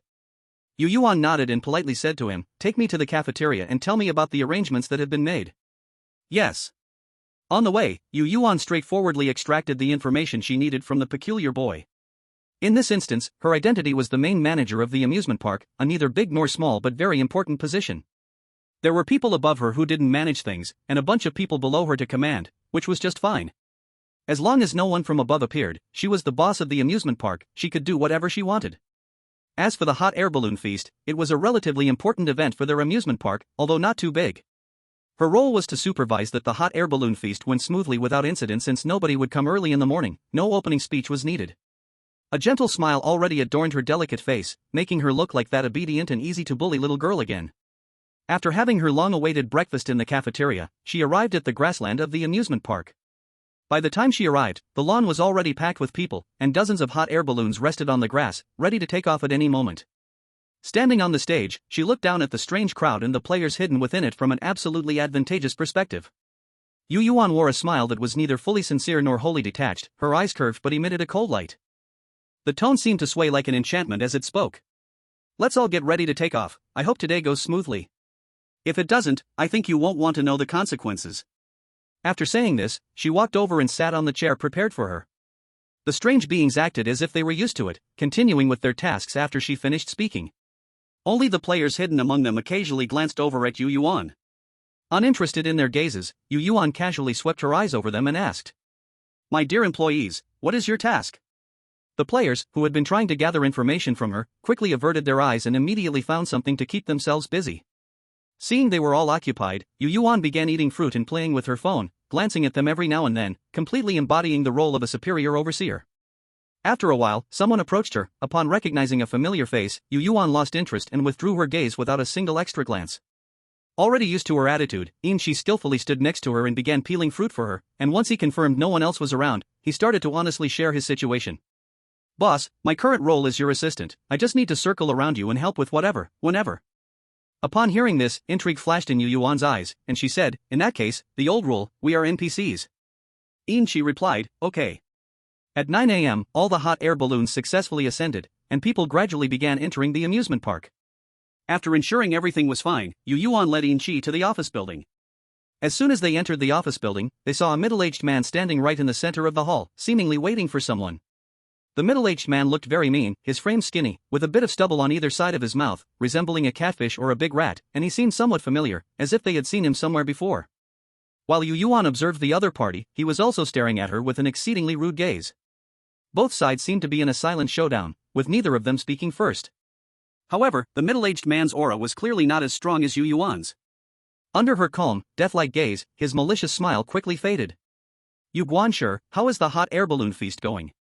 "Don't let anything unexpected happen with such an important matter," the middle-aged man said in a sarcastic tone, seemingly expressing his dissatisfaction. In a short time, Yueyuan had already deduced that he was a player. Strange beings would not waste time on such matters, besides, they preferred transformations over sarcasm. Having gotten her answer, Yueyuan ignored him entirely and walked past him without an extra glance. As Shi passed him, he turned his head to glance at him, his eyes filled with disdain, and he mouthed, "Trash." Seeing the middle-aged man's face turn green with anger, Shi laughed out loud without holding back. "Ha ha ha ha ha ha." The laughter didn't dwindle as he moved away, instead, it grew more distant and lingering. Yueyuan, walking ahead, didn't look back and showed little interest in what was happening behind her. Feeling the extremely discontent gaze, as she reached a corner, Yueyuan turned and gave a smile to the middle-aged man who had been staring at her. The smile was bright yet carried a hint of eeriness, making the middle-aged man shiver. Upon turning the corner, Yueyuan's smile vanished instantly, replaced by a look of extreme disgust and nausea. "Boss, should I take care of that person tonight?" Shi thought about that man's expression. Casually asked. After thinking for just a second, Yueyuan nodded and said, "Sure, if he doesn't die tonight, I doubt I can sleep." Their conversation was casual, as if they were discussing the ownership of a wildflower by the roadside. But neither of them felt anything was wrong. In their world, strength always prevails. In the real world, they might have restrained themselves a bit, but now this is a game world, and no one could control them. Finally encountering a dungeon meant just for the two of them, they had to enjoy it thoroughly. Yueyuan's mood, which had been a bit low all morning, finally began to lift at this moment. The little devil was about to descend. Arriving at the main control room of the amusement park, and confirming that only she had the authority to enter and bring others in, Yueyuan had already figured out how to utilize this place. Pointing to a screen, she told Inchi to keep an eye on the hot air balloon festival while she buried herself among a pile of small screens, starting to search for players one by one. Time passed quickly, and around 6 p.m., all the strange beings that had entered the amusement park had already left, and it was at this moment that the park's lights brightened to a new level.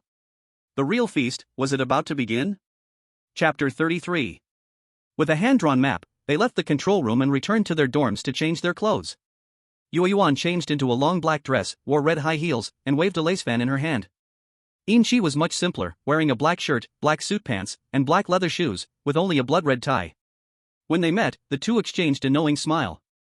Holding the map, they wandered aimlessly through the amusement park, unsure of where to go, just following their instincts to move forward. The nighttime amusement park, compared to daytime, though devoid of visitors, was even more lively. All the game equipment had slight deformations. The Ferris wheel was no longer a standard circle but transformed into an irregular shape. The carousel was no longer meant for children, now spinning rapidly while blasting explosive DJ music. The horses darkened, revealing spikes or bizarre patterns. The haunted house no longer resembled its daytime self, although frightening, it emitted a joyful air. Now, the haunted house was the very embodiment of malevolence, and from afar, one could hear various piercing screams coming from that direction. The staff who had been working during the day were now wandering around, playing on their favorite attractions. Players encountered along the way could be seen in their eyes, filled with desire for those gaming facilities. Something was wrong, too wrong. Would anyone be interested in these things without ensuring their safety? Impossible. Upon closer examination of the game equipment, one would unconsciously be drawn to it. The longer one looked, the stronger the urge to hop on and play became. Recalling the initial voice broadcast from the game, Yueyuan withdrew her gaze and continued to move forward based on her instincts. Inchi showed no interest in those game facilities. His heart and eyes were fully focused on following his boss. As they walked, they saw the middle-aged man from earlier. He hadn't noticed them, but was forcefully dragging a girl toward a corner. In his small, murky eyes sparkled both greed and expectation, glancing up and down at the girl as if assessing a piece of merchandise. The girl was beautiful, being dragged away, already crying pitifully and constantly struggling, even shouting. "Help! Save me! I don't want to be taken away. You disgusting thing, don't touch me. I don't want your protection. Get away from me. Help me." But the people around her didn't pay attention, giving her a cold glance before continuing with their own joyful time. Looking at tonight's hunting target, there was an involuntary excitement in Inchi's eyes. Yueyuan naturally noticed his emotional shift and immediately led him over. "Oh my dear uncle, could you please come with me? I need to talk to you about something." The sweet smile on her face held a strange twist, her big eyes squinting into two slits, hiding the pupils inside. She tilted her head slightly, her lace fan covering the lower half of her face, resembling an eerie figure. Inchi also showed the same expression, one hand tugging at his slightly tight collar. The middle-aged uncle's expression was ugly, his plans interrupted, but he couldn't ignore these two. He let go of the girl and spoke coldly. "Yueyuan, sure, what is it that you want from me? Just say it here." "Alright, since you insist, I'll do as you wish." Yueyuan's obedient smile remained unchanged as she spoke words that sounded like a devil's whisper, her red lips covered by the fan. "Please make sure the haunted house is cleaned up before midnight tonight. I passed by earlier and saw it was quite messy. I'm afraid the others can't handle it, so I'll need you to do it." She changed her mind. She couldn't let this disgusting person off easily. She wanted him to suffer in the haunted house, slowly dying there. Didn't she see what just happened? An old man, still with dirty thoughts, lucky enough to have gained a decent position, now abusing it without restraint? It's truly disgusting. Looking at the girl across from him, the middle-aged uncle wanted to refuse, but the words wouldn't come out, stuck like a lump in his throat. "Since uncle isn't speaking, I'll assume you agree. Hurry up and go, I wish you success with the task." She maintained her smile, but her presence grew more commanding. Seeing that the middle-aged uncle still hadn't moved, Yueyuan's expression instantly turned cold. She waved her hand and called over the security guards standing by, giving instructions, "Take him to the haunted house. If it's not cleaned, there's no need for him to come out." Two tall, muscular, faceless security guards grabbed the middle-aged uncle and walked him toward the haunted house. Watching them leave, Yueyuan's smile returned as she asked, "He's a human trafficker, right?" "Yes," Inchi squinted, starting to recall. "The human trafficker who's been wanted for a month but hasn't been caught. Didn't expect to run into him here. Go, deal with him, then meet me at the clown stage later." Yueyuan's silver eyes glinted with cold light. Human traffickers, such a despicable species. Glancing at the girl slumped on the ground, still shaken from surviving the ordeal but with a lost soul, Yueyuan directly left for the clown stage. By the time she arrived, the performance had already begun. The clown smiled, showing teeth from mouth to ear, inviting the audience to come up and perform. He, come up and perform with me, it's so much fun, really fun he. Sitting in the front row, Yueyuan kept a smile on her face, occasionally lightly waving her black lace fan as she watched the bizarre scene unfolding on stage. The clown had started performing for someone else, his ear now the centerpiece of the show. The clown took off his ear, casually shaping it into a flesh-colored rat. The rat suddenly came to life, its small eyes spinning and squeaking squeak squeak. After showing the rat, the clown ate it whole, and his ear grew back. After finishing this performance, the clown turned to Yueyuan, his smile even more exaggerated, his mouth corners merging directly with his ears. A sharp sound rang out. The moon manager is here too, would you like to come up and join the fun? Yueyuan slightly lifted her head, not even glancing at him, while rejecting his invitation. My dear clown, I won't go up. Your performance is great, but I'm not interested right now. Her attitude and tone could be described as arrogant, even haughty, but the clown on stage was not angry at all. On the contrary, he seemed accustomed to her tone, and with a hint of regret said, What a pity, our beautiful moon manager didn't join us again today. I will try harder next time. Not responding to him, Yueyuan looked at the tightrope suspended in the sky and asked, My dear clown, will you perform on the tightrope tonight? Of course. The clown held his head high, full of pride, his huge mouth opening and closing like it was connected to his ears. That's a must for my nightly performance. Does the moon manager want to watch now? Yes, so will you perform now, clown? Yueyuan's face held anticipation, illuminated by dazzling lights, looking like a delicate doll. A different emotion appeared on the clown's face, a hint of feeling breaking through his usually mechanical expression. Of course, if the moon manager wants to see, how could I refuse? After saying this, the clown was already at one end of the tightrope in the sky. Still holding the microphone, he passionately announced, Ladies and gentlemen, the tightrope act is starting early tonight. Throwing the microphone aside, the clown was already pedaling a unicycle, carrying a few of his favorite fruits, heading towards the tightrope. It must be said, the clown was truly impressive, although it seemed he swayed unsteadily on the unicycle, he was actually quite steady. That so-called swaying that looked like he might fall at any moment was merely an illusion for the audience, making them even more eager for the performance. The mischievous clown kept teasing the audience's interest on the tightrope, and he almost finished eating the fruits, leaving only the seeds tossed in the air. As the fruits were consumed, the clown's body began to swell, like a deflated balloon being filled with air. He was now a round and plump meatball, balancing on the tiny unicycle. His size change added difficulty to the performance. But no matter how much his body expanded, his head remained the same size, only his mouth grew wider and wider. It had stretched from the base of his ears to nearly the top of his scalp, occasionally opening and closing to show the audience his abyss-like mouth and countless sharp teeth. Wherever his mouth stretched, his teeth followed, and now one side of his face was filled with those deathly pale teeth. Chapter 34. The teeth were not sharp but very even, not penetrating much, but the biting force was absolutely terrifying. When the clown reached halfway across the tightrope, he leaned to one side, his round body and little unicycle plummeting from the sky. Thud. Like little snakes, they skillfully slithered toward the center of the stage. Soon, other than those splashing off the stage, swallowed by these strange beings, all the rest gathered in the center. Here, the seats were generally higher than the stage, so Yueyuan could clearly see a pool of liquid, about 2 meters in diameter, slowly forming a human shape in the center. It was at this moment that the stage's smoke effect appeared, with white mist filling the whole stage. When the mist dispersed, the clown stood in the center, grinning as he looked at his audience. My dear audience, are you satisfied with tonight's performance? As his words echoed, the strange fervor around grew even stronger. Another one. Another one. The sharp voices echoed in unison, giving a feeling that could topple the roof. As the strange audience grew excited, strands of black mist emerged from around them, surging toward the clown. He squinted, enjoying the embrace of this black mist. It flowed into him, integrating slowly into his body, and the smile on the clown's face grew wider. Eventually, all the black mist entered his body, leaving satisfaction all over the clown's painted face. Following that was a new round of performance, and the atmosphere became even livelier, as if aiming to lift people's spirits to the sky with sound. When Inchi arrived, the performance was nearing its end, and the noisy environment made his brows furrow. Seeing him come, Yueyuan, who had been here for over an hour and whose ears felt almost deafened, quickly stood up and left with him. Once outside this venue, which from the outside looked like a giant hot air balloon, the noise inside could no longer be heard at all. How did everything go? With no outsiders around, Yueyuan's expression turned blank, her soft voice now cold and distant, with a hint of irritation in her eyes. Taking out a black bag from her game backpack, the black bag was round and heavy, looking like it contained a basketball. Here, Inchi squinted, a sickly smile appearing on his face. I heard that if you suffer irreversible damage in the game, the corresponding spot in reality will mentally collapse. I wonder if someone with a wandering brain like him has a bad mind or a bad body. Hearing this, Yueyuan's interest was piqued, her big eyes squinted as a perverted smile emerged. Then when we get out of the game, let's find where his body is, and we can study it thoroughly then.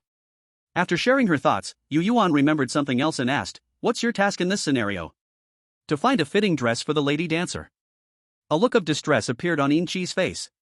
This task was simply challenging him. How was he supposed to know the lady dancer's size? It's not like he could take a ruler to measure her. Asking directly might be considered, but it was a bit impolite. "Not too bad, my dear Inchi. My task is to find a birthday gift for Mr. Clown, but how am I supposed to know what he likes?" Yueyuan's face showed her dissatisfaction, clearly unhappy with her task this time. Tasks that lacked clear directions and required guessing were really something she did not enjoy. Shoving the black bag back into her game backpack, Inchi had even less clue about her task. He had just seen Mr. Clown. It was truly difficult to know what he would like. Moreover, Mr. Clown seemed to have nothing he lacked. It looked like he needed nothing at all. With no leads on their tasks, the two decided to put it aside and went to find other players to play with. Through nearly a whole day's search by Yueyuan, there were currently 20 players confirmed. Without counting the two of them and the middle-aged uncle, there are now 17 left. Flipping through the thick little notebook in her hand, it not only contains photos of the players but also their individual traits and possible teammates. In her little notebook, some speculated information about these players is written in red and blue pens, while those players described in red have a small triangle beneath their photos. The first half of the notes is in red, and the second half is in blue. The first page of the notebook is dedicated to that middle-aged uncle, and at this moment, Yueyuan has taken out a red pen and drawn a big cross over the uncle's photo. Putting away the notebook, they officially begin their roaming journey tonight. Soon, interesting sounds come from the front of the intersection. The two arrogant figures have no intention of avoiding others, boldly moving towards the path they wish to take. "What do you mean? Do you want to snatch the props from my hand? What do we mean? Haven't you already said it? If you know what's good for you, hand over your props quickly. Otherwise, don't blame us for being rude." Amidst the noisy voices, by the time the two of them slowly appear at the intersection, the three people in the open space are almost about to fight. Looking at the suddenly appearing figures, they are filled with fear. They quickly recognize the two as the manager of the amusement park and her assistant. The previously tense atmosphere weakens instantly, with three enemies standing in one direction, warily watching the two. With a black lace fan opened, covering the lower half of her face, Yueyuan reveals only a pair of crescent-shaped eyes, asking, "My dear employees, what are you doing? Is there some conflict that needs resolving?" Dressed in an all-black dress, her hair is pinned up with a hairpin, and the tiny red high heels, even at the lowest position, are very eye-catching. The black lace fan seems to hide the terrifying expression on her face, revealing only her slightly sinister, crescent-shaped eyes. The three players are so frightened that they don't dare to say a word. After she finishes asking, they quickly shake their heads. The previously smiling face of Silver Chi instantly turns cold, and he says in a chilling voice, "It's time for you to answer, not just shake your heads." The boys across from them are jolted in fear, and they certainly don't dare to say a word. But how could Yueyuan easily let these cute little rabbits off the hook? She doesn't speak again, but her smile becomes more pronounced. Even though the fan covers half her face, her devilish smile can still be vaguely seen. Before she speaks again, the tallest of the three boys stammers out a response. "Well, manager, we three just finished eating, and came out for a walk, and just happened to bump into each other, discussing some things together." Yueyuan's smile remains unchanged, and she gently closes the fan, resting it on her chin. Her tone is sweet as a caring big sister. "Oh, I see, that's good. You are all my employees, you need to be kind to each other and shouldn't argue over little things, okay?" Behind her, Silver Chi keeps silent but maintains a cold expression, continuously radiating her displeasure. Both dressed in black, their contrasting stillness and motion create a striking difference. Their laughter turns even more terrifying. The three boys swallow hard, quickly nodding their heads and trying to excuse themselves a few times. As if she can't understand the fear reflected in their eyes, Yueyuan smiles brightly and continues. "If you're going to take a walk after dinner, I recommend going over to the circus there. Look at Mr. Joker's performance, it's truly wonderful." Okay. The fear on the three boys' faces grew more and more obvious, as if they were about to cling to each other. Feeling bored, Yueyuan finally decided to let them go, her smile fading as she continued with a straight face. "However, his performance is about over for today. You should come back to see it after dinner tomorrow. Now, I think you need to go back and get some sleep." Nodding heavily, the three boys quickly ran back to their dormitory. Chapter 35. Watching them leave, Yueyuan's eyes were filled with boredom. Silver Chi felt no emotion about their departure, rather, it felt like an annoying presence had finally left. Staying in place for a moment, Yueyuan glanced at the map before continuing onward. "Let's go to the dessert shop and eat something, I'm a bit hungry." The dessert shop was not far from them, just around the corner.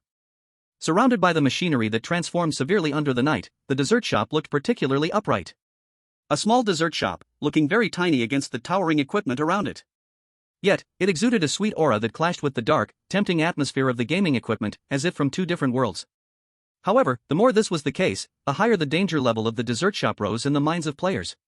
After all, who knew what hidden secrets lay within this seemingly sweet dessert shop? Neither Yueyuan nor Silver Chi were the types to shy away. On the contrary, such a situation made them more eager to enter. Therefore, even though they were certain this place was no good, they still went inside. Meanwhile, a small team of 4 hidden around another corner observed this situation, their resolve wavering once again. They originally planned to sneak in to take a look, but as they got closer, an ominous feeling arose within them. After mustering up the courage to push forward, the supervisor took her assistant inside unexpectedly. This unforeseen turn of events caused them to freeze in place, unable to take another step. Feeling the gaze of the 4 behind them, Yueyuan chose not to turn back and smile, instead focusing on the dessert shop as she walked forward.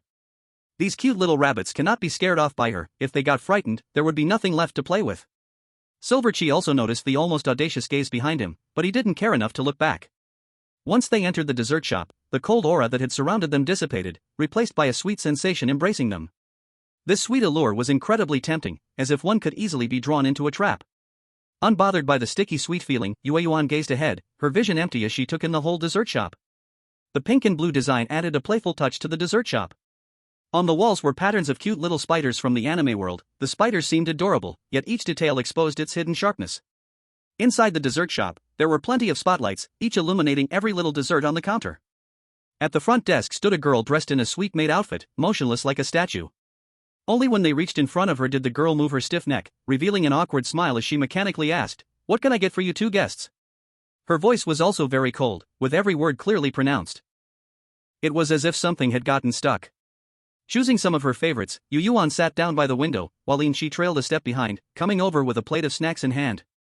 Yueyuan looked out at the amusement park, brightly lit as if it were daytime, and at the strange game equipment that was wildly played with, not knowing what to think.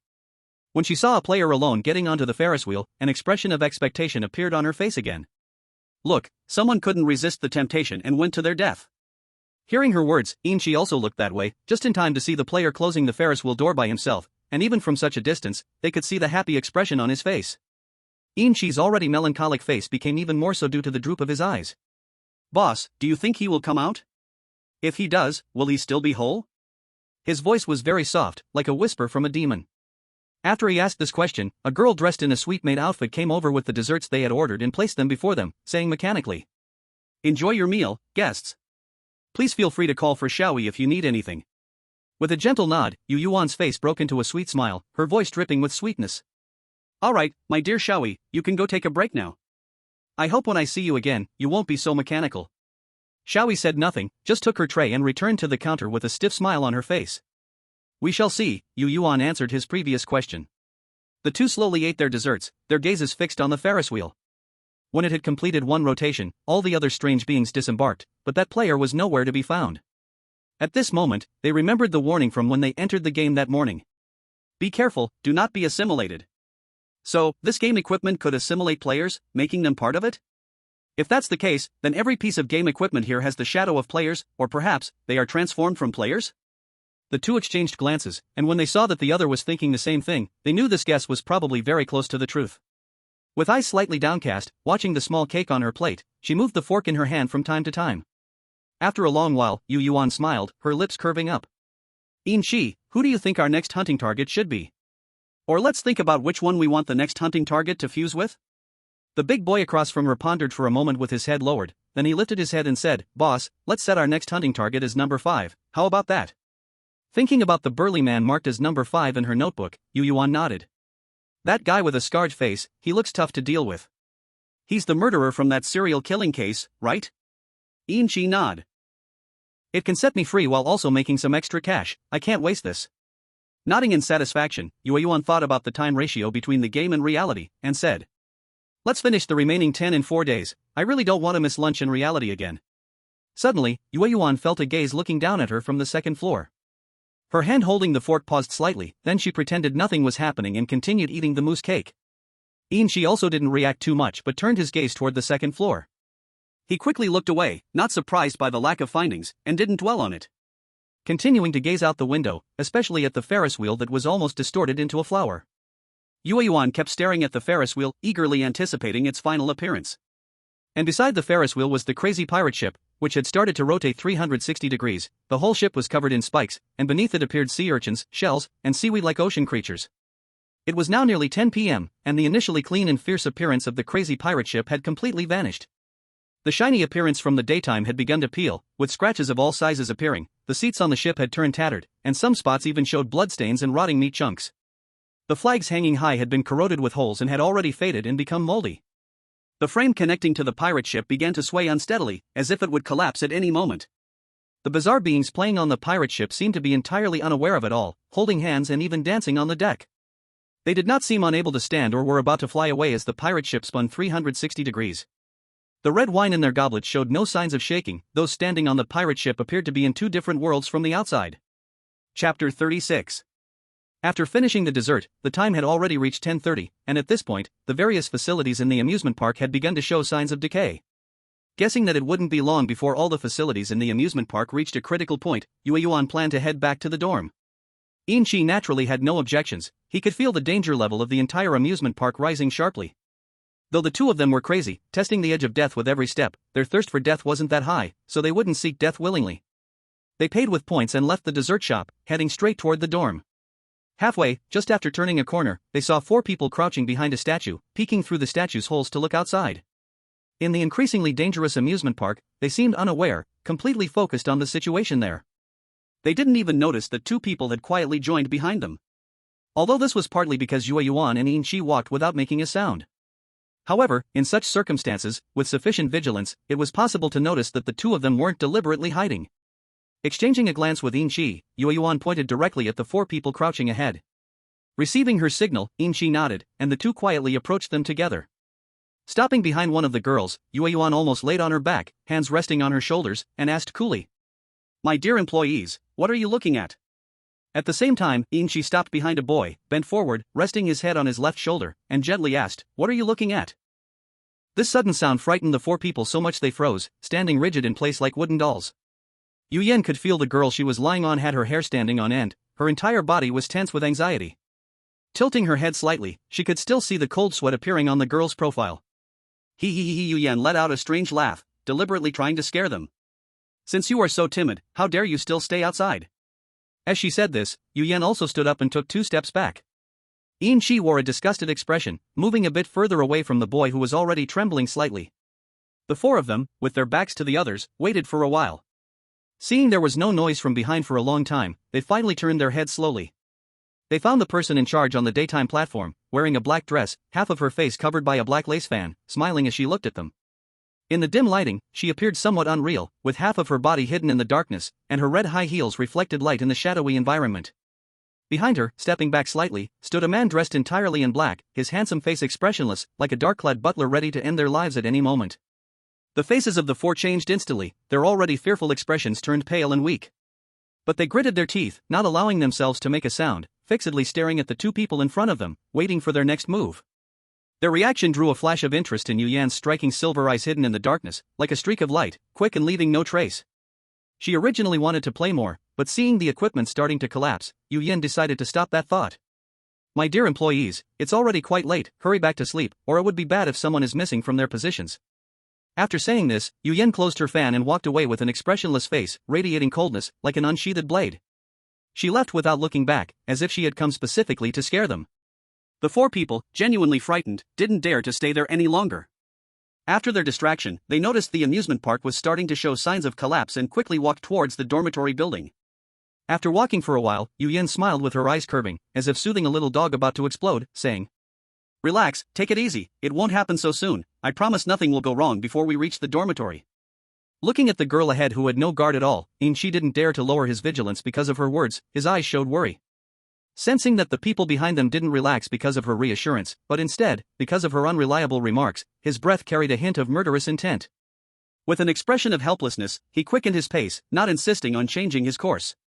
When they stepped into the dormitory building, the daunting cold that had almost condensed into a solid form dissipated. Even though the situation in the dormitory wasn't much better and could hardly be called warm, compared to the outside, it was already a much more pleasant environment. It was at this moment that the time reached 11 p.m. Outside, the twisted remains of various pieces of equipment finally couldn't bear the weight, collapsing one after another. Bang! Boom!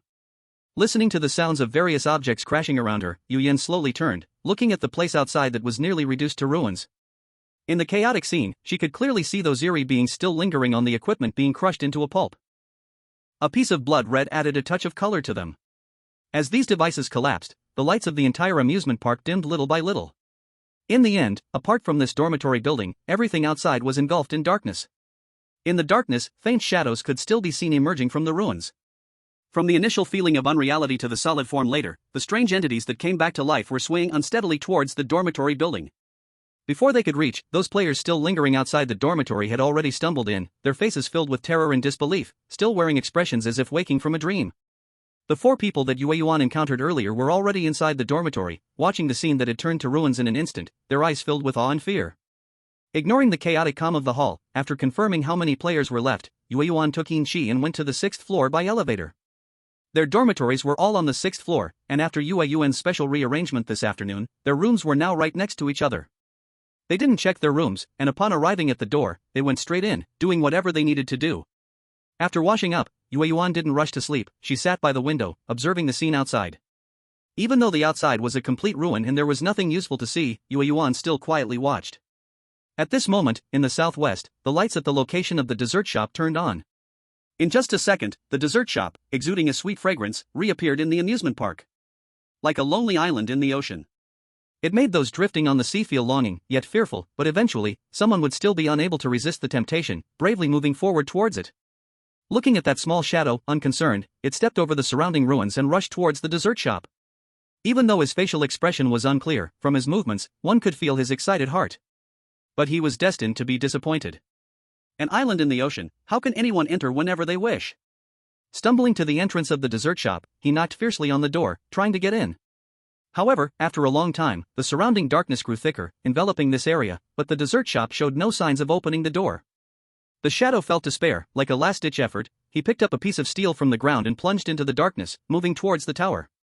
That dormitory building, standing in the darkness and emanating vitality, was his last hope. As the shadow rushed into the darkness, Yueyuan no longer paid attention to him. She could feel that he was still alive and struggling, but in this oppressive darkness, it was truly impossible to see clearly. Yueyuan didn't want to strain her eyes. If it were only one shadow, she might search a bit, but new shadows kept appearing in the ruins, heading towards the dormitory building. Even if she wanted to look for them, she wouldn't find them. Earlier, she had only seen 15 players in the hall, and there were 2 players still in the ruins. Now one was struggling to come closer, she hoped the other would return alive as well. She didn't want it to end up like the last instance, where only one person witnessed her departure. No, that wasn't quite right, it should be that only one person knew she left. Chapter 37. When she woke up, the ruins from last night had completely vanished. One beautiful entertainment facility and gaming device stood outside the house. The hot air balloons that had collapsed yesterday were all restored, and over there, staff were preparing for the ascent. Cleaning up. As soon as Yueyuan put on her work uniform and opened the door, she saw In-chi quietly waiting at the entrance. Without wasting any words, the two went straight to the cafeteria to have breakfast first. Today, the tourists arrived even earlier than yesterday. By just 8 a.m., many guests were already arriving at the amusement park. During the day, the carousel was empty, but the water park and various thrilling attractions were packed with people. When Yueyuan saw that the water park was filled with people, she found it strange. When did the bizarre beings start liking such gentle activities? Feeling puzzled, she decided that their first stop today would be the water park. The closer they got to the water park, the stronger the scent of blood in the air became. When she could finally see the water's surface, she discovered that chunks of flesh and intestines were floating, dyeing the entire pool a deep red. The other bizarre beings, seemingly oblivious or perhaps enjoying the scene, acted as if nothing was wrong. The bizarre beings were entering the slide one after another, while a player acting as a staff member stood by, his face already pale with fear. Ah! Ha ha ha! With each thrilling or horrifying scream, the clean water from the slide turned blood red. Those who entered the slide never came out. Flowing down with the water were chunks of flesh and broken intestines. Watching this scene, Yueyuan did not voice her opinion and certainly did not stop them from continuing to play. Since they seemed unbothered, it meant this was normal, and there was no need to intervene. Finding a vacant spot nearby, they sat under a sunshade, quietly observing the craziness of the water park. Inchi, how long do you think it will be before they turn back into human form? Yueyuan took a sip of her fruit tea, her eyes squinting in enjoyment. Leaning back in his chair, Inchi closed his eyes and didn't look at the scene, saying, "It should be soon." Knowing he closed his eyes to suppress the killer instinct within him, Yueyuan naturally wouldn't let him open his eyes to look at the scene over there. She could feel that this instance was very different from the first one. In the first instance, Inchi could still act like a normal person, but in this instance, he was more or less affected, and his true nature was gradually surfacing. Not trying to chat with him again, Yueyuan shifted her gaze back to the water park and finally said, "Try to control yourself. If it becomes too hard, then don't control. By the way, the things we got from the first instance are all here, right?" Knowing what she was referring to, Inchi responded softly. "Mm." And as they chatted, there were no longer any intact bizarre beings in the water park, only that staff member trembling on top of the slide. The entire pool in the water park was stained red, and the bottom was no longer visible. The floating chunks of flesh were proof that people had once been here. After 2 more minutes, the entire pool in the water park began to churn rapidly. Those pieces of flesh found their companions, and one shadow after another gradually appeared. In a process that took only 2 minutes, hundreds of bizarre beings stood in the previously horrifying pool, and the water was no longer blood red, regaining its clear appearance. Seeing this scene in the pool, the player above the slide wore a face of both surprise and fear. Surprised that these bizarre beings were still alive, thus he wouldn't be punished, yet fearful about what would happen next. His instincts told him that it wouldn't end so easily. These bizarre beings would soon engage in a new round of play. His thoughts were right. Once these strange beings had solidified their bodies, they one by one returned to the slide, starting a new round of fun. The water park, which had been quiet for only a few minutes, was once again filled with various screams. After finishing a cup of fruit tea and ensuring there were no major problems here, Yueyuan left with Inchi. Far away from the water park, Inchi's restrained expression had clearly improved a lot. Attracted by the screams, they finally arrived at the place in the amusement park with the loudest screams. The roller coaster in the amusement park. The roller coaster track here is very long and wide, with the highest point almost equal to that of the Ferris wheel. Most of the track is not at the same level as the ground. The age span of the strange beings coming to ride the roller coaster is quite large, ranging from seniors in their 70s and 80s to infants a few months old being held in their mother's arms. Before the roller coaster even started, Yueyuan thought about whether the little strange being held by its mother would be thrown out. However, not even 2 minutes later, that little strange being slipped from its mother's embrace and soared through the sky. Watching that little strange being playing free fall in the sky, Yueyuan uncertainly asked, "If its mother can't find it, she shouldn't come looking for us, right?" Inchi suppressed his own desire for the roller coaster, glanced at the drifting little strange being, and said, "It should be able to find its way home by itself." That's true, after all, it looks like a 5-month-old baby. Going home should be its basic skill. Next, the two surprisingly had a lighthearted yet somewhat crazy discussion about how a 5-month-old baby might get home.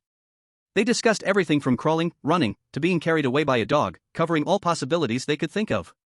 But perhaps it was retribution. The little strange being in the sky floated and suddenly came crashing down toward them. Instinctively extending his hand, the little strange being landed steadily in Yueyuan's palm. Staring into the tiny creature's pure black eyes, Yueyuan asked, "You must recognize your mother, right? Surely you'll go find her?" The little strange being blinked, staring motionless at her, as if it hadn't heard her words at all. Holding it in her arms, Yueyuan turned to look at Inchi, her eyes clearly conveying a message. "Are you going to hold it?" Understanding her meaning, Inchi decisively took 2 steps back and said, "Boss, you take it." "I'm afraid I'll drop it." Showing a 1-second fake smile, Yueyuan directly stuffed the little strange being into his arms. "If you have the ability to drop it, I'll call you boss from now on." With a sizable baby stuffed into his arms, the original blank expression on Inchi's face vanished, replaced by a sense of grievance. He really didn't want to hold this ugly thing. A few months old and wrinkly, its pitch-black eyes showed nothing, looking all purple and veiny. He had never seen something so ugly. Feeling the disdain for him from the person holding him, the strange being's cracked mouth turned down, about to cry out loud. A big hand covered its mouth, using a physical method to interrupt it. Looking around, Inchi said, "Boss, let's take him to the security booth." Having seen all its reactions, Yueyuan naturally wouldn't refuse his small request. In fact, the main reason was that she also didn't want to see this ugly thing any longer. She had seen ugly before, but never something this ugly. Was it really a child and not some old drywood reincarnated? With that ridiculous doubt, Yueyuan walked ahead, heading toward the security booth first. "Dear uncle, we just found a child who fell from above, now we threw him here to you. Can you do that?" Yueyuan spoke very politely, but her tone was very strong.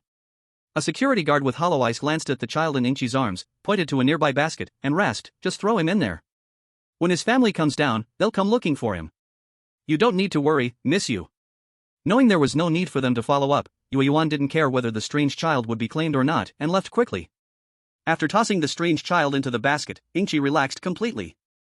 Finally, she didn't have to touch that ugly thing anymore. Originally planning to continue wandering around the amusement park and patrol their territory, they ultimately chose to return to the control room due to the distracting noisy sounds around them. However, before they even arrived, they spotted a man and a woman standing at the door of the control room from a distance. The two were facing away from them, slightly bent over, looking at the handle as if searching for a way to enter. Chapter 38. It's uncertain whether these two were overly cautious or highly tense. In any case, when Yueyuan was only 2 meters away, they still hadn't noticed her.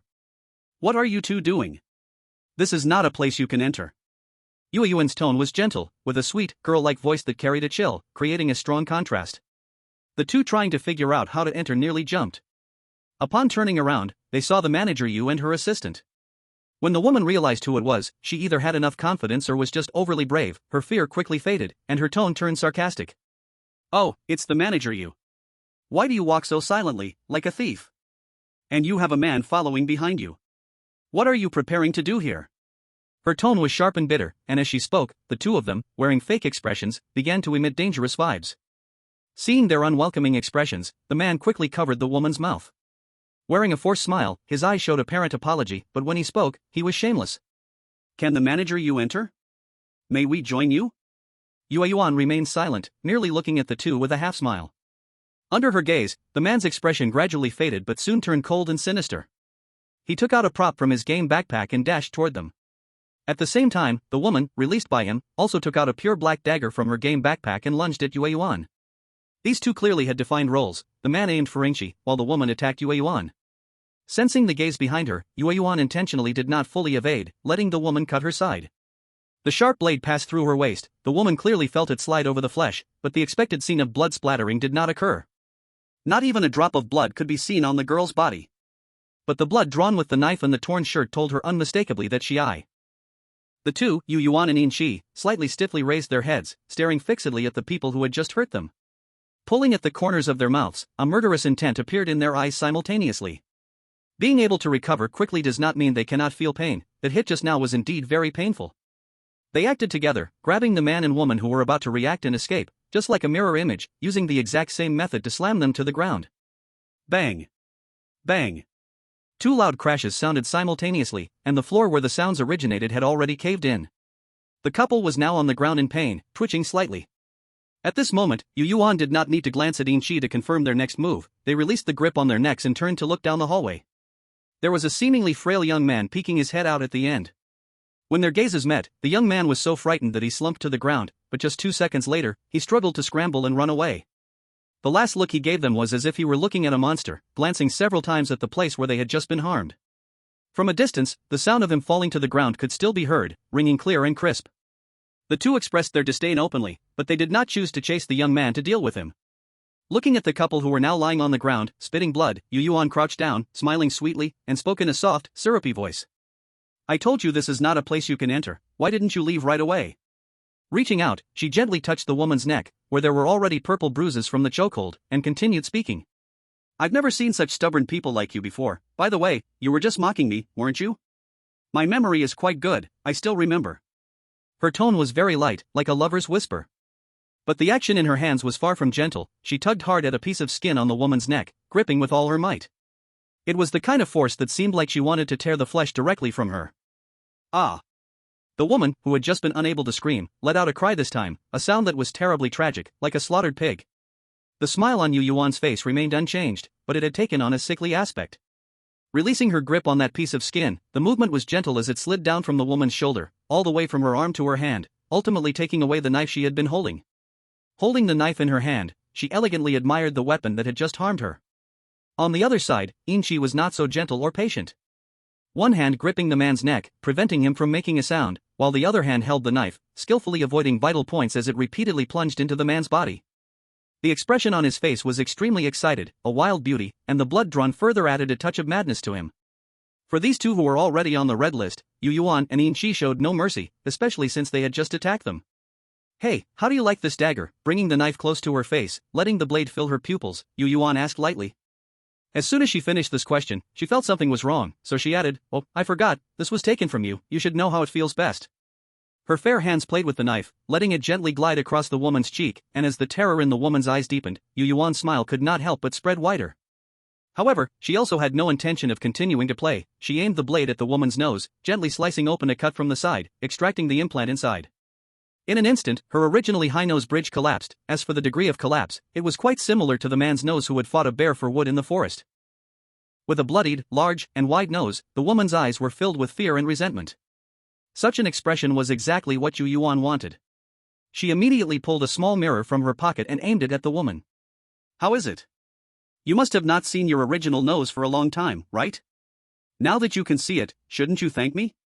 The woman was both shocked and angry, but she couldn't utter a word. She could only screech, glaring with eyes full of fury. Her concern for her appearance had allowed the woman to conquer the fear within her. That fury was almost about to explode. At just that moment, Inchi finished on the other side and left the man who was barely alive. He had arrived here now. Indicating to him to hold the mirror, Yueyuan grabbed the woman's neck with one hand, silencing her, while the other hand held a knife, making deep cuts across the woman's face, which was a mix of suffocation and anger. She carefully counted the things she had cut out from the woman's face. "Oh. Only 5 in total. Looks like it's not that much." Her tone was full of sarcasm. 5 implants in one face, and that's not much? 1 for the bridge of the nose, 1 for the chin, 2 for the apple muscles, and 1 thin piece on the forehead. Apart from the 2 lumps of flesh beside her face, everything else was filled with something. Yueyuan's technique was very good. Even though she made 5 cuts on the woman's face, it still kept its original form as much as possible. She tore off a piece of the woman's clothes and wiped away the blood on her face, revealing a flat, sunken face. Looking at the ugly reflection in the mirror, the woman's face, which had turned red from suffocating, now became even redder. When the play was over, Yueyuan didn't linger. She made sure the woman wasn't dead, then squeezed her neck hard once more, ensuring she couldn't speak for a while before releasing her. The 2 nearly dead bodies on the floor no longer caught their attention after they were finished with their play. Yueyuan took the mirror, which had been wiped down by Inchi with a wet tissue, and put it back in her pocket. She raised both hands to allow him to clean it thoroughly, her tone still carrying a hint of excitement. "Bring them down for treatment. For the night, the haunted house will do. Remember, make sure my dear employees don't die before nightfall, okay?" As soon as her voice fell, a team of tall, long-legged, golden-proportioned, faceless security guards appeared at the corner. They silently carried away the 2 barely alive bodies. Ignoring the desperate aura emanating from them, Yueyuan chose to disregard it. If they really liked it so much, after nightfall, they could have them. Sensing the eerie aura from the strange beings taking them away, panic filled the eyes of the man and woman more and more. But no matter how their eyes struggled, the outcome could not be changed. Chapter 39. In contrast, these strange beings, sensing their struggles, only intensified their desire for them. Yueyuan withdrew her hand and carefully checked to make sure there was no leftover filth. Only then did she open the main control room door and walk inside. Inchi picked up the dagger they had left on the ground and followed closely behind. On the way, he didn't forget to wipe the 2 weapons down thoroughly, handing one of them to Yueyuan. Sitting on the sofa, Yueyuan continued to carefully observe. She couldn't help but snicker. "I was wondering why they were so bold. Turns out they got their hands on some props. Too bad, though. This dagger only works on the strange beings." After saying this, Yueyuan threw the dagger to Inchi, saying, "You can keep it. It'll be more useful in your hands." Inchi looked up, confusion in his eyes. His right fist lightly clenched, and a beautiful, deadly bone spur appeared. The look of surprise in his eyes. The moon kite expressed great happiness. "Hey, one of the rewards from the first dungeon is also useful against the strange beings." After confirming that she really couldn't use these 2 daggers, Silverchi finally put them away. Resolving the ownership of the daggers, Moonkite took out a little notebook again, and marked a big cross on the photos of the 2 people from earlier. "Tonight, you will confirm they look like the ones in the notebook, right?" she sweetly asked Silverchi. As her gaze swept over the little notebook, when she saw the line written in red that said human trafficking, forcing girls into prostitution, Silverchi's eyes flickered, and she nodded firmly. Closing the little notebook in her hands, Moonkite began to act like a weirdo, monitoring and observing the players' every move. "Boss, these 2 haven't started being wanted yet, right?" Silverchi asked. "That's right." With her eyes slightly squinted, Moonkite's expression was not good, and she said, "I have already gathered evidence, but they haven't started the wanted process. It's because of their audacity, thinking they could harm people from my family." Silverchi's temples throbbed, and she understood why her boss had temporarily gone offline rationally and had been so crazy just now. "Alright, let's not talk about this topic anymore. It's better not to mention this kind of bad luck." After Moonkite finished the sentence, the entire control room fell into a long silence. Lunch and dinner were also handled in the control room, and it wasn't until 6 p.m., when the visitors had all left, that the amusement park began to go crazy again, that they left the control room. For the slightly distorted gaming equipment outside, both of them were already used to it. Today they chose a completely different path from yesterday, and as they passed the water amusement park, they could still see the strange beings playing under the light of the setting sun. One by one, the unreal dark shadows entered the slide above, and when they came out again, they were just a blur. Such an unrealistic scene could only be seen within this half an hour. In another half an hour, the park's lights would turn on one after another, and it would be as bright as day. Crazy, sharp screams constantly filled their ears, and the water park also exuded a tempting aura, trying to lead them up to play. Not wanting to become a blurry thing, the two quickly left this place. After walking a bit further, they heard music coming from ahead. There were no lyrics, just pure music, like a music box. The sound faded in and out, lingering around them, as if it was nearby, yet seemed far away. Not originally very interested in that direction, but thinking about Silver Chee's task to find a suitable gift dress for the dancer lady. Since they didn't seek the dancer lady yesterday, today they would follow the sound to see if they could meet her. Passing through a small forest where the branches seemed to claw at them, they came into view of a semi-outdoor stage. The entire appearance of the stage was designed like a music box, with a roof resembling a pavilion above. In the center of the stage, a girl dressed in a ballet skirt was dancing gracefully. There were no other people or creatures around, just her on the stage, and the lights on the stage brightened, illuminating the entire area, looking desolate yet beautiful. Finding a spot at the edge of the stage to sit down, the two quietly admired the dancer lady's performance. No one spoke, both wearing practiced fake smiles, clearly two serious audience members. After a piece was finished, the dancer lady stopped, came to the edge of the stage, knelt down, and leaned forward continuously. With curiosity and surprise in her eyes, she asked, "How did you find this place?" "I'm not popular, it's been a long time since anyone came here." The tone was low, the voice very soft, not like something strange. But it was only not like that, the aura she exuded truly told them that this dancer lady was indeed strange. With a clear smile on her face, Yueyuan's tone was equally soft, and she politely said, "Good evening, my dear dancer lady, I am the manager of the amusement park, and I've come to tailor a fitting gown for the dancer lady." The dancer lady's pale face, marked with cracks, was filled with joy, her tone infused with excitement. "Is it Manager Yu? I want a dark red vintage gown, is that okay?" "Yes, of course, that's no problem at all." "So, which size does the dancer lady need to wear?" Without beating around the bush, Yueyuan asked directly. The dancer lady was stunned, sat up straight, and carefully examined herself. After a long time, she finally said, "It must be S1. I haven't changed dresses for a long time, but I remember it was this size before." Nodding and noting down her request, Yueyuan said, "Then I will bring the dress tomorrow for the dancer lady to try on. If it doesn't fit, I will take it back to have them alter it." Nodding seriously, the dancer lady radiated joy all over. In the end, she knelt and leaned forward, trying her best to bring her head closer to Yueyuan.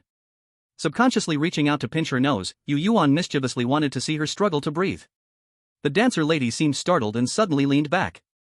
Instantly, her entire facial skin was pulled long, stretching outward from the tip of her nose, revealing some white bones at the corner of her eyes. Starting from her nose, the skin of her face stretched forward, looking ugly, somewhat resembling Pinocchio at first glance. The touch from her fingers felt not like flesh but rather like a rubber doll's hand. The dancer lady blinked with difficulty, her eyelids unable to close tightly. Her facial expression looked silly and cute, as if she couldn't comprehend what was happening. Yueyuan was surprised by this situation but quickly released her hand. That piece of facial skin rapidly snapped back with a crisp pop sound. The dancer lady on stage was shaken back 2 steps by the recoil, barely managing to stand firm. "Sorry, dancer lady." Yueyuan's delicate face showed sincerity. The dancer lady, who hadn't fully reacted, dazedly shook her head and said, "It's nothing." To express her apology, Yueyuan promised to bring her a set of jewelry tomorrow. After simply resolving this matter, they watched another dance from the dancer lady, and then both of them left. Once outside the dancer lady's domain, Yueyuan looked at Inchi and said seriously, "I have settled the size for the dancer lady, it's up to you to find out what Mr. Clown likes." Although he felt the task was somewhat daunting, since it was the boss's assignment, he naturally agreed without hesitation. Passing by the haunted house, Inchi confirmed that the two had indeed been consumed by the strange, before they made their way to the circus. Mr. Clown's performance hadn't started yet. On stage was a fierce lion and a tamer performing for them. When they arrived, there were still a few empty spots in the first row, so they didn't bother with others and directly headed for the best seats. As they walked down, Yueyuan spotted the 4 people they had frightened yesterday, sitting in the 3rd row of the audience. As they passed by them, she glanced at them with satisfaction, a look filled with appreciation. The 4 young men, already a bit scared, found themselves strangely delighted under her gaze. Sitting down in the 1st row of the audience, Various excited and noisy shouts instantly filled her ears. Trying her best to control herself and not to frown, Yueyuan's face remained calm, but her eyes showed her annoyance as she looked at the stage. Shi did not bother to hide his impatience, sitting there with an obvious look of frustration. His deep presence even made the strange shouts around them quieter. Chapter 40. Feeling the sounds around her had lessened, Yueyuan's annoyance slightly faded away. Only then did she begin to appreciate the performance on stage. The lion on stage was gigantic, comparable to an elephant, with a burning firehouse made of firewood in front of him. The tamer stood at the other side of the firehouse, guiding the lion to charge into the burning house. The big lion showed no fear in its eyes, directly rushing into the blazing firehouse. Crash! With a loud bang, the firehouse was shattered into pieces, burning flames falling to the ground, but within a second, the fierce fire engulfed the entire stage. The tamer and the big lion seemed to be oblivious to the flames, continuing the performance as if nothing had happened. As the performance went on, a mix of roasted meat aroma and burnt smell spread throughout the venue. With the fire dying down, the entire stage was burned black, and the tamer and the big lion were no longer in their previous state. Their bodies were charred and blocky, they moved slowly yet swiftly, completely indifferent to the black chunks falling from themselves. Smelling that strange aroma, both fragrant and foul, tinged with a hint of firewood, Yueyuan could only think that she wasn't perverse enough. Otherwise, she wouldn't feel that what she was seeing now was so bizarre. Staring at the two black entities on stage, Yueyuan found herself lost in thought or perhaps not thinking at all. Yet, this gaze made a man sitting 3 rows ahead both startled and fearful. His eyes constantly sweeping over the cut marks on the girl's clothes, and he also noticed the blood-red area on the man beside her. Disgustedly withdrawing his gaze from the stage, Yueyuan felt the weight of his intense emotions. Looking toward the source, Yueyuan cracked a malicious smile at the man. The man quickly lowered his head, suddenly too scared to look around. Even from a distance, she could see his chest rising and falling violently. The two blackened beings on stage were still performing. Not wanting to watch any longer, Yueyuan closed her eyes and lay back in her seat. The clown is coming out to call me, my eyes need adjusting, and I really don't want to see those two black things right now. Okay. Shi replied emotionlessly, staring blankly at the stage. Fortunately, the combination performance ended quickly. After what felt like a long 5 minutes, the lights went out. Sensing an unusual atmosphere around her, Yueyuan didn't need to be reminded, her eyes were already open. She did not explore the surrounding darkness, simply keeping her gaze forward. In the darkness, she sensed hidden things, being watched by several sets of eyes. She displayed an air of indifference. As the long darkness settled in, with nothing clear to see, Yueyuan's perception of her surroundings heightened significantly. She could even hear faint sounds, like the buzzing of mosquitoes, of chewing, and the noises made when struggling. The sounds were very soft, those who were struggling seemed unable to make large movements. The chewing sound came from 3 spots. Recalling what she had seen earlier, she could roughly guess who the strong players were. Among those 3 spots, 2 were on the red list. It seemed it was time to pick up her pen again. Thinking about these things, Yueyuan suddenly felt a touch on the back of her hand. Something was touching her. Instinctively, she grabbed this thing tightly and was about to crush it, only to realize what the hell it was. It was warm, rather soft, and felt like a skeleton. It was that guy's hand. Don't you want your hand? At the moment the lights came on, Yueyuan asked this question. After glancing at the hand that was held, Shi's irritation faded a bit. I believe the boss will recognize it's mine. Mr. Clown is missing a necklace. The latter half of his sentence was spoken very softly, almost in a whisper. Not doubting his words, Yueyuan nodded and released his hand. Once the lights came on again, the previously charred stage had returned to its original appearance, and Mr. Clown was already standing in the center. After a usual acrobatic act, Mr. Clown looked over at Yueyuan and asked, I wonder if I have the honor of inviting Manager Yu to perform on stage with me today? Today, Yueyuan still refused without hesitation. No, thank you for inviting me, Mr. Clown, but I'm not feeling well today, maybe next time. Compared to yesterday, her tone was a bit more polite today, but the words were still lacking compared to yesterday. Yesterday, she was a bit more heartfelt. Today, she just found a casual excuse, holding her head high, looking down on everything, her whole attitude even more arrogant than yesterday. Mr. Clown, just like yesterday, was not angry at her attitude but expressed regret. Once again, I wasn't able to invite Manager Yu. I truly hope there will be a chance to perform together in the future. Maintaining her stance, Yueyuan replied, there will be. Still so perfunctory and casual, but compared to yesterday, Mr. Clown felt there was some progress. At least he had received a preliminary promise. Tonight, Yueyuan did not make any requests to Mr. Clown, so he proceeded according to his own plan. To show respect to Mr. Clown, Yueyuan forced herself to keep her eyes open and watched his performance. The noisy sounds around her constantly added to her irritation, but she didn't let her emotions show at all. At this moment, Shi seemed to have found something fun, fully immersed, lying back in his chair, his face showing enjoyment. Confirming that he still retained some lucidity, Yueyuan didn't mind. As long as he could ensure he wasn't being assimilated, everything was fine. Time passed second by second as Yueyuan's gaze had long since left Mr. Clown, her attention wandering elsewhere with her peripheral vision. The 3 spots that had made slight noises in the dark were now long gone. No, they were still there, just existing in another state. The seats they once occupied were empty, seeming as if no one was there, yet some details revealed that they still existed. The uneven seats and the faintly visible faces on the backs were showing their presence to everyone. The positions on either side of the seats were slightly raised, shaped like 2 slender claws. If one squinted or gazed vaguely toward that side, it would seem like people were still sitting there, but upon closer inspection, they could not be seen. On stage, Mr. Clown was constantly seeking fun for the audience, who were very supportive, their cheers nearly breaking the heavens. And such a scene made people feel a chill down their spines, as if they were facing something completely beyond their control. Of course, this feeling arose among the other players. As for the current situation, Yueyuan felt it was only natural. She was so relaxed that she almost considered this place her home. Perception continued to spread until it covered the entire venue, with a cold light flickering in the silver eyes, still filled with interest. Hey, it seems like a big boss is hidden in the crowd. Who could it be?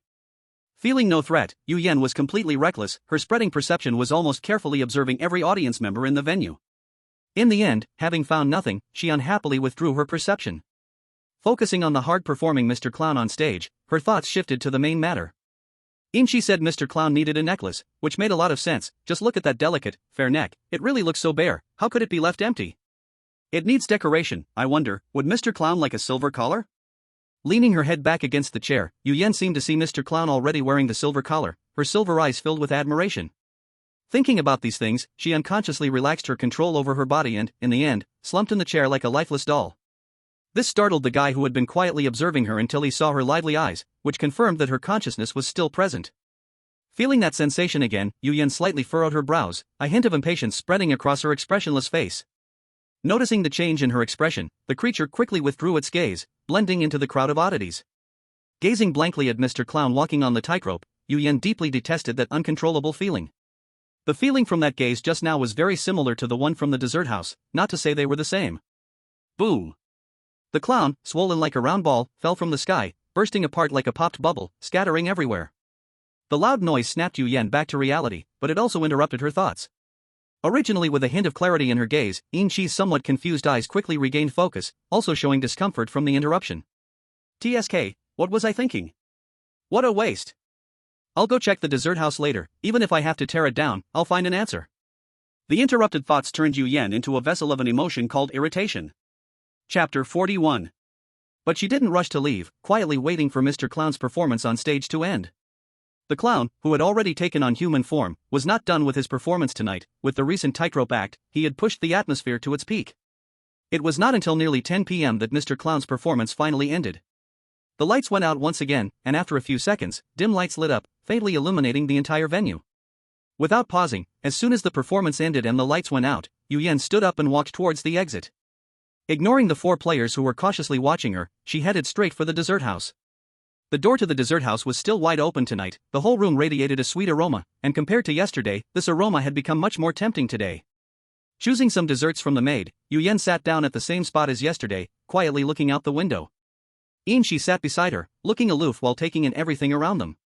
The scene outside the window hadn't changed much from yesterday, it was just that the radiating aroma had taken on a hint of liveliness. Like a child gradually awakening to playfulness, the degree of distortion was the same as yesterday, but the movements were much larger. The Ferris wheel, which had been smoothly operating yesterday, was now swaying left and right, as if it were about to shake off all the little cabins on top. The pirate ship next to it was the same, the creaking sound of impending collapse was even louder. With the amusement park in such a condition, it was hard to tell how many days it could still hold up. If they haven't had enough fun, and the amusement park collapses, that would not be good. Thinking this, Yueyuan's face showed a hint of worry, very slight, but indeed present. A tall man coming from the corner of the stairs noticed the emotion on her face and frowned slightly, his enchanting face showing a slight gloom. But his footsteps didn't stop, still carrying 3 cups of tea as he walked over. After handing them the tea, the man directly sat down in the position opposite them and asked with a tone full of disdain, "Are you worried about their situation?" Leaning lazily to glance at the charming man opposite, Yueyuan saw his shirt pulled down, exposing a large area of white chest, and she didn't shy away, staring straight at him while answering his question. "I was thinking about how many more days this place can hold up. I really hope that before I'm done having fun, these things won't collapse." Hearing her answer, the light mockery in the man's fox-like eyes was replaced by satisfaction.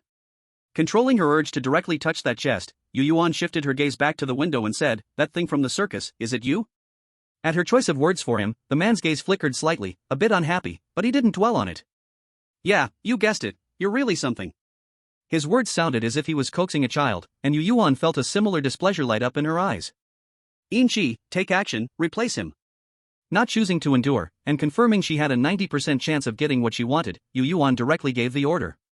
Inchi, who had been ready to unleash her power, heard her words, took out 2 daggers she just received today, and charged at the man opposite her. The man vanished from his seat in a flash, and Inchi quickly found his position, changing direction to continue her attack. The sound of fighting coming from the center of the dessert house didn't make Yueyuan look over, her gaze remained fixed outside the window. Only looking at the 4 players craning their necks, her brows knitted, as if she had seen disobedient children. Her calm yet displeased gaze made the 4 players tremble all over, and they quickly left, heading towards the dormitory building. Not long after they left, the battle on Inchi's side had determined a victor. The charming man was pinned beneath Inchi, his body already covered in wounds, with 2 daggers stabbed, one on each side of his neck. Holding the 2 daggers, Inchi was bracing herself on the charming man, ready to finish him off at any moment, but she wasn't in much better shape. Her clothes were tattered and stained with blood, the exposed skin still having traces of fresh blood. The smile on the charming man's face was untenable, his gaze dark and filled with displeasure. Walking over and squatting down in front of them, Yueyuan poked at his scarred chest and asked, "Are you the boss of this instance? Can you let me ask?" "You are really being very impolite," the charming man said with a heavy tone. "Alright, then I'll say it in a more polite way," Yueyuan calmly replied. About a minute later, she spoke again, this time with a much lighter tone. "Dear, are you the boss of this instance? You must be tired from being the boss for so long, do you need help?" The charming man's handsome face suddenly twisted in anger, his once smooth skin drooping like liquid, making him look extremely ugly. Looking at her right hand, which just touched his chest, she decided between throwing it away or washing it. She chose to wash it. Pulling out a silk handkerchief from Inchi's pocket, she carefully wiped her hand clean. This action made the charming man, who had not been that angry before. Suddenly, he was so angry that he seemed to swell up. It was no different from a toad taking over, his chest rapidly inflated, like a balloon, rising and falling, ready to burst at any moment. Facing his ugly, explosive appearance, the silver-haired girl who had him pinned down directly pulled out a dagger and aimed it at his puffed-up chest. Bang! The formerly charming man didn't have time to stop it before his chest was already punctured. As his chest was pierced, he deflated completely, collapsing to the ground like a rag doll. In his current state, the disgust in the eyes of the moon girl watching him was evident, and she urged once again. "My dear boss, could you make way?" As her words fell, the unknown creature on the ground quickly slithered like liquid through the cracks in the floor and vanished in just a second. At the same time, the entire dessert shop began to change dramatically. Except for the food that remained firmly on the counter, everything else that could move began to stir. The floor transformed from hard marble into soft, fluffy cotton candy, causing anyone stepping on it to sink continuously. Standing up and looking at the dessert shop that felt like a swamp to her, the moon girl remained expressionless. Only when the cotton candy touched her knees did she spread her bone wings, grabbing the silver-haired girl by the back of her collar and taking off into the air. The lifted silver-haired girl didn't remain idle. Silently, she waited for the right moment and began swiping at the surrounding objects. As time passed, the space left in the dessert shop grew smaller, but correspondingly, the areas that had been ripped apart increased. Seeing the timing was right, just as the dagger in silver-haired girl's hand stabbed toward a lantern, the moon girl's right hand sprouted a bone spike and swiped at a balloon. These 2 objects were harmed, and time seemed to freeze at that moment. Before long, the entire dessert shop deflated like a balloon with a hole in it. The soft walls that had pressed down towards them returned to their original shape at an incredible speed. The large pieces of cotton candy on the floor also transformed back into marble flooring, strong lights illuminating every dessert as everything that had happened felt like an illusion. In the restored dessert shop, only the 2 of them remained, and the maid-dressed lady had long disappeared. With a hint of regret, she glanced at the 3 untouched cups of tea, and after landing, the moon girl headed towards the second floor. The silver-haired girl tightly gripped the dagger, following behind her, excitement almost spilling from her eyes as she said, "Boss, don't you think we now look more like the big boss than that thing earlier?" Nodding, the moon girl resembled a proud peacock. "Of course. How could we submit to others?" The 2, who had successfully become weirder than the weird, slowly walked towards the second floor, where a dark and deep corridor lay ahead, along with several closed doors. Glancing around, she found the switch for the lights on the second floor, and the moon girl directly turned it on, restoring brightness to the dim space. "My dear boss, since you don't want to give way, you better hide well, otherwise, you'll just be reduced to a subordinate." Chapter 42. A crisp and cheerful voice echoed in the quiet corridor, adding a bit of life to this serene world. Without wasting words, the moon girl opened the closest door to her. As the door swung open, the scene inside the room was revealed. It was a room dominated by bright purple tones, and just looking at it, one could tell the owner was quite flamboyant and probably not mentally sound. Great, for a long while ahead, I doubt I will want to see purple again. After saying this, Yueyuan did not go in to check, moving forward to the next room. Inchi quietly closed the door to that glowing purple room. He didn't want to talk right now. He had nearly been blinded by the brilliance of that glowing purple room.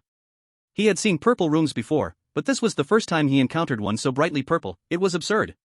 When the second door was pushed open, it revealed a game room, the black and white colors making Yueyuan's eyes feel much more comfortable.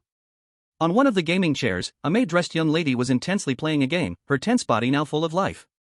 The door suddenly swung open, and the maid-dressed girl turned her head 180 degrees, confusion evident in her clear black and white pupils. Feeling no trace of that flamboyant atmosphere in this room, Yueyuan wore a proper smile and said, "Sorry to interrupt."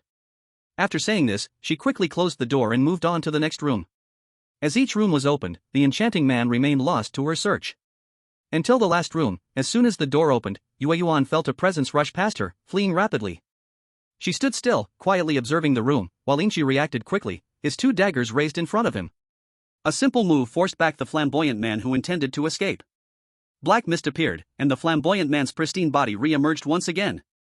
It was unclear whether he knew he couldn't escape or if he simply chose not to. After revealing himself, he sat on the floor, a wicked smile on his face, boldly stating, "I'm not running away. You can't make me give up my position. If you have the ability, just kill me. If I die, everything will collapse, and you'll be stuck here with me." To the shameless flamboyant man, Yueyuan didn't know how to be polite. Grabbing his collar, she punched him twice. The strength of these two punches was enough to leave visible indents on the flamboyant man's face. A sinister smile appeared on Yueyuan's delicate yet obedient face, her voice lower and huskier. "My dear boss, you really shouldn't be so ungrateful. Besides, we're just borrowing your position for a bit. Once we're gone, you'll still be the boss." Looking directly into the flamboyant man's green eyes, Yueyuan's silver gaze mirrored back at him, making him painfully aware of his own ugliness. The flamboyant man quieted down, his expression shifting from defiance to seriousness. Earlier, no matter how that man hit him, he didn't deform, but this girl changed him with just 2 punches? Who on earth was she? As the flamboyant man calmed down, he recalled the girl's unusual traits. After a while, just as Yueyuan was about to give him 2 more punches, he pulled a key-shaped pendant from his pocket and held it out to her. Surprised that he didn't intend to use force, Yueyuan didn't refuse, signaling to Inchi with her eyes. Reaching out, Inchi took the key-shaped pendant and placed it around Yueyuan's fair neck, unafraid of any danger it might pose. Once the pendant was worn, Yueyuan could clearly sense her connection with this instance. Giving the man a satisfied smile, she remarked, "That's more like it, my dear subordinate." With the key pendant handed over, the flamboyant man's power noticeably decreased, and feeling the dangerous energy emanating from the girl before him, he, standing nearly 2 meters tall, felt weak and helpless, and indeed pitiable. With a wave of his hand, 2 more rooms were added to the dessert shop's 2nd floor, and Yueyuan headed towards the 1st floor. "Keep up, those 3 cups of tea mustn't go to waste, and it's quite generous of you to offer such good things." Taking over the dungeon, Yueyuan naturally immersed herself in the identity of the dungeon boss, speaking with confidence and flair. Getting up from the ground, the powerless, charming man silently followed her. As they descended the stairs, he asked the clearly upbeat Inchi, who had his mood lifted by Yueyuan's energy. "Brother, how did you end up with this female demon? Did she catch you on something?" Inchi glanced at the charming man speechlessly, his earlier hostility towards him completely vanished, looking at him as if he were an old friend. "Don't talk nonsense, the boss can hear everything. Also, you better watch what you say for a while, otherwise, you won't know when you'll get beaten." Knowing he was kindly reminding him and having felt the harm from Yueyuan, the charming man naturally wouldn't challenge her limits and kept his mouth shut. Once again sitting on the previous sofa, the game equipment outside was already at the breaking point, ready to collapse at any moment, yet it did not catch Yueyuan's attention. However, they desperately showcased themselves, trying to attract her gaze. Hanging for several times on the edge of collapse, yet able to pull themselves back, like diligent children wanting to earn their teacher's praise. They could naturally sense the boss change, and their feelings were clearer than any strange thing in the amusement park. Each game apparatus was modified by the dungeon boss, directly linked to the key pendant. The more excited they became, the more terrified the players, who had been assimilated but still retained some self-awareness, became. They had been trapped here for countless years, and now that the dungeon boss suddenly changed, could their last bit of awareness still be preserved? These assimilated players, who stubbornly retained a little consciousness, Yueyuan could sense, but she blocked all such emotions. After sipping a cup of tea, she looked up at the window. Finally catching her gaze, the game equipment began to collapse in a frantic rush.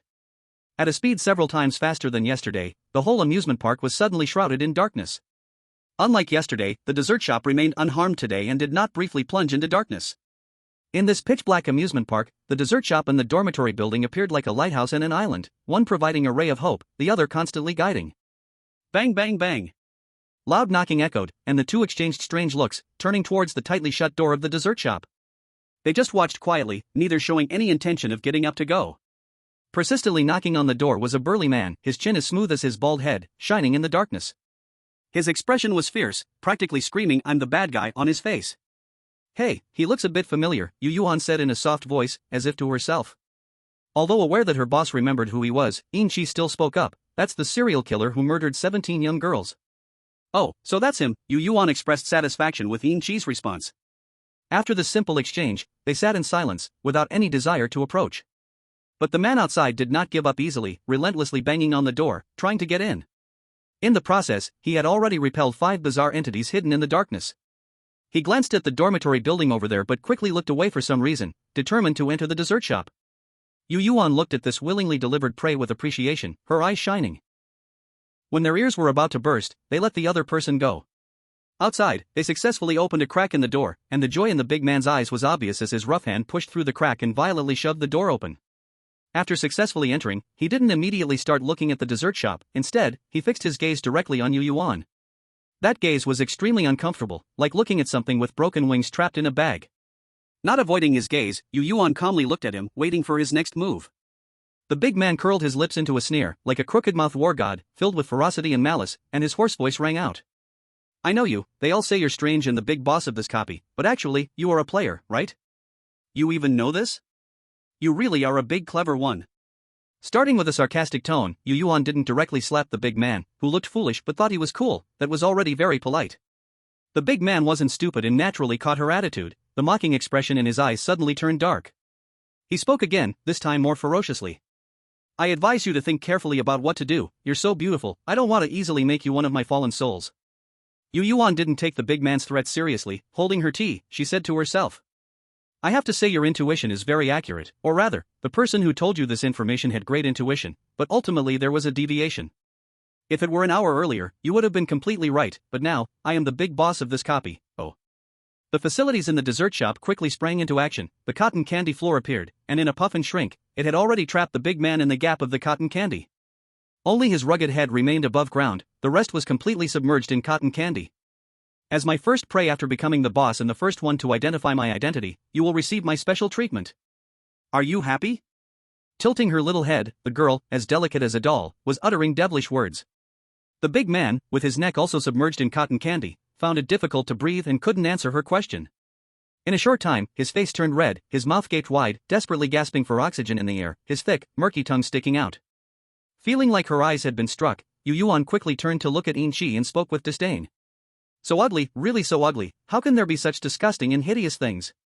Don't move, I need to wash my eyes." The last part of her words was spoken with a strong tone. Yin-Chi also complied. He did exactly as Yueyuan said, and if she told him not to move, he truly didn't move at all. The charming man sitting across from them only felt their interaction was quite strange. How did it feel like watching a dog and its owner? This big brother is too obedient, right? Fortunately, his thoughts weren't noticed by the two people across from him, otherwise, a beating would be unavoidable. After feeling like her eyes had been rescued, Yueyuan didn't even want to look at the big man anymore. She stared at the outside scene, a pitch-black void with swirling black mist, and said, "This sweet dessert shop cannot be tainted by your filthy blood, so please wait outside to die." Regardless of whether the burly man understood or heard her, Yueyuan directly waved her hand, giving orders to the dessert shop. The dessert shop moved swiftly. The cotton candy floor suddenly revealed hand-like things that pulled the burly man out from the crack, broke his limbs, and flung him. As the burly man was thrown out the door, the slightly deformed door quickly returned to its original shape and closed once again. Without any power to resist and suffering from long-term semi-asphyxiation, the man lay at the doorway like a dead dog. The black mist that had been waiting for a long time surged forward in an instant, and one could still hear creaking sounds coming from the darkness. When the black mist dissipated, the lights in the dessert shop illuminated the darkness, revealing that the place was already empty, leaving no trace behind. Finishing her tea, Yueyuan stood up and directly turned towards the second floor. Without saying a word, the boss-like demeanor she displayed was perfect, and she felt no unfamiliarity with this place. Her ease was even greater than that of the charming man, who had been the boss for who knows how many years. The next day, on the third day of entering this instance, it was the third hour in the real world. Having already figured out how to handle the gifts, Yueyuan took In-chi to the costume shop in the amusement park. According to their requirements, they customized a dress and a collar, and after agreeing to pick them up at 6 p.m. that evening, they went to the cafeteria for breakfast. In the corner, while eating breakfast, Yueyuan's gaze turned to another table across the cafeteria. At that table sat all the other players except for the two of them. Although seated at the same table, their separations were quite obvious. There were 10 people total, sitting opposite each other across a long dining table. One side held clear-eyed stupidity, while the other side exuded a somewhat tough aura. Hypocrisy upon hypocrisy, falsehood upon falsehood, and a clear and unabashed desire for dominance and control in their eyes. Yueyuan naturally recognized the 5 on the red list, while the other 5 players also seemed familiar. 4 of them were from last night's uneasy partnership, and one was the boy from the first night who had been bullied by 2 boys of the same age. It seemed they had already formed groups, and the 5 on the red list even glanced over at her from time to time. Had they been discovered? Yueyuan said to the engrossed In-chi, who was eating and not observing the other table, "Do you think we should go join them? I'll go over to the red list side, and you go to the other side?" Without lifting his head, In-chi didn't even look over and directly rejected her suggestion. "No, boss, we won't join them, just think about that disgusting thing from last night." Reminded by him, Yueyuan successfully recalled that unpleasant matter from last night. That unreliable idea was immediately extinguished. Forget it, for the sake of her eyes, it's better not to play. Besides, there wasn't anything fun about it anyway. Breakfast over, if one ignored the thrilling showdown at the other table, then this meal was rather simple. One couldn't tell what they were really discussing over there. In any case, they seemed to have fallen out. She could see them finishing breakfast and then separating in 2 directions. One side wore expressions filled with anger, and the other side was displeased, harboring malice. In the control room, with a notepad in hand, Yueyuan kept flipping through the remaining 5 on the red list. She stopped at the last red-listed person and asked, "In-chi, do you recognize this one on the red list?" In-chi turned to look, seeing the innocent-looking girl on the paper, his brows furrowed slightly, and after a while, he finally said, "Boss, she doesn't have the organ trafficking entry added. She needed a heart transplant to survive at age 16 and then joined that industry chain." On the notepad, the red text beneath the girl's photo was densely packed. Among them, the most eye-catching line read, "At age 12, she killed the class monitor just because the monitor refused her request to copy homework. My cousin complained to me before, saying, I have never seen such a disgusting and malicious person. Unfortunately, there is insufficient evidence, and the other party has a strong background, so I have never been able to obtain an arrest warrant, but now it's finally okay." Looking up at the girl who was casually working at the Ferris wheel ticket booth on the screen, Yueyuan's eyes were filled with coldness. "Let's set her as the next target. How about we take care of her before nightfall?" "No need to wait for nightfall, I'll go now," Silverchi said, then stood up and left the control room. After thinking for a moment, Yueyuan followed in his footsteps. They arrived at the Ferris wheel ticket booth, and Yueyuan looked at the pure, innocent girl in front of her, who she had saved once, and said, "Dear, please stop what you are doing. The canteen said they need more help, so go over there." To this girl who had saved her life that night, now looking at her with not gratitude, but with hatred and jealousy. It was as if she hadn't noticed the girl's gaze. Yueyuan continued to ask, "Is that okay? Dear, please answer me." "No, we are all players, why should I listen to you?" The girl's tone was firm, but her voice was not loud. She cautiously glanced around, as if afraid her words would be overheard. Yueyuan remained silent, just calmly looking at her. Yet the girl thought she had seized an opportunity against her, her voice dripping with hatred. "Why didn't you take me with you after you saved me that day? Do you know what happened to me afterward?" "I know," Yueyuan replied casually with a light tone. "I know everything you went through, but why should I care? As for saving you?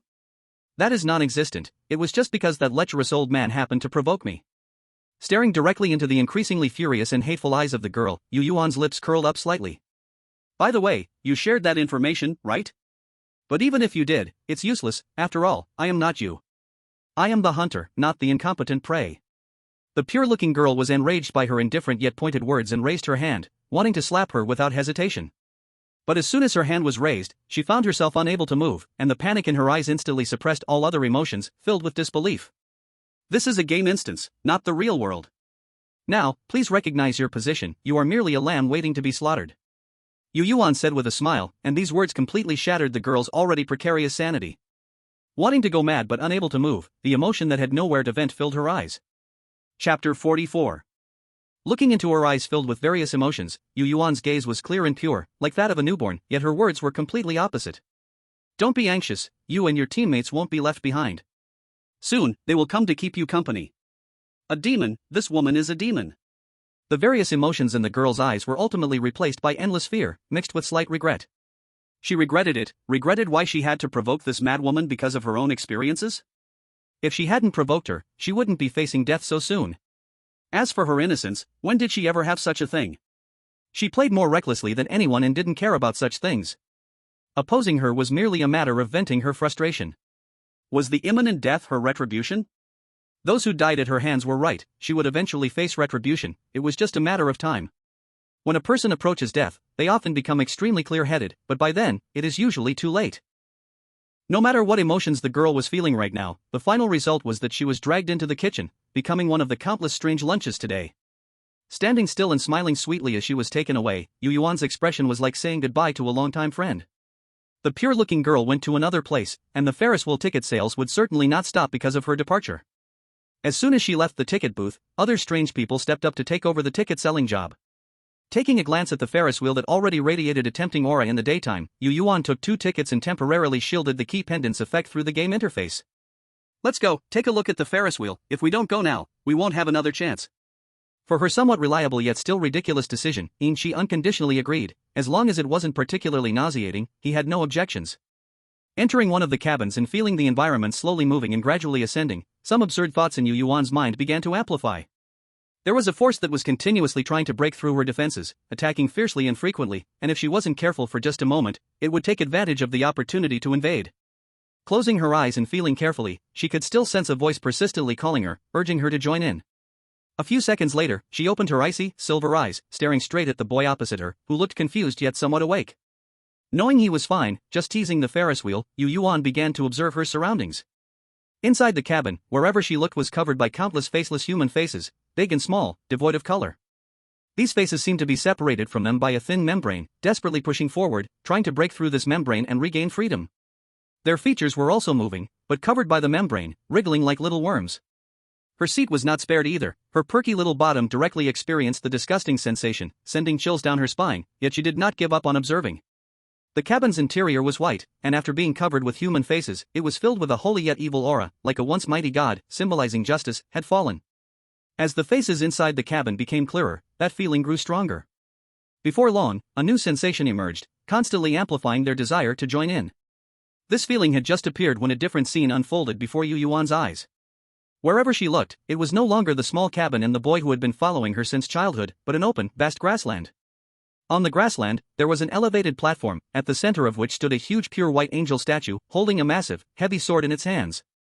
Behind the statue were 6 wings, the front half was pure white, while the back half transitioned from white gray to gray, then to dark gray, ultimately fading into a murky black. Surrounding the base of the statue were small, rough figures. Compared to the tall statue, these smaller statues were quite sloppy and contained some abstract elements.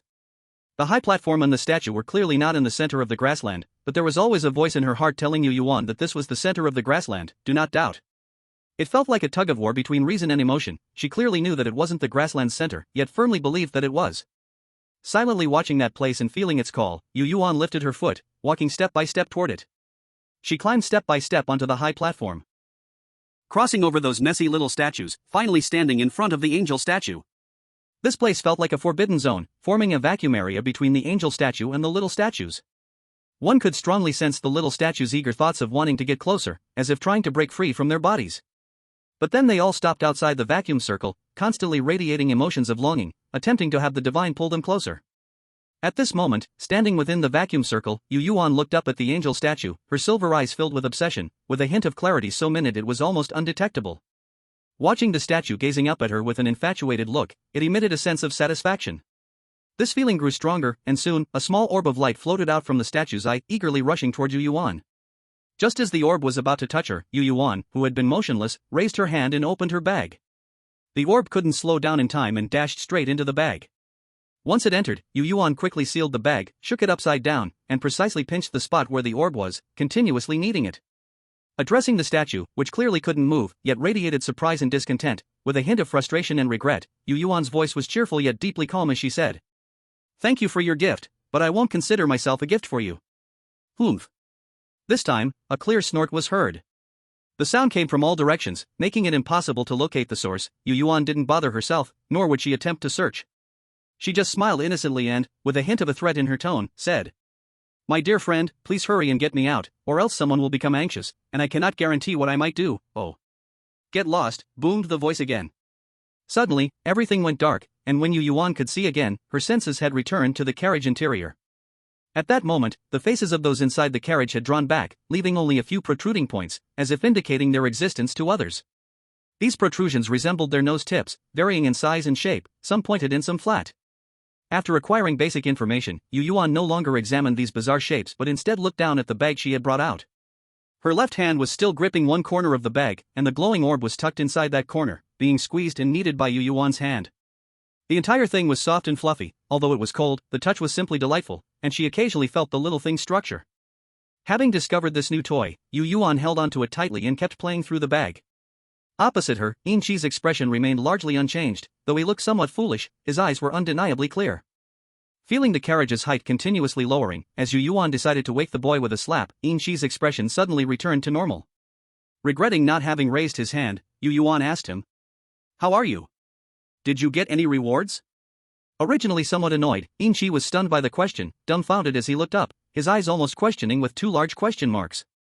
Rewards? What rewards? Is there such a thing? 3 questions in a row clearly told Yueyuan he hadn't received anything. Lifting the bag she held in her hand for him to see, without explaining anything, she spoke again in a tone that implied, "You're so useless. It seems you didn't get any rewards, this thing needs to be fought for. Didn't you fight for it?" Inchi was even more confused by her question, wondering how to fight for this thing. She let out a tired sigh, and there was no longer any expression on Yueyuan's face, as if she disdainfully refused to communicate with him. Looking at the cloth bag in her hand and recalling what he had seen, Inchi understood. The reward was thrown to him, but he failed to catch it, he was so foolish. Carrying the same emotion into the carriage, they ultimately emerged with different feelings. The gift one, and Yueyuan, radiating joy, formed a stark contrast with Inchi, who regretted opening the gift himself, constantly feeling remorse. Regretting internally, Inchi quietly shuddered. It seemed that the leader's madness had escalated again, hopefully, the 4 remaining lucky ones could withstand it. Amen. Chapter 45. Looking back at that cute Ferris wheel amidst the madness, after restoring the key pendants function on the game board, Yueyuan went to the cafeteria. It wasn't to see the outcome of that girl, but because it was lunchtime, and she needed to eat. At lunch, seeing a small piece of raw meat among the oddities, Yueyuan realized that it was part of that girl's body. For the rest of the afternoon, they remained in the control room, waiting for night to fall. At 6 p.m., they went to the clothing store to pick up the custom-made formal dress and collar from the morning. On the way to the dancer lady, they noticed someone was following them. Their behavior was sneaky, elusive, and the information they emitted was unpleasant, tinged with evil and stench. Furrowing her brow, Yueyuan's smile became even more sincere, looking just like a lovely neighbor girl. In a voice that couldn't be heard from behind, she said, "Inchi, it's them, they are following us. Let's deal with all of them tonight, and we can play all day tomorrow and go home." She also revealed a smile, and after feeling it thoroughly, Inchi said, "There are only 2 people behind, we can deal with these 2 here and take care of 2 more at the circus, that's perfect." "Yes, just right. I heard the dancer lady say she hasn't seen anyone else for a long time. Bringing her 2 gifts should make her very happy." After saying this, her aura transformed from opaque and complex to clear and harmonious. Bouncing toward the dancer lady, step by step, she lured the 2 unaware creatures behind into a death trap. She didn't know why those 2 behind hadn't made their move yet, it was as if they were waiting or enduring. Looking around at the increasingly bizarre little woods, Yueyuan understood. Were they afraid that when they moved, these trees would suddenly jump out and interfere? Quite clever, indeed. However, today they were destined to be outsmarted by their own cleverness. This little wood was actually the safest place in this area, who knows what would happen when they got to the dancer lady. Holding the clothes in her hand, Yueyuan bounced along, like a naive and ignorant elementary school student, continuously moving forward. At that moment, Inchi's demeanor was like that of a helpless older brother watching his mischievous younger sister, closely following her. Soon, they arrived near the dancer lady's stage. But this time they did not enter, instead, they stopped in their tracks. After marking the remaining names on the red list with big red crosses, Yueyuan looked worried and asked, "Are we really safe going in like this? The dancer lady was hurt yesterday, I wonder how she is now." Staring at the stage before them, thinking of the 2 sinister individuals behind, Inchi widened her eyes, and as her lips met, she started to spread rumors. "It's okay, didn't the dancer lady say yesterday? She told us to come here today to get the props from her. She's strange and won't die, and she's injured right now, ensuring our safety." Yueyuan, but isn't this not very good? Although you paid a heavy price yesterday, aren't we taking advantage of someone's misfortune? Once again, they pressed their lips together and started to rumor, gradually turning disrespectful. Yinshi's eye involuntarily twitched as she glanced at the triumphant Yueyuan, holding back. Since I paid the price, and she agreed to us, then this is a transaction without feelings. Not knowing what else to say, Yinshi was almost rambling. Fortunately, at that moment, the two who had been following them couldn't hold back anymore. Initially, they wanted to kill these two people just because they'd heard they had the props, but they kept a doubtful attitude about it. Now that there were indeed props and they hadn't reached them yet, if they didn't act now, when would they? Hearing the noises behind them, Yueyuan, with her back to them, looked pleased, and Yinshi's mood improved a bit, no longer feeling like she'd eaten something disgusting. Finally calculated it out, so no one would know about her ruined reputation, the two behind her must not be left alive. Standing still, as if unaware of someone approaching from behind, Yueyuan continued to pace with an air of uncertainty. The two behind were staring straight ahead, worried they might suddenly turn around and notice them. Until they got close behind them, noticing they still hadn't turned, the two let out a sigh of relief, planning to attack. Feeling the breath from behind and seeing the shadows reaching for them on the ground, Yueyuan's silver eyes were filled with delight. Grabbing the arm of the man behind, she executed a shoulder throw, slamming him to the ground. Bang! Just from the sound, one could tell the pain was definitely not weak. Yinshi didn't choose the shoulder throw but instead turned around, using one hand to slam the man's head into the ground. Bang! With two heavy and muffled sounds, the dark woods trembled, and the crows hidden within quickly flew away. The scene that they hadn't even thought about appeared at this moment, two men lying on the ground in disbelief. The pain radiating from all their limbs made them stiffen, their expressions contorted yet frozen as if captured in that moment. Due to the severe pain, the screams that were about to escape their throats were stuck there, they clearly felt a force binding them. Crouching in front of the small man she had thrown down, Yueyuan wore an innocent and childlike smile that made her seem harmless. Oh, you couldn't hold back anymore? That's really nice. If you could continue holding on, I wouldn't be able to either. Not planning to say anything more to this ugly man, she stood up and moved closer to the stage. Yinshi understood well. As she stood up, she grabbed the two men's feet, slowly following her boss, dragging the two men forward. Upon reaching the stage, she directly threw the two men onto it. The dancer lady was already aware of what had just happened and didn't ask further, she just looked at Yueyuan expectantly with something in her hand. As her gaze swept over the two sleazy men gradually swallowed by the stage, Yueyuan handed the bag in her hand to the dancer lady, even asking considerately. Do you need me to come up and help? Or do you need a changing room? The dancer miss shook her head, took out the red dance skirt, and the skirt turned into a stream of red light swirling around the dancer Mississippi. In just a moment, the skirt appeared on the dancer Miss's body. Wearing the new clothes, the dancer Miss happily twirled, the hem of the skirt gradually expanding with her spin, like a blooming red peony. Perhaps because of the new clothes, or perhaps because she had devoured those two people, the dancer Miss's pale, cracked face showed slight restoration. Then, wearing the dark red dance skirt, the dancer Miss began to dance gracefully on the stage. The dark red skirt appeared especially terrifying under the pale lights, even more so against the dark backdrop of the stage. Like a dark spirit dancing in the forest. Watching the dance on stage, Moonkite wondered if the surrounding buildings turned into a desolate ancient courtyard, would the dancer Miss look like a vengeful ghost? As soon as this thought arose, the surrounding scene began to change, but it was different from what she imagined. The originally pitch-black forest gradually transformed into a bustling ancient street. The stage, initially full of European style, was also turned into a Chinese style, elegant and luxurious yet dazzlingly vibrant. At the edge of the round stage stood 4 pillars, each tied with bright red silk ribbons, making the colors of the stage even more vivid, and that obstructive rooftop vanished in an instant. This land was still night, but lanterns of various sizes lit up the darkness. The ordinary place seemed to suddenly become beautiful, naturally attracting a plethora of the eerie. When the dancer Miss finished her performance, the seats were already filled with the eerie, and the few players were drawn in. One could feel the stage radiating a strong allure, constantly enticing people to come up and dance a tune with her. As the audience grew, the dancer Miss's face became more normal, all the cracks disappeared, and her pale skin blushed with color. As she stopped, breathing slightly heavy, she looked at the audience below. She could not hide her joy. Yet hidden beneath the joy were endless depths and affection. Amidst the cheers of all sizes around her, the dancer Miss began a new round of performance. Unlike before, now with so many audience members, the dancer Miss summoned a dance partner, and they danced together on stage, showcasing the most beautiful side to the audience. If one could ignore that the two dancers on stage looked exactly the same.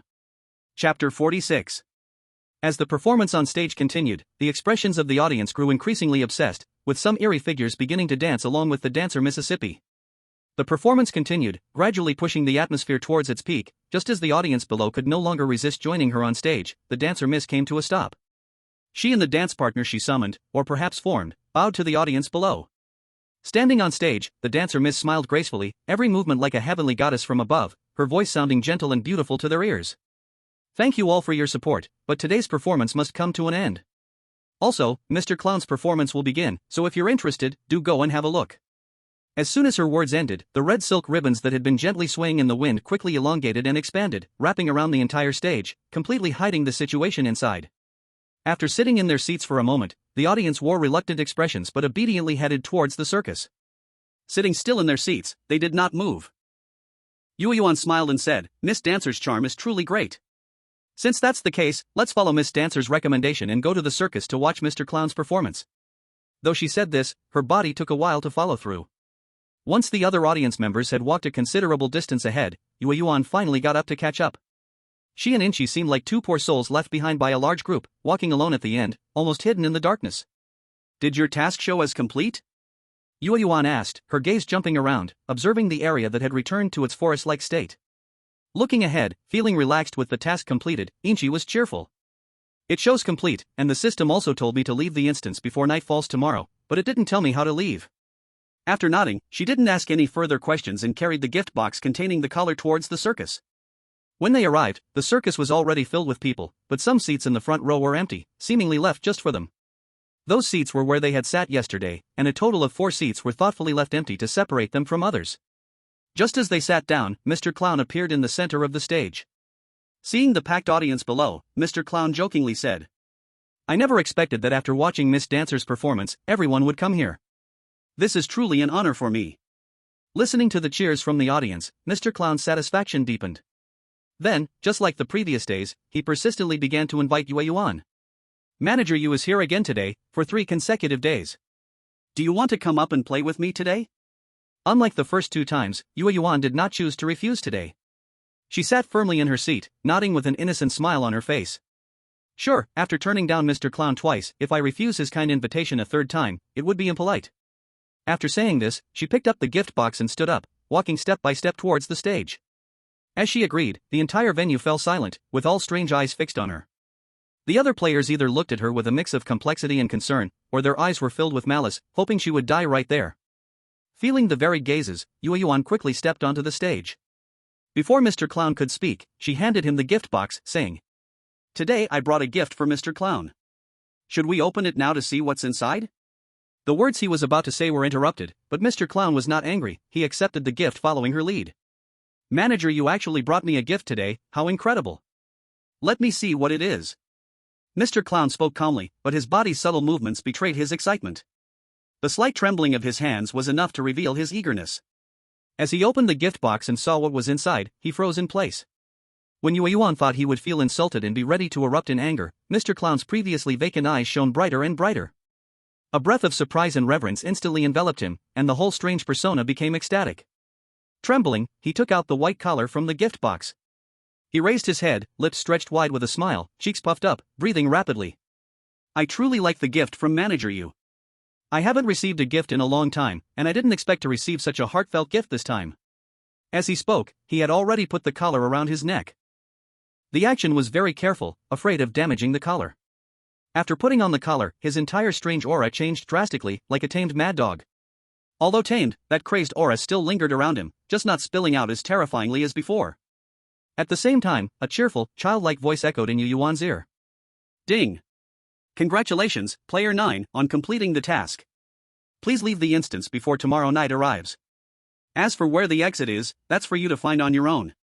With an unchanged expression, Yueyuan chose to ignore the annoying voice broadcast and said to Mr. Clown, "It is my honor that my gift can be appreciated by Mr. Clown. May I ask what Mr. Clown is going to perform today and how I can assist?" After she reminded him, the excited Mr. Clown finally remembered the purpose of calling her onto the stage. I must say that Mr. Clown is very dedicated. Aside from that brief moment of loss of composure, he quickly began the performance after regaining his senses. He took Yueyuan directly to one end of the tightrope in the sky, the familiar grin appearing once again. "Today, let's get straight to the point, starting with walking the tightrope. What do you all say?"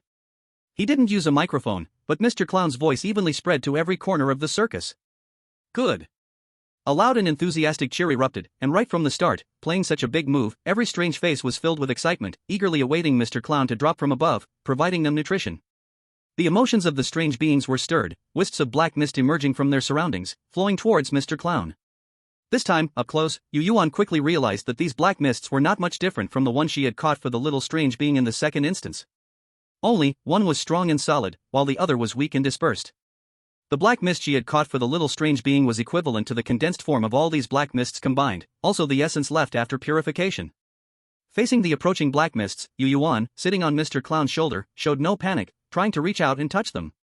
However, just as her hand stretched out, Mr. Clown gently patted it back, his voice soft yet hoarse.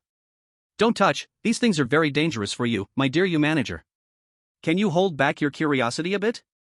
Prevented from acting, Yueyuan felt no anger, just curiosity in her eyes as she carefully observed the black mist while not forgetting to reply to him. "Alright, then Mr. Clown must absorb all these black mists and absolutely must not let them touch me." "Of course." In the blink of an eye, Mr. Clown absorbed the black mist and then pedaled his bike onto the tightrope with fruits in tow. During this time, he didn't provide Yueyuan with any protective measures, and once on the tightrope, he swayed left and right, as if afraid she would fall off.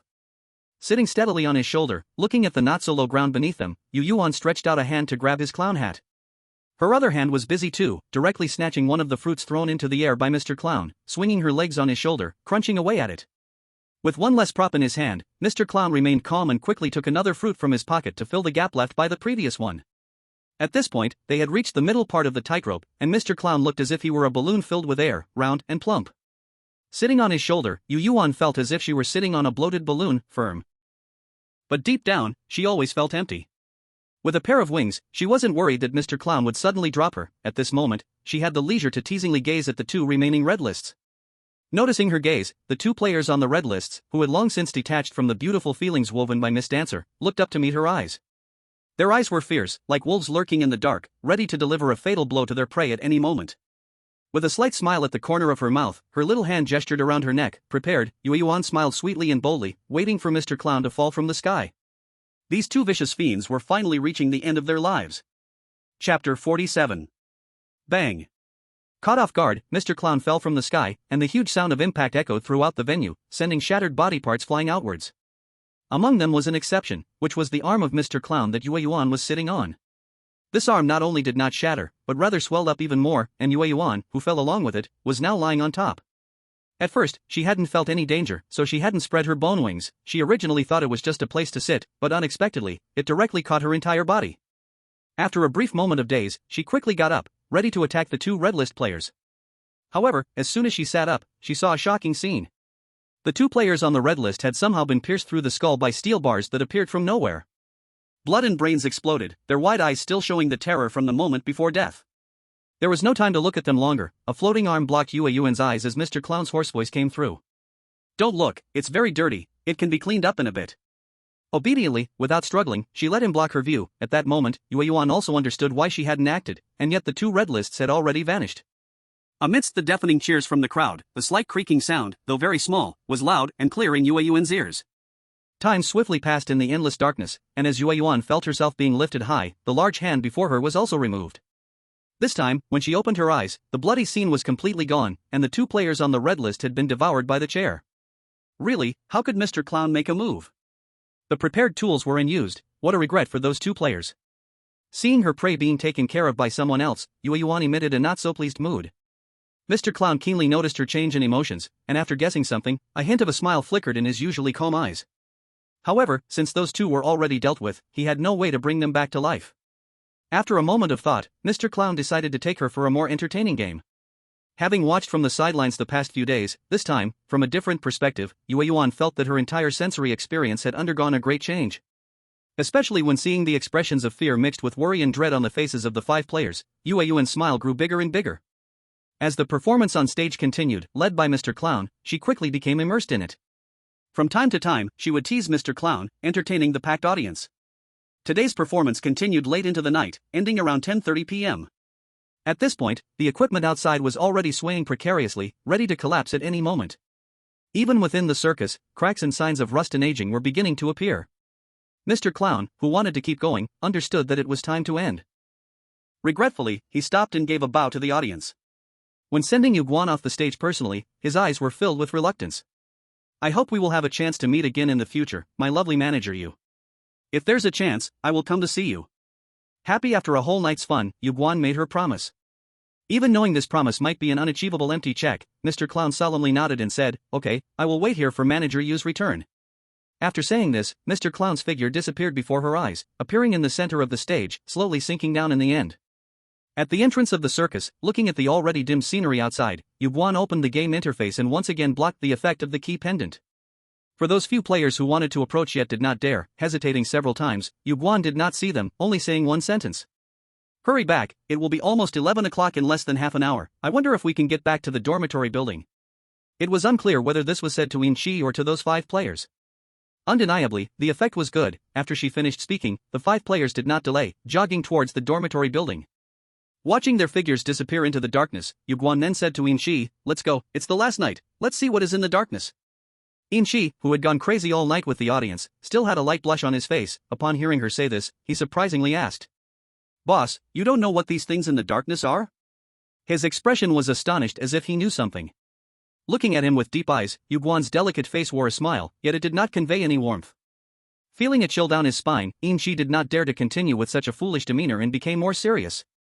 "I don't know what these things are, but boss, didn't you get the key pendant? How could you not know what's in here?" To be honest, he always thought his boss knew what the darkness held, only now did he realize she was also in the dark. Trying to pull a smile, but unable to, Yueyuan simply answered him with a blank expression. "I don't know, that flamboyant one doesn't know what's in here either, only knowing these things were present since the start of the instance.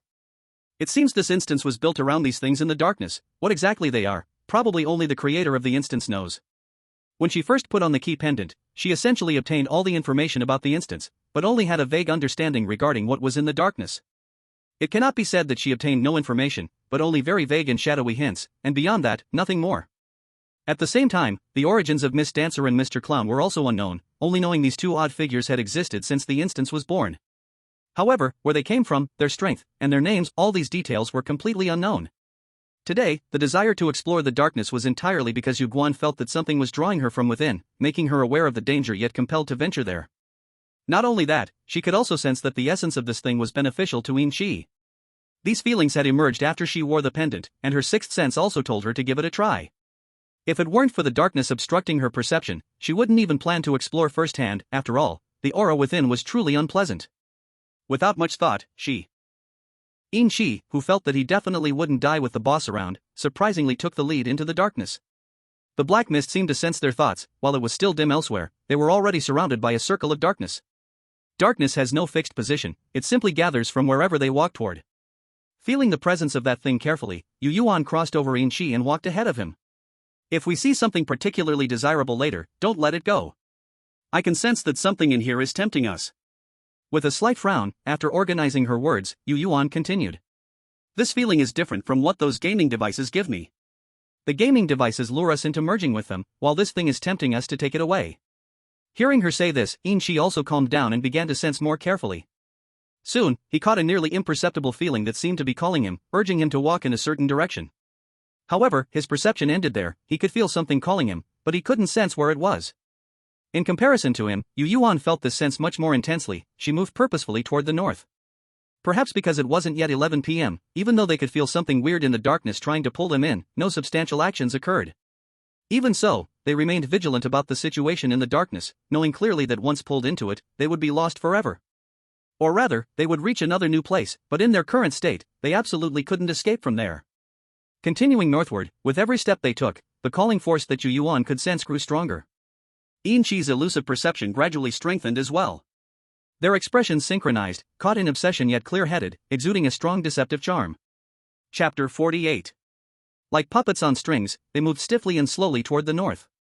As they walked further, the black mist surrounding them grew broader. That thing, luring and controlling them, seemed to be deliberately stalling for time. Half an hour passed, and they had only moved 100 meters from the circus. Boom! A synchronized loud noise erupted, the gaming equipment collapsed in unison, and in an instant, the amusement park turned to ruins as the black gas spread rapidly. At that moment, Yueyuan felt her previously slow movements speed up. But due to the drastic change, she stumbled and nearly fell to the ground. Just as her body leaned forward, an invisible force caught her and pushed her back to her original position. After that jolt, Yueyuan's body reacted, and such accidents no longer occurred. Though she appeared dazed on the surface, Yueyuan felt a surge of anger inside, and the desire to take down the enemies was awakening. No matter how restless she felt inside, her expression remained unchanged, still looking somewhat silly. She slightly relaxed her body, allowing that force to control her movements more perfectly, almost pulling her soul out to observe from the outside. Following that force, they stepped closer to the north, one step at a time. Those hidden in the darkness looked at them as if encountering a long-lost delicacy, constantly reaching out their hands toward them. Yueyuan's ankles and wrists had already been grabbed countless times. Whenever those things wanted to pull her in forcefully, a power would come out to stop them. It was always like this, and along the way, she had lost count of how many times it had happened. And those things in the darkness were particularly persistent. Even though there was not a glimmer of hope, they still reached out to her, only to be swatted away repeatedly. However, in the end, they had receded somewhat, the frequency had significantly decreased, and there were far fewer things daring to reach out to her compared to the beginning. For Qi, who shared a similar fate, it was like a disaster zone. That power hardly intervened, only showing up to symbolically push him away when he was truly on the verge of being dragged into darkness. The things in the darkness naturally noticed this, so those that had given up on Yueyuan would target Qi. Having probably walked only halfway, his clothes had numerous tears, and the hem of his shirt was almost torn into strips. He was able to come this far without being dragged away by those things, relying entirely on his strong foundation. Yueyuan, who was focused on playing the puppet doll, felt no sympathy for his plight but had to hold back laughter to avoid bursting out. As they walked through a massive wasteland, a hoarse, elderly woman's voice suddenly broke the silence of the darkness. "Don't move forward, it's dangerous ahead. Come here, little ones, Grandma will take you home to eat something delicious." Vaguely, a figure that looked quite sturdy emerged from the darkness ahead. The two, controlled by that power, seemed oblivious to this old woman, ignoring her as they continued forward. The old woman was displeased with their behavior and followed beside them, chattering on. "Why are you two little ones so rude? I kindly invite you to my home for delicious food, and you don't say a word. It seems I need to teach you what manners are." As she said the last sentence, the old woman's voice was extremely chilling, reminiscent of the wolf grandmother from fairy tales who wanted to eat children.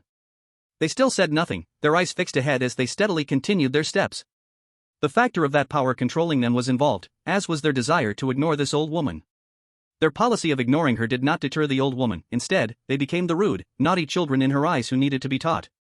Seeing that they still ignored her, the old woman ceased her verbal threats this time. She directly grabbed them, pulling them in an attempt to bring them to her territory. Just as she caught them and was about to exert strength, the old woman was shoved aside by a force and fell to the ground. Immediately following was an ethereal voice. They could hardly hear it, as if existing in different dimensions. They could feel it, even know that the voice said a few words, yet they could not hear the content within. As that wave-like sound vanished, the old woman's body disappeared into the air like the wind. Through the recent situation, they once again clearly realized that they were no match for the things behind the scenes. If they faced it, they estimated they had less than a 10% chance of surviving. Still the same words, although they were quite crazy, they currently had no great interest in death. Thus, within less than a second, they already knew what to do. The original thought of breaking free from this control as they approached their destination shifted to breaking free at the right moment. As for what this right moment would look like, that was hard to say. The situation was already beyond their control, and they had no certainty about the future. This time, they were truly in danger. Although a voice in their hearts told them they would be okay, they could not afford to relax their vigilance. They traveled all the way to the northernmost part of the amusement park, where there was a vast lake. The lake shimmered under the moonlight, contrasting sharply with the dark amusement park around them. The intense contrast made the danger of the lake rise sharply, evoking a sense of calm and beauty before a storm in their hearts. Perhaps many people would not notice the unusual nature of this place, distracted by the strong sense of contrast. But these two, lost yet aware, had begun to observe their surroundings. What first raised their hearts was the full moon hanging high in the night sky. The amusement park, wrapped in darkness, was engulfed in a dead silence, with the moon and stars long gone from the sky. They seemed to be covered by a thick fog. They could sense their presence but could not see them at all. However, it was easy to see on this lake. In its splendor, a strong sense of unreality existed. They could strongly feel that the black fog in the sky still existed, hiding the beautiful night sky. What they saw above this lake made them unfoundedly feel that these things were illusions. This feeling of being in two extremes filled their bodies, almost tearing them apart and leaving them standing on opposing sides.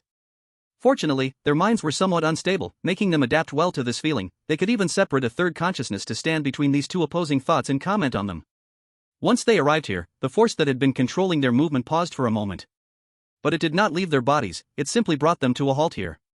Such a sudden action did not make them anxious, instead, they felt they finally had time to rest for a moment. Who knows why this amusement park is so large? After the rides collapsed, they had walked for at least 2 hours. Normally, they would have been fine, but they had been compelled to walk this distance. Though the force had not done anything to them or attempted to explore their bodies, it was still uncomfortable. Not only were their minds highly tense, but their physical strength was continuously depleting, at a rate 2 or 3 times what they usually exerted. That journey was truly bearable but incredibly tormenting. While complaining about these thoughts, Yueyuan's gaze fell upon the seemingly calm yet ever-rising lake. Her expression and eyes were equally dazed, revealing no signs of disturbance. After observing for a while, she knew that all she could do was keep her body quiet and wait, trying not to provoke the one lurking in the darkness. Beneath her calm and dazed exterior, Yueyuan had begun to attempt to mobilize the power that had been lurking within her, ready to escape with Inchi at any moment. Time passed second by second, and the dark surroundings, which had once been somewhat lively, fell into silence, devoid of any life. The string in her mind tightened little by little, while she fought against the increasingly strong sense of temptation. Just as Inchi was about to explode and Yueyuan was about to show her impatience, the surroundings finally changed. "Welcome, my two friends from afar. It's truly my rudeness to make you wait here." In the darkness, a refined and refreshing male voice emerged. This voice was clear and clean on the surface, carrying a strong sense of affinity, but beneath it lay a hidden attempt to entice them to lower their guard. Chapter 49. Just a little more, and Yueyuan would have relaxed her vigilance, tempted by that voice. Inchi's perception of these things was not as strong as hers. Relatively speaking, the voice's temptation was much lower for him.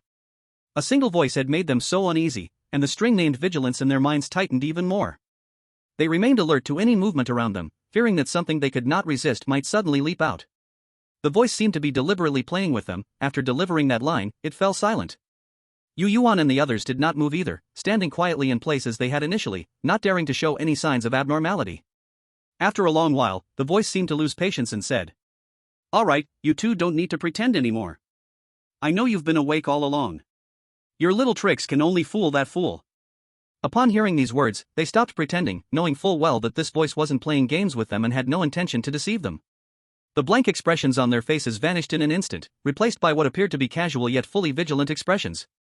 With their disguise removed, it no longer hid itself. In front of them, the dark mist gathered, gradually forming a vague human shape, and finally, a man dressed entirely in black stood there. Behind the man were 6 enormous wings, resembling those of the angel statue, but in a contrasting manner.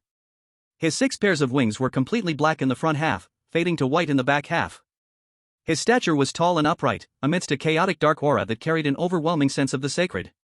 However, this sacredness was extremely out of place with his aura, as if it had been forcefully taken from somewhere else and attached to him. Like a dark angel who had conquered the holy angels and acquired divine power to disguise itself.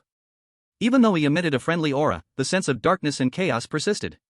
His condition did not truly make people feel friendly, instead, it heightened their vigilance. Taking all their wary expressions into account, his face showed a hint of speechlessness. "Stop looking like that. I'm not interested in your lives. You can go look in the lake yourself. If you can take the things inside, I'll let you go. Otherwise, you'll stay here as my substitutes." This time, there was no hint of the previous warmth in his voice. Instead, it was filled with indifference and disdain. The disdain he conveyed was not directed at them, but more like contempt for this place, a desire to leave. His demeanor wiped away Yueyuan's initial curiosity about those things. It wasn't because of anything else, it was purely because of her rebellious nature surfacing. When others told her not to do something, she desperately wanted to do it. When asked to do something, she fervently wanted to avoid it. Thus, the foot that had originally taken a step forward was now drawn back, and her mouth began to chatter. "My dear friend, can I not go? Don't ask me why, I just suddenly don't want to go. I want to leave this place, is that all right?"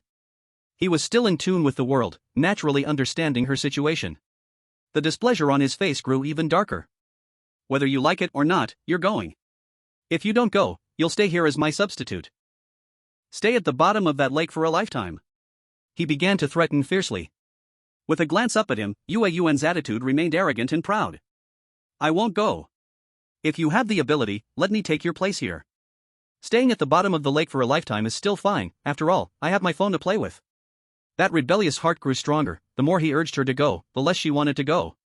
Most importantly, since he appeared, a voice in Yueyuan's heart told her that he couldn't hurt her. If that's the case, then she could let off some steam.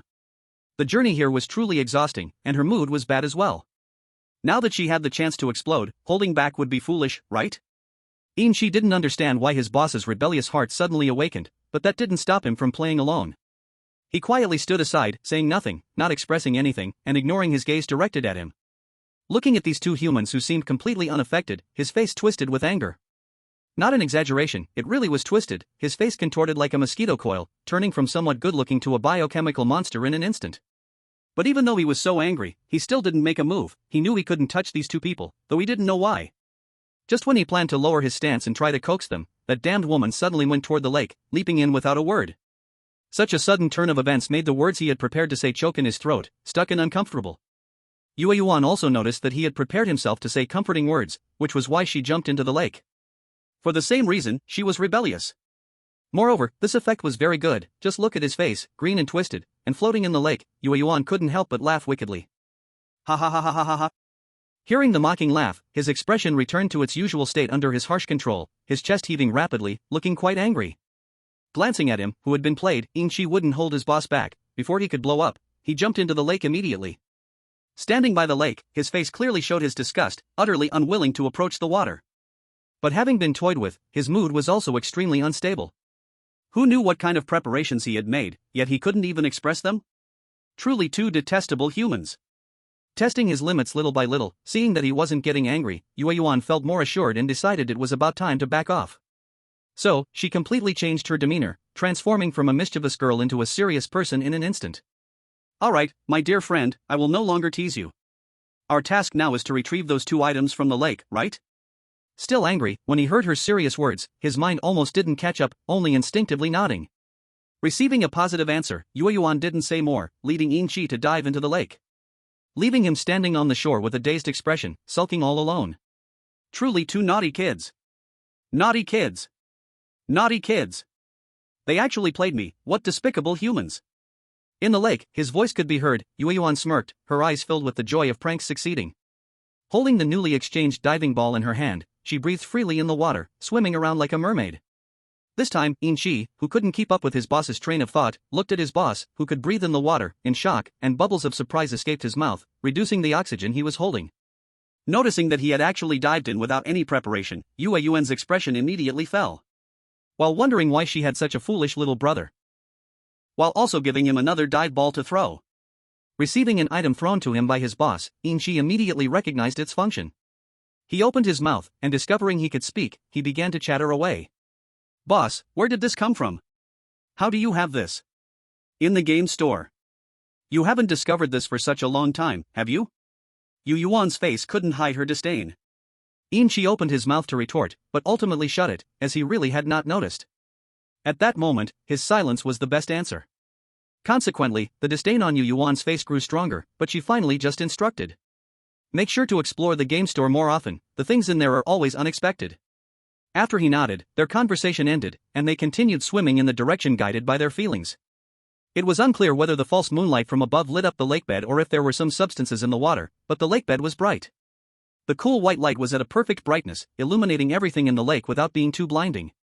As they reached a certain depth, they could see the water grasses and scattered pearls and shells. They clearly felt that these things were hiding some items inside, but they were not the things attracting them. Continuing downward and swimming in one direction, they finally stopped outside a cave at the bottom of the lake. Looking at the deep, dark cave entrance, Yueyuan was already searching for suitable auxiliary items in the game store. In the end, she spent 1 point to buy a waterproof flashlight and turned it on towards the cave entrance. The strong light instantly illuminated the dark entrance, revealing everything inside to them, and the cave appeared quite deep. Standing at the entrance with the flashlight, they could just faintly see a wall deep inside the cave. One side of the wall was empty, clearly indicating there was a way. Chapter 50. After illuminating the inside of the cave, the feeling of summoning in their hearts nearly solidified. This time, another cup looked like it had just been poured and left there. On the dressing table was a set of ornate headpieces that had been taken off, and a red wedding dress draped over a screen. In the corner of the dressing table, there was also a photo frame containing a black and white picture of a man and a woman. The woman in the photo wore a forced smile, her head adorned with permed curls, dressed in a Western-style dress that was quite popular during the Republic of China period. The man posing with her sat upright, his large eyes appearing lifeless, his body slightly leaning towards the woman. Further observing this room, one could notice that all the items belonged to women, and there was not a single thing belonging to the male owner. The only trace of the male owner was probably that lifeless and emotionless photo. Turning to look back, she found the entrance had vanished, even the silver-haired figure that had been following her was nowhere to be seen. Inside this cave, which exuded an eerie atmosphere, Yueyuan pressed her lips together, unsure of what to do next. This time was different. She felt a great threat and clearly understood that any rash move would lead her into immediate danger. Staying still, she carefully sensed the power within her and discovered that she had established a connection with the cave. Once the connection was made, she instantly felt less pressure and could even slightly manipulate the things in the cave. With this discovery, her courage grew, and she began to wander around the cave, looking left and right, observing closely. Finally, she stopped in front of a wooden door at the end, tilting her head slightly, contemplating whether to enter. The aura emanating from behind the wooden door felt very unsettling, and she had not established a connection with whatever lay beyond. It was unknown. Yet, the sensation of temptation became stronger, almost like a voice inviting her to come in. Wanting to retreat, she realized her body no longer obeyed her commands, her hand rising to push open the door. Frustrated, she looked at her defiant right hand, her delicate face filled with displeasure, and the environment behind the door was revealed. It was a room dominated by a light blue color, filled with an ancient atmosphere. The lamp on the table indicated that the era of this boudoir was not far from their own. Beside the wooden bed adorned with a thin quilt was a pair of red embroidered shoes. Clearly, they were wedding shoes, but there was no wedding dress in sight. As she scanned the room, she noticed a glimpse of red peeking through the gaps of the white-painted wooden cabinet. Struggling to call upon that power within her, she discovered that it was completely suppressed. The suppression was not lethal to her, nor did it feel threatening, but no matter what, she could no longer summon that power within her. Looking up at the wedding shoes that ignited a strong desire within her, Yueyuan ultimately chose to walk over and pick them up off the ground. As she picked up the wedding shoes, a sharp, crazed, raspy female voice echoed out. Come here. Stay with me, come here and keep me company. I don't want to be alone here, I don't want it. Emerging from the cave, Yueyuan looked drained, appearing weak and ready to collapse with just a push. Thinking about the new item added to the game panel, Yueyuan felt genuinely unhappy. This dungeon hadn't even finished, and yet she was already booked into the next one. It was truly excessive. If she had known, she wouldn't have come here so arrogantly and carelessly. Grabbing the water plants from the lake without thinking, Yueyuan began to tear them apart, entirely wrapped in feelings of irritation and unhappiness. By the time Yin-Chi emerged from the cave, this patch of water plants had already been nearly destroyed by her. Hearing the noise behind him, Yueyuan turned to look, only to see Yin-Chi's face also filled with displeasure. What's wrong? Did you also book the next instance? He tugged at the corner of his mouth but couldn't manage a smile, ultimately settling for a serious expression. Yes, boss, this instance hasn't even ended yet, and I've just booked the next one. Don't they let anyone rest for a few days? By the end of his sentence, his voice was full of frustration. Knowing she was not alone in her situation, Yueyuan felt a bit happier compared to before, and she suddenly understood things more clearly. With her sadness faded, she ignored Yin-Chi and swam toward the lake's surface. When they broke the surface of the water, dawn was already breaking, the dim morning light illuminating the entire amusement park. Those amusement rides that had collapsed into ruins were also in the process of being restored. Upon seeing them emerge, the man who had been standing on the lake's surface all night had a clear look of joy on his face. Since you've already obtained it, my guardianship task is over. Farewell. After saying this, the man quickly vanished from his spot, and his presence could no longer be felt. Faintly, they could still hear him mumbling. I'll never gamble again. Just because of that stupid bet, I ended up guarding that crazy woman for 100 years. The rest of his words were no longer audible, but one could easily imagine what he was talking about. They quickly swam to the lake's edge and climbed ashore, and Yueyuan's once damp body rapidly dried. Her hair, which reached her hips, became fluffy again. She tied up her hair and thought about how today she could leave this cursed place. Her earlier annoyance faded, her eyes narrowing in cheerful emotion. In addition to that, there was a strange feeling toward the surroundings, a mix of unfamiliarity and a hint of warmth, as if feeling like she had stepped into another world. Finally breathing in normal oxygen once again, Yin-Chi was in almost the same state of mind as her. After tying her hair, she didn't say much to him and accurately found the direction toward the cafeteria from the map, heading to find breakfast for the day. As they walked straight ahead, they didn't notice the lake slowly disappearing behind them. In the cafeteria, 5 players who had sat across from those people yesterday were gathered around a small round table, looking somewhat pitiful and helpless. However, there was no sense of loneliness surrounding them. Although weak and pitiful, they were all showing rare smiles on their faces. Eating soup dumplings, Yueyuan looked at them, then at those strange beings consuming various organs, emitting an aura entirely different from the previous days. The players who had been secretly watching her naturally noticed this change. They sharply sensed that the dangerous aura that had always surrounded this girl had dissipated. Instead, a feeling named beauty and tranquility enveloped her, appearing extremely harmless and kind, like an angel representing holiness and justice. Feeling their vague gazes, Yueyuan shot them a glance before continuing to eat. If she knew how they were currently thinking of her, she would probably scoff out loud and likely curse again with a fool. But she didn't know, so she missed a chance to curse them justifiably. As she was finishing her last soup dumpling, Yueyuan suddenly realized a serious problem. They had no idea how to leave the instance. If they did not exit before nightfall today, they would likely be trapped here. Having missed breakfast, the thought of staying here for lunch didn't sit well with Yueyuan. But how to leave this place is really a problem, they have no clues at all. However, what can be certain is that leaving the amusement park does not mean leaving the copy. This amusement park is their shell, and no one knows what the environment outside is like. Once they go out, it might consume them without a doubt. Chapter 51. Through the key pendant, she did not gain any information to leave the copy. She could even feel that the boss knew how to leave, but this copy seemed to prevent them from leaving. This important information was intentionally hidden. She mobilized the power within her that had slowly started to obey in this copy, yet still found no useful information. It too was deliberately concealed. Several times, she felt she was about to get an answer, but each time was stopped by some force. Little 9, keep your promise. Since you said you don't want to be disturbed during the trial, then focus on your trial, don't think about taking shortcuts through permissions. This voice suddenly appeared in Yueyuan's mind, gentle yet firm in a way that could not be refused, and carried a sense of familiarity. Strangely, she felt the owner of this voice should not stop her. An overdue sense of grievance unexpectedly arose. With a bit of discouragement, she drooped her little head, her big silver eyes filled with disappointment. In the dim room, the man who had been watching this copy almost couldn't help but grant her permission when he saw her like this. He was about to take action, but was stopped by the masked man beside him. A cold voice came through. She said she didn't want to be disturbed during the trial. Speaking now goes against her will. Next, please be quiet, otherwise, I have the authority to make you leave here. Looking affectionately at the girl who was projected before them, seeming only a few steps away, the man ultimately chose to remain silent. But his gaze towards the masked man was very unfriendly, constantly feeling he would spit out a sentence, "You will regret it." In the copy, after finishing off the little buns, Yueyuan stood up, adjusted her mindset, and secretly remembered that voice. Knowing clearly that someone was watching her, a sweet smile appeared, and she bounced out of the cafeteria, not allowing anyone to see any negative emotions. Following the principle that it's better to ask familiar people for directions, she headed straight to the dancer lady. Passing through the long path, she arrived at the dancer lady's stage. Looking at the empty stage above, Yueyuan knew they would not be able to find the dancer lady now. The daytime stage was no different from the one they first saw, not only desolate, but the pure white surface also had cracks.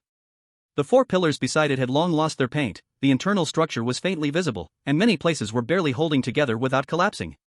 A section of the roof on the western side had already vanished, the murals on the ceiling were blurry, with some places appearing as if deliberately removed. Tightening her lips, Yueyuan instinctively felt that as long as she could know who removed the murals, she might explore the secrets of this copy and would surely meet the dancer lady. She wanted to do this, but deep down she understood they didn't have that much time. If it were the first day seeing these things, they would have plenty of time to seek answers. But they currently had only half a day, to be precise, 9 hours. Weighing the pros and cons in her heart, she ultimately chose not to struggle here and turned to go to the clown gentleman instead. She had already prepared herself not to see him, but unexpectedly, they met the clown gentleman very smoothly. "Dear clown gentleman, good morning, I would like to ask how to leave the amusement park." Without beating around the bush, Yueyuan directly inquired. Mr. Clown opened his mouth, clearly wanting to say something, but in the end, he didn't say anything. The large painted face showed a look of conflict and struggle, and a few seconds later, he visibly deflated. "Manager Moon, go find Miss Dancer, right now, she is the only one in the entire amusement park who can tell you the answer." Understanding that he was being stopped, Yueyuan was sure that the person who stopped him was the same one who had stopped her earlier. Desperately controlling the urge to roll her eyes, Yueyuan maintained a sweet smile on her face and asked, "May I ask, Mr. Clown, where can I find Miss Dancer now?" For this question, the clown wanted to answer immediately, but once again he was interrupted. She could see his mouth open, already in the midst of speaking, yet no sound could be heard. At this moment, the smile on Yueyuan's face could not hold, that polite and sweet smile vanished in an instant. Feeling extremely upset and sensing the ubiquitous gaze, Yueyuan frantically summoned the power within her body. The sense of blockage remained clear, and as she mobilized, the feeling of obstruction intensified, solidifying in just about 5 seconds. Staring ahead, Yueyuan's eyes showed madness, as she obsessively summoned the power within her body, determined as if ready to fight to the death. "You crazy woman! Quickly withdraw your power, little 9 cannot bear it yet." A man with an indistinct face grabbed the neck of a woman with bird-like features. For this woman who had intruded into their space and attacked the girl in the copy via the connection point, the man was already being rational by not outright killing her. The masked man looked at the woman's pale face, with a wave of his large hand, a black mist surged from his palm, striking the woman. The woman coughed up a mouthful of blood from the power attack, yet even so, she did not give up her pressure on Yueyuan. She glared at the 2 men in front of her, her eyes filled with madness. "TSK, since she's something underhand number 1, let him deal with it himself." By the time the masked man finished this statement, he had already planned to intervene, risking his own injury. Unexpectedly, at that moment, the woman coughed up another mouthful of blood. Pale, she collapsed to the ground, falling into unconsciousness. Did little 9 succeed? The man's face showed disbelief. Yes. The masked man replied, casually summoning something eerie to drag the woman on the ground out, leaving behind a comment. Before little Nine finishes her trial, get rid of those restless things to avoid bothering her.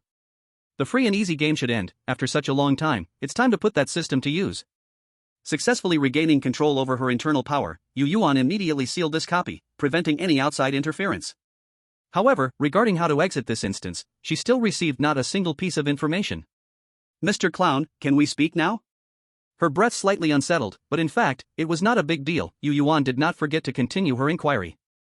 Barely showing any pressure on his face, Mr. Clown returned to his previous state. Miss Dancer is below the stage. Manager Moon just needs to shout for her by the stage, and she will come out. Having received an answer, Yueyuan didn't rush to leave. Instead, she found a spot to sit down, glancing at Ying-Chi, who didn't know what had just happened, and pointed to the seat next to her, signaling him to sit. Mr. Clown, may I ask if you know the source of that power just now?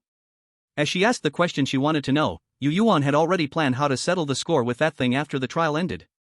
How dare it trouble her? Let's see who lives and who dies in the end. She has never lost to anyone who isn't afraid of death. 8 years ago, even when severely injured, she was able to take down the hideout of a disgusting group while carrying a burden. It makes no sense that she would be bullied by some unknown thing now. The previous boss of a 7-star dungeon is now a subordinate of the #1 manager, and there are rumors that she will be the chosen heir of the game itself. Mr. Clown knew not much information, only able to describe as detailed as possible. She is a woman with an appearance that is half human and half bird, not to be trifled with, and she is very arrogant. If Miss Yu wants to face her, she should at least become a 7-star player first. With worry in his eyes, Mr. Clown feared that Yueyuan would confront the thing unprepared. No matter how much anger brewed inside, Yueyuan did not show even a bit on her face. After hearing his words, she simply nodded. Okay, thank you, Mr. Clown, for the advice. I won't act rashly. Having gotten the information she wanted, Yueyuan bid farewell to Mr. Clown and pulled the confused Silver Chi toward Miss Dancer's stage. On the way, with a sweet smile on her face, Yueyuan asked dangerously, Silver Chi, do I look easy to bully? Not knowing what had happened but sensing it was definitely not good, Silver Chi shivered and shook his head furiously like a frightened rabbit. Pleased with his reaction, Yueyuan nodded and stared ahead, not knowing where she was looking, her tone dangerous and ethereal. So we have an opponent, a boss from a 7-star dungeon, now a subordinate of the #1 manager. Are you afraid? Not understanding why his boss suddenly listed that thing as an opponent didn't stop Silver Chi from deciding. Of course not. Although I don't know what that thing did to upset the boss, since it did, it can't escape. Silver Chi's tone was even more dangerous than Yueyuan's, his expression cold like a cheetah poised to pounce. Chapter 52. Very well, since that's the case, then let's strive toward becoming stronger. The first step, leave this dungeon. In the previous moment, Yueyuan's tone was serious, and in the next, it was light, as if everything before was an illusion.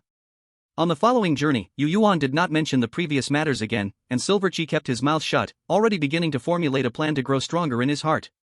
Walking ahead, Yueyuan, with a light step, felt his change, her silver eyes shining with a pleased smile. No one understood better than her what kind of situation the one who dared to suppress her was in. Whether they could wake up was a question, let alone being their opponent. What she just said was merely to give the confused young man behind her a direction to move forward. She really didn't like harboring grudges and waiting for revenge, especially when it would take so long to meet again. If she didn't deal a direct blow to her opponent today, she estimated she would feel uncomfortable for a long time. Although she wasn't particularly happy now because she hadn't killed her opponent directly, it was still better than being oppressed and feeling like her opponent was unhurt. However, now killing that thing had undoubtedly become her goal. No matter who it was, even if it was the manager, she had to find a chance to take them down, let alone a subordinate. What if she was the game's heir? If she had the ability, she would become the highest being in the game. If she couldn't become one, then let her die. Who doesn't have some identity? Is she the only one powerful? Humph. Yueyuan hummed to herself, showing none of it on her face, and soon arrived next to Miss Dancer's stage. Miss Dancer, may I ask if you are here? Her voice was soft and sweet. The tone was completely that of a delicate young girl. Throw away all those previous emotions, and Yueyuan's smile resurfaced once again. Standing in the sunlight, she appeared very harmless, but the cold indifference in her eyes made people feel she wasn't an easy match. After waiting for a minute, the dancer's voice came from the stage. I'm here, just wait for me for 5 minutes, I'll get dressed and be right there. The dancer's voice was different from the previous times. This time, it carried a touch of charm. The ending was elongated, brimming with endless allure. Just by the sound, Yueyuan immediately knew what the dancer had just been doing. There was no sign of embarrassment on her face, she was just thinking about whether they would be stuck here if the dancer was in a bad mood. After pondering for a moment, she didn't think deeply, quietly waiting along with the somewhat distracted Ingqi. 5 minutes is 5 minutes, the dancer appeared on the stage at the 5th minute. Her face was slightly flushed, her eyes dreamy, and there were red marks on the small exposed area of her skin. There was no impatience on her face, no annoyance from being disturbed. Instead, she teasingly said, "I really didn't expect that the manager you would come to see me in broad daylight. I just wonder what would happen if it were someone else." The dancer, seen for the 3rd time, was very different from the first 2 encounters. But there was no sense of incongruity, rather, it felt like this was her true self, confident, bold, uninhibited, exuding endless charm. With her expression unchanged, showing no sign of shyness, Yueyuan directly spoke as before. "Miss Dancer, I want to leave the amusement park. Mr. Clown told me you have a way." "Ah, I don't know who arrived here first, rushing to the clown without even calling out to me, and now you're back to find me." The dancer's voice had a laugh in it, but there was no intention to make things difficult, it was just a simple complaint. With her smile intact, Yueyuan couldn't find the right words, so she just smiled in silence. Seeing her like this, the dancer lost interest in teasing her. She pointed to the Ferris wheel and said, "Get into that pure white cabin on the Ferris wheel. After you reach the top, you will leave this place. Now hurry up, don't disturb me. The clown really knows I won't deal with you, and he just sent you here like this." After saying this, she turned back to the center of the stage, her demeanor very carefree. No one noticed the fleeting reluctance in her eyes. After getting the answer from her, they didn't stay long. After saying their goodbyes, they headed toward the Ferris wheel. As their figures disappeared at the end of the path, the dancer turned around, looking at the now empty path, murmuring, "What a heartless little thing." On this side, knowing the way out, they hurried toward that direction. For some reason, they felt a sense of foreboding in their hearts, which grew stronger. This feeling urged them to quicken their pace, almost breaking into a jog. As they approached the Ferris wheel, the pure white cabin was descending. Calculating the time, they arrived at the Ferris wheel just in time to enter that pure white cabin. Even if they slowed down now, they wouldn't miss it, but they didn't relax. Instead, they quickened their pace. They reached the cabin just as it was entering, quickly getting inside. Once inside, they settled down, the heart that had raced for a few seconds calmed quickly. Fixing their eyes on the scenery outside, Yueyuan saw the thin black mist at the end of the amusement park. The black fog violently slammed against something like a barrier. As the Ferris wheel rose higher, the view became clearer. The outermost circle of the amusement park had been completely corroded, and the railings had turned pure black and shabby. Faintly, shadows could be seen outside the iron railings, their postures stiff and slow, but each was more agitated than the last, crazily pounding against the barrier. It felt as if her consciousness was before that barrier, clearly hearing the bang bang bang of the knocking sounds. Gazing over there, after a while, Yueyuan could clearly see what was outside the barrier. These were beings with incomplete bodies or exploded heads. They all had human forms, but each one was very distorted. One had a loosely hanging head, while another looked as if something heavy had crushed it, almost splitting it in half. Some were crawling on the ground, their limbs showing varying degrees of issues, as if they had previously suffered tremendous harm. "Give me back my life, give me back my life. Why are we suffering so much while you can still keep going? Why? Die, all of you die, today you must accompany us to the grave. Woo woo. I died so miserably, I died so miserably. I just came here to have fun, why must you hurt me so? Stay, stay. All of you must stay, no one is allowed to leave. Everyone stay." Various sharp voices rushed into Yueyuan's ears, and at this moment, she seemed to understand the birth of this instance. Feeling the power within her and the key pendant that hadn't been returned yet. She seemed to see what had happened in this place before it became the instance, and how it was pulled from that chaotic world into the game. Watching the crowd that was nearly drowning the entire amusement park, Yueyuan began to think about the possibility of these people flashing directly to the Ferris wheel. When she realized this idea was unreliable and impossible, Yueyuan quietly breathed a sigh of relief. Though this group was pitiful, what did it have to do with her? Better not come before her and hurt her eyes. There are debts owed to the right people, you should go bother those who harmed you, Amatba. Regarding the situation over there, Ingqi saw it was not very clear, only seeing a group of things constantly trying to enter the amusement park but being blocked by the barrier, and nothing more. Therefore, he also avoided seeing those things well. As the Ferris wheel rose higher, the emotions of the outside group became more agitated, crazily pounding against the barrier. Finally, the barrier cracked like shattered glass, covered in cracks. Bang! After a crisp sound, the barrier shattered completely, and the small fragments scattered from the sky like snowflakes. At the same time, the compartment where Yueyuan and the others were also rose to the top of the Ferris wheel. Before them, a light screen suddenly popped up, displaying, "Would you like to take other players to leave the amusement park?" Below were two simple options, yes and no. Casually clicking the first option, their spacetime distorted immediately. A vortex formed around them, and in the next second, they disappeared from the compartment. Also disappearing were the other 5 players who were discussing how to go out in the cafeteria. And those beings that had shattered the barrier instantly filled the entire amusement park, their faces still twisted with madness as they began to search around. When they found that someone had stayed behind to accompany them, all emitted silly laughter. Hee hee hee hee hee hee hee. Ding! The reality absorption series, Crazy Amusement Park instance, closed. Congratulations to the 7 players for clearing the game. Chapter 53. In a pure white space, a half-transparent girl in a spiritual state sat blankly on the ground, still a little dazed. In front of her was the data of her recent clearance. Name, Yueyuan. Instance completed, Crazy Amusement Park. Rating, SS+. Rewards, 50,000 points, affection of the dancer, gratitude of the clown, a pair of red embroidered shoes of unknown purpose. Achievement, 5-star boss cultivator. The first 2 rewards were permanent items, but their functions were not explained and could not be clicked on. As for the pair of red embroidered shoes, they also could not be clicked on, but Yueyuan knew they were a means to enter the next instance. Seeing the pair of red embroidered shoes again, Yueyuan's expression was not good. Having not reacted earlier, she was suddenly jolted awake. Looking at the red embroidered shoes, her face turned puffy with anger. Several times she reached out, wanting to snatch the red shoes from the game interface and tear them apart, but she failed no matter what. Like an angry little silly cat, she stubbornly fixated on the red shoes. Even though she knew success was impossible, she still didn't give up. Minutes passed, and Yueyuan suddenly realized her behavior was foolish and froze. Blinking her eyes, she pressed her lips together. That silly expression just now must not be seen by anyone. But fate was against her wishes. Just as she was about to forget what had just happened, a childish yet dangerous and strange voice echoed in the previously quiet pure white space. Yeah. I saw you. I never expected you would have such a foolish side. Although she had not heard that voice many times, it left a deep impression on Yueyuan. Her previously awkward expression disappeared in an instant, replaced by a cold demeanor. Looking around, she could not find the source of the voice and huffed before leaving. Yueyuan opened her silver eyes, gazing at the familiar ceiling, and checked her phone. 11:30. Very good, time for lunch. She successfully made it for lunch. Quickly getting up to wash up, she didn't bother with the game matters anymore. She successfully enjoyed the lunch she had been dreaming of. Aunt Yen knew she would sometimes enter the game. Though she was well aware her young lady wouldn't get into trouble, she couldn't help but worry. After discovering Yueyuan entered the game in the morning, she had searched in the live broadcast rooms of those instances but couldn't find her. Finally, seeing time passing, she stopped and, worried, went to prepare lunch. Now seeing Yueyuan safe and sound, she truly let out a sigh of relief. Sensing Aunt Yen's worried emotions, Yueyuan showed her a harmless and obedient smile, saying, Aunt Yen, I won't get into trouble. If I don't come out when the instance ends, it must be because I'm playing as a boss inside. I'll come back when I'm done having fun, don't worry. Nodding heavily, Aunt Yan's lingering anxiety instantly settled down. As she was almost finished with her lunch, Yuzong finally emerged from his laboratory.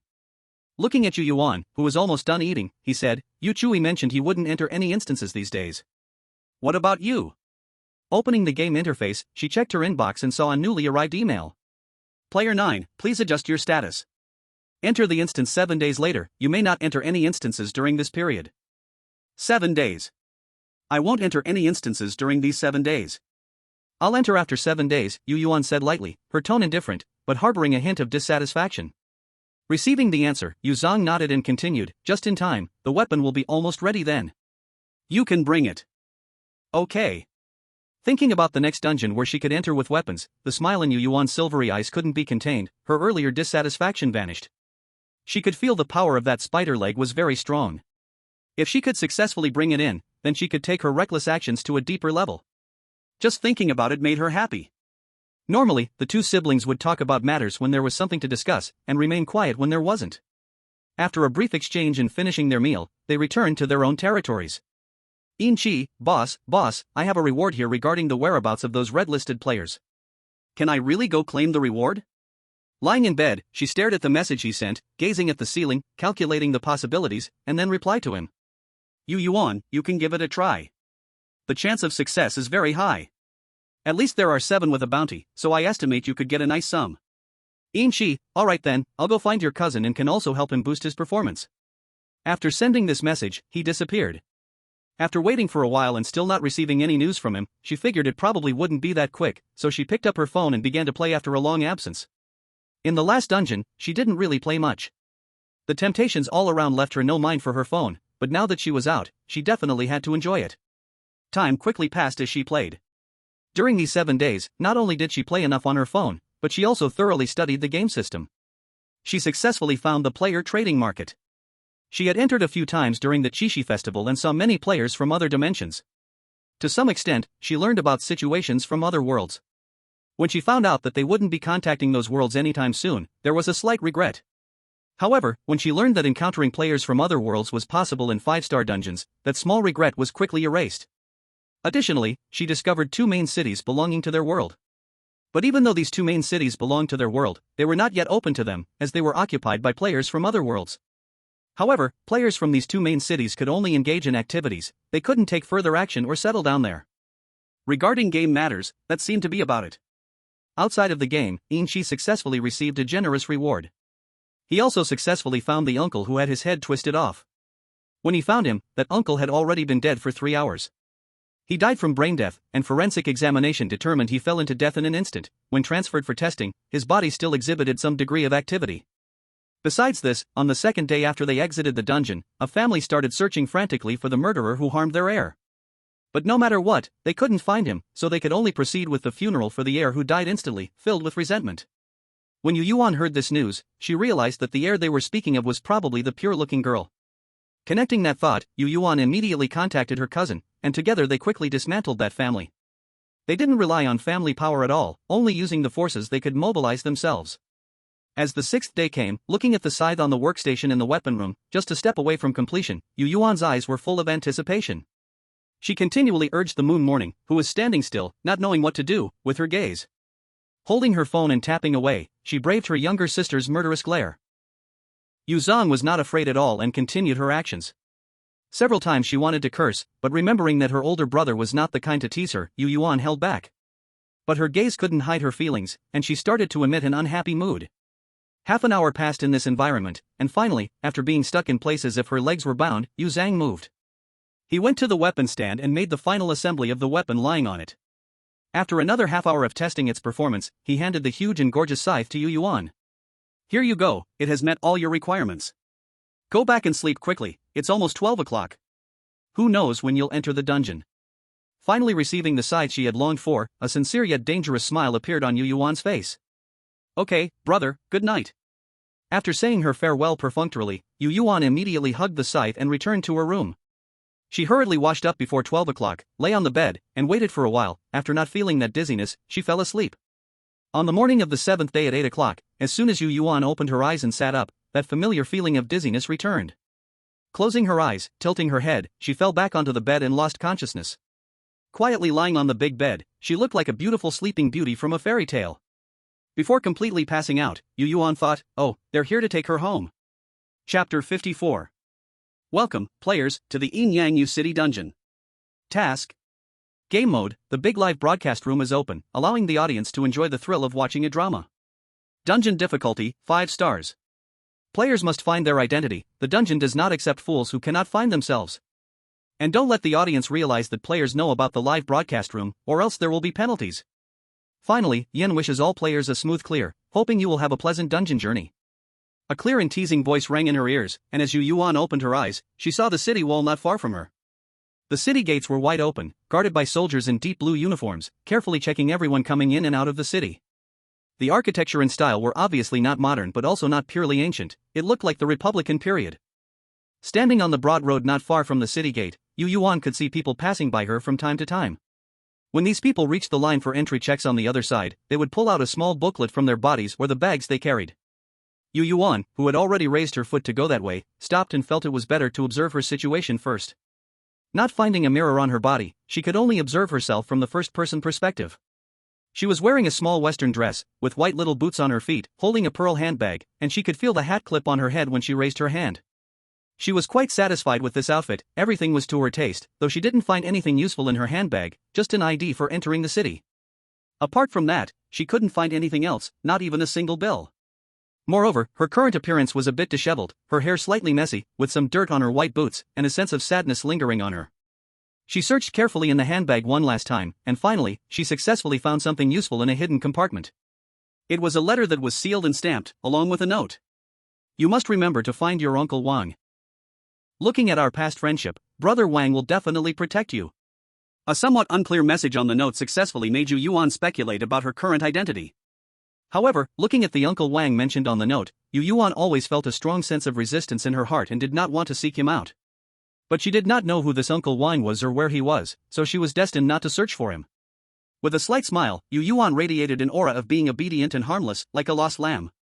Standing in place for a moment, feeling the clear morning air, she then walked towards the city gate. Honestly, arriving at the end of the line, she waited to enter the city. The closer she got to the city, the stronger the dangerous feeling in her heart became, while the outskirts exuded a peaceful and tranquil aura instead. But Yueyuan knew very well that the main stage of the quest was within the city, and she had to go in to find someone. If she lingered in the outskirts, she was very likely not to survive the day. With her eyes slightly downcast, lost in thought, Yueyuan suddenly felt a light touch on her. Turning around, she saw a kind-faced, simply dressed yet very clean old lady. The old lady looked closely at her face, then glanced at the men around, worried, and said, "Little girl, hurry and find your family, it's very dangerous for you to be alone out here." At this point, the old lady lowered her voice and whispered almost silently in her ear. "Look at those few men, they don't seem easy to deal with, and their eyes are not good. Be careful not to get caught by them." Glancing in the direction the old lady pointed, Yueyuan's eyes flickered, and she obediently nodded. "I understand, old lady. I will look for my family once I enter the city, thank you, old lady." In her last words, Yueyuan sincerely thanked her, making that innocent and harmless aura even stronger. Seeing this made the old lady even more worried, and those sinister men became more excited, their gazes increasingly brazen. Noticing this, Yueyuan's heart surged with excitement, it was all so interesting. She realized that the strangeness of this quest had developed a strong self-awareness, and every move no longer just served the quest. In that case, it would be even harder to distinguish good from evil, and there was a high probability of encountering a deceitful creature disguised in sheep's clothing pretending to be kind. The danger factor shot up dramatically, but it seemed even more fun now. Just beginning, and she was already looking forward to it. What should she do? Deliberately ignoring those sinister looks, Yueyuan pretended not to notice, like a princess in an ivory tower, and once again spoke to the kind old lady. "Old lady, don't worry. My family is waiting for me in the city. If something really happens, who's to say who will be in danger?" The tone of her last sentence had already taken on a chilling quality, but it was clear that the strange beings did not notice. The old lady's worry deepened, and the sneering in those sinister gazes grew more pronounced, as if they could already see themselves succeeding. Soon, the line reached them, and after checking their identification, Yueyuan bid farewell to the old lady and faded into the crowd. Watching her figure disappear, the old lady's worry lingered, her face twisting fiercely for a moment as she looked at the strange beings following her into the crowd. But her identification was not yet checked, so she could only watch helplessly in the direction where they had vanished. After stamping her foot a couple of times in frustration, she exuded a dangerous aura. A wisp of black mist spread from her body, and the strange beings around her continuously drifted away. On the other side, unaware of the changes that had occurred since she left, Yueyuan intentionally walked into a narrow alley, successfully leading those strange beings into a dead end. Turning around to look at the three strange beings blocked behind her, anticipation gradually appeared in Yueyuan's silver eyes. The faces of these three strange beings had long been beast-like, each resembling a wolf, with sharp claws already visible. Their pointed mouths had sharp fangs still dripping with slime, and as they opened and closed their mouths, the slime stretched out strands that glimmered with a ghostly green under the cold sunlight. From a distance, she could still smell the rotten stench that clung to them. Underneath their seemingly intact skins, it seemed as if numerous unsightly things were hidden, writhing, and visible, causing their skins to bulge and deflate quickly. Although there were no maggots on them, Yueyuan always felt that what she was seeing was not strange beings with wolf-like appearances, but rather ghostly things formed from countless gathered maggots. Feeling her eyes hurt, Yueyuan's previously pleasant mood quickly soured, truly disgusted. The obedient smile on her face stiffened as she asked, "You three have been following me this far, is there something you want?"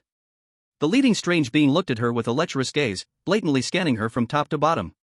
"What do we want, can't you tell? What a well-behaved little lamb."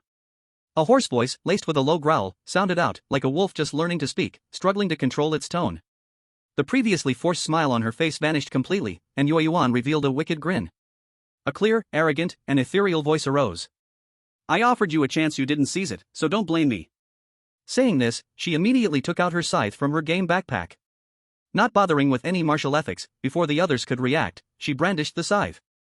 At the same time, she didn't forget to scare these strange beings. "Don't think you won't die, just going around telling others your foolishness, my scythe will devour you." As her words fell, the scythe swept across one strange being's head, taking its skull along with it. The skull did not fly away but was quickly absorbed by the scythe, and the still body began to disperse with the wind. Feeling the scythe newly infused with the essence of the first strange being and now excited, Yueyuan's lips curled slightly, revealing a crazy posture, tilting her head and squinting her eyes, a totally disdainful and spirited little appearance. Congratulations! You've become the first batch of food for my darling, this is your honor. Not giving the others a chance to speak again, Yueyuan swung her scythe once more, ready for the next harvest. In just 2 seconds, this dead end was left with only her and the huge scythe in her hand. Blinking her eyes at the empty space in front of her, Yueyuan looked at the scythe with a resentful gaze and complained. My dear darling, did you forget that your owner has no money? You didn't leave me even a single bill, and tonight I'm going to have to sleep on the streets. The spider leg that had just become a scythe was confused, unable to understand her words or respond. It only knew it was very satisfied now. Forcibly stuffing it back into the game backpack, Yueyuan didn't want to see this scythe at all right now. She had thought she could gain a bit of fortune, but unexpectedly, she found nothing. She might as well go look for a more comfortable bridge hole. In Chapter 55. Sitting disheartened on the steps outside a dead-end alley, Yueyuan felt this game copy was extremely unfriendly, leaving her without even a place to stay. Was she really going to sleep on the streets for the next few days? Tilting her head, she expressed disbelief at this sudden thought. Her? Sleeping on the streets? No way, absolutely not. Looking at the bustling street and the passers-by, Yueyuan decided to stay here for a while, hoping a kind person would take her home. If not, then she'd find a comfortable bridge tunnel to sleep in this afternoon. If she still couldn't find a way out tomorrow, she would rob those strange beings. The more she thought about it, the more feasible it seemed. Yueyuan remained seated on the steps, raising her head to watch the crowd, feeling like a lonely abandoned plush cat. There were people who noticed her, but as soon as she had a bad thought, the strange being's head seemed to buzz as if electrified. Alongside the tingling sensation, there was an unprecedented clarity of mind. 10 minutes later, feeling tired, Yueyuan lowered her head and began to sulk. Just then, she spotted a line of ants carrying food on the ground and spoke to them. You all have homes and know how to store food, and here I am, homeless. Why don't you take me to your house? Can I stay with you for a night? Unreliable words slipped out, and the ants on the ground didn't seem to understand. They all paused, looking at Yueyuan in unison, then opened their mouths wide and swallowed the huge food they were carrying right in front of her. This display seemed to suggest that Yueyuan would compete with them for their food. Yueyuan's previously pleasant expression shifted like the weather in June, instantly darkening. Her gaze towards them became somber. The ants sensed this too and quickly shifted into battle mode, each transforming into small, sharp beast-shaped robots, showcasing gleaming weapons. They stared at each other, neither side making a move, both enhancing their own aura. In the end, the ants withdrew from their battle stance and ran away quickly. Watching their tiny backs, not even as big as soybeans, Yueyuan silently rolled her eyes at them. Opening the game interface, she attempted to exchange her points for currency in this world. As for the result, it was not far from what she expected. She couldn't exchange anything. What's worse, in this copy, not only could she not exchange money, but food was also unavailable for exchange. Another big hope slipped away from her. The thought of actually having to sleep in a bridge tunnel while hungry filled Yueyuan with a completely displeased aura. She picked up a branch next to her and began poking the stone pavement. The branch, enveloped by her strength, punched holes into the ground after just a few pokes, while the branch remained intact in her hands. While she continued to wreak havoc on the stone, venting her dissatisfaction, a shadow suddenly enveloped her. Slowly raising her head, her silver eyes still bore a lingering frustration. She thought that if someone dared to disturb her without blinking, she'd be sure to teach them a lesson. It would be best if they had some money on them, so she wouldn't have to sleep on the streets. But when she saw who it was, her frustration quickly faded, and the impatience dissolved away. Brother, see you? The surprise in her tone was obvious, as if the person in front of her shouldn't be here. While surprised, she didn't forget to disguise herself, transforming in an instant into a seemingly gentle and obedient little sheep, hiding her true nature beneath the wool. Standing across from her was a handsome young man. The air around him was filled with a strong sense of determination, and his sharp eagle-like eyes held a hint of uncertainty when they looked at her. It was easy to guess, even with his toes, that as a player entering here, he likely had turned homeless just like her. So, the meek yet seemingly fake Yueyuan scooted aside, pointed to the empty spot beside her, and said, Brother, see you, are you also homeless? Hurry and sit down, let's wait for a kind-hearted person. If we can't find one, we'll sleep under a bridge tonight and rob someone tomorrow. The girl in front of him spoke in a tone that was utterly offbeat, combining both meekness and arrogance, merging them perfectly together. With a once uncertain Feng Xiu, he could now confirm that the girl before him was indeed her. She was neither his illusion nor a bizarre dream created by this place. She really entered this instance with him. Looking at her unguarded demeanor, Feng Xiu sat down beside her and asked, Why are you sitting here? Are you really homeless? Knowing that he viewed her through the lens of an older brother, seeing her as a good little girl in everything she did, Yueyuan happily played along. What she did most often was radiate an aura of meekness while saying wildly arrogant and reckless things. Just as she did earlier. Yes, I am homeless. I don't just have no cash on me, I can't even find a single coin, and they won't let me exchange my points. Yueyuan's tone was filled with grievances, carrying an icy ruthlessness that seemed like she could burst into action at any moment. To Feng Xiyu, who saw her through this filter, she seemed to be merely complaining to him, so he stopped playing along and stood up with her. As she was suddenly lifted, almost leaving her feet off the ground, confusion filled Yueyuan's eyes, her earlier aura completely disrupted. Turning to glare at the one who interrupted her, the faint impatience hidden beneath her seemingly meek eyes was clear. Ready to teach him a lesson if he couldn't explain himself at that moment, she thought there was a pharmacy not far ahead. After giving him a beating, she could also heal him up. He wouldn't be able to say much then, right? With that in mind, a small devilish smile appeared on Yueyuan's face. Sensing the change in her aura, Feng Xiyu knew it was dangerous to stay silent any longer, so he set her back down and said, "Let's go. My current identity is the assistant to the young marshal of Yu City. If you follow me, you won't have to sleep under a bridge." Upon hearing his words, Yueyuan performed a quick change of expression, her obedient smile swiftly hiding her devilish grin, and her harmless aura grew even stronger. "Since you say so, I won't hold back. I'll rely on you these days, my dear brother Xiyu." Her voice was sweet to the point of being cloying, nearly making Yueyuan feel sick herself. Feng Xiyu's expression showed nothing, but he felt like his mouth was filled with candy, something he clearly didn't like, yet found himself enjoying unknowingly. One could see the scene over there, but it felt very unrealistic and distant. It was as if there was a hard barrier between them, clearly thin yet unbreakable. Earlier, when looking from outside the door, there was no such feeling, but changing the angle made it so, quite interesting indeed. The corners of her mouth involuntarily curled up, and though Yueyuan maintained an air of gentleness, she also radiated a sense of danger. The bizarre middle-aged man quickly noticed, and a hint of fear appeared in his gaze as he looked at her. Yueyuan naturally noticed his change but did not look at him. Instead, she began to evaluate the courtyard. It looked like a front yard, not very large but not small either, and it was arranged very delicately. Judging by the buildings, one could roughly infer this was a two-entry courtyard. This courtyard was quite new, lacking any sense of age, and the air carried a faint smell of paint. Although the paint here was very different from the paint in the real world, she could still tell what it was. In the corner of the yard, there was a well. The aura of the well was contradictory, dark yet sunny. Turning to look at Feng Xiyu, she found his brow slightly furrowed, watching the surroundings with caution. However, his movement was very subtle. The odd middle-aged man, with his head slightly lowered, did not notice and instead asked, "Sir, miss, breakfast is ready. Would you two like to go eat first?" Without answering, Yueyuan looked at Feng Xiyu, waiting for his decision. "Let's go, let's sort out breakfast first." He too had entered this scenario early in the morning and naturally wanted to eat something. In chapter 56, as the middle-aged man led them into the backyard towards the dining room, Yueyuan smiled at the reception room and the front yard. For some reason, she felt that someone would arrive here soon. She could even see three vague shadows talking inside. It was not very clear, but she could recognize the two sitting side by side. One was her, and the other was Feng Xiyu. As for the unclear tall man opposite them, she had no idea who he was. Narrowing her eyes and shaking her head, although she was trying to push these thoughts out of her mind, Yueyuan would not think this was her hallucination. No one could distinguish between illusion and reality better than her. Moreover, when she saw those images earlier, she could feel a force moving within her. Not mentioning this matter, she quietly and obediently arrived at the dining room. The table had already been set with food, which looked like a lot, but that was only when considered for one person. For two people, it was somewhat insufficient, and some items seemed like they were hastily divided into two portions. The century egg and lean pork porridge was indeed plentiful, with two full portions on the table, and one corner of the table had the remaining porridge. On one side of the table, a middle-aged woman stood with her hands folded over her abdomen, bowing her head and appearing docile.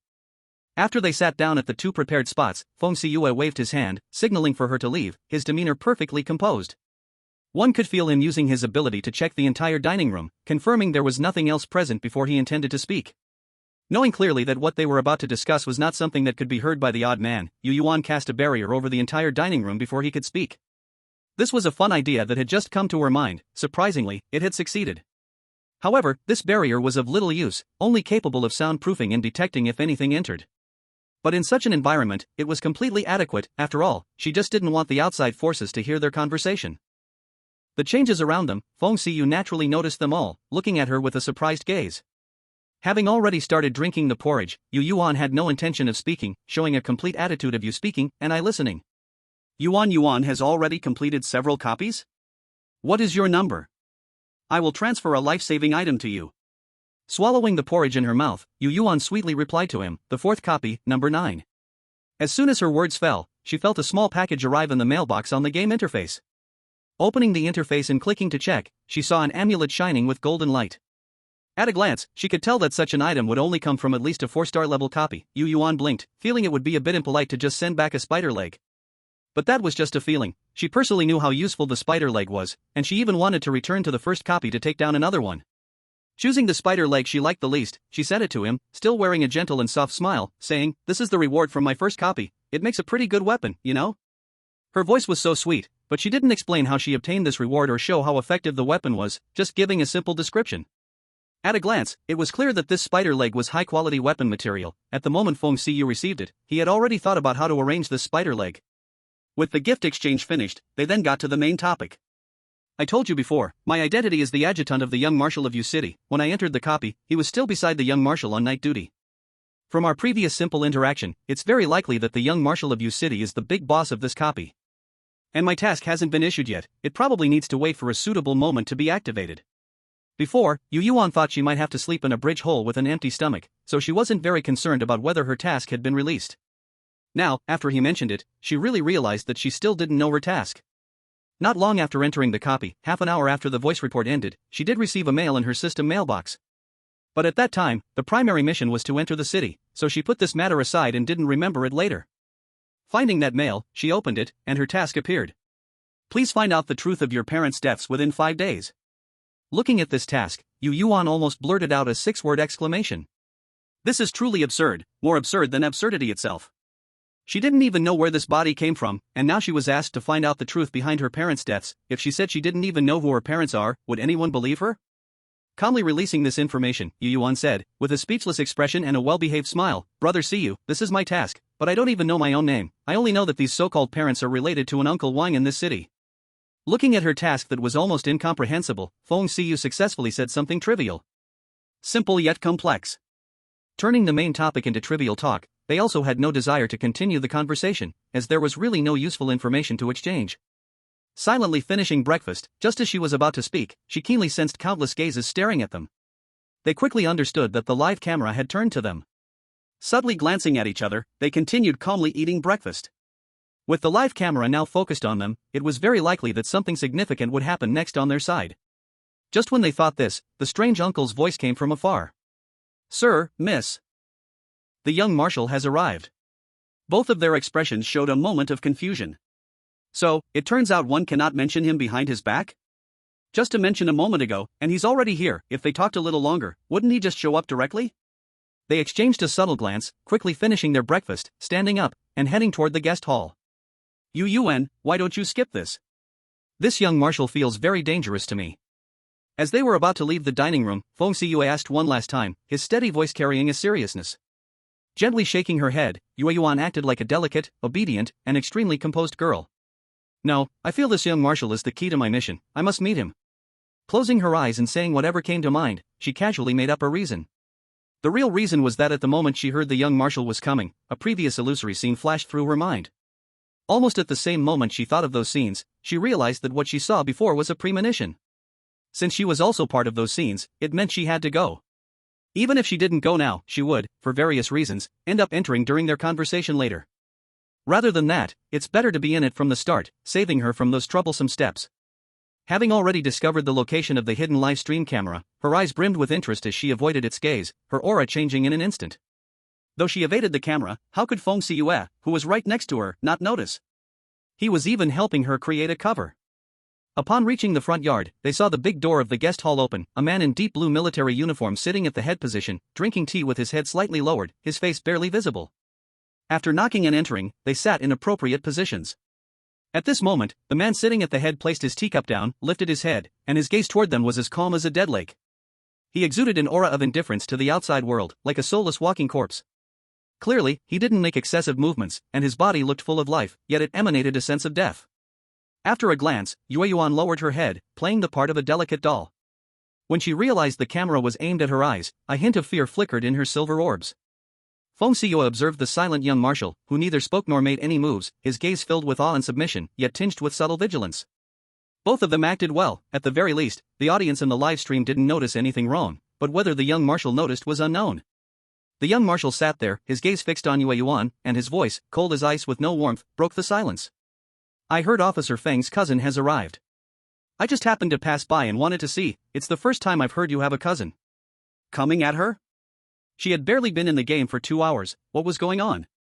Another question mark popped up in her mind, her eyes truly revealing confusion. Yueyuan really couldn't understand whether it was her problem or the young marshal's issues. A distant cousin, some issues came up at home, so she's come to stay with me. Feng Xiyue quickly fabricated a plausible identity for her. After he spoke, Yueyuan slowly raised her head, revealing her delicate and beautiful little face. Chapter 57. Looking seemingly cautiously yet boldly at the young marshal, her gaze was like a timid rabbit, yet she carefully observed him without hesitation. After quietly watching her for a while, the young marshal nodded, his voice still as cold as before, devoid of warmth.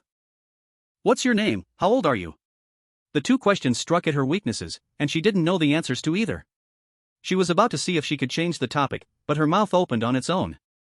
Yueyuan, 15 years old this year. The voice was soft, but not the kind that felt fluffy and unreal. 15, huh? You still seem young. Be careful at night, there's something about you that attracts those things. After saying this, the young marshal closed his mouth, showing no intention of speaking again, just quietly sipping his tea from the seat of honor. Something attracts those things? Is it those red embroidered shoes? Is someone going to kidnap her for a posthumous marriage? So thrilling?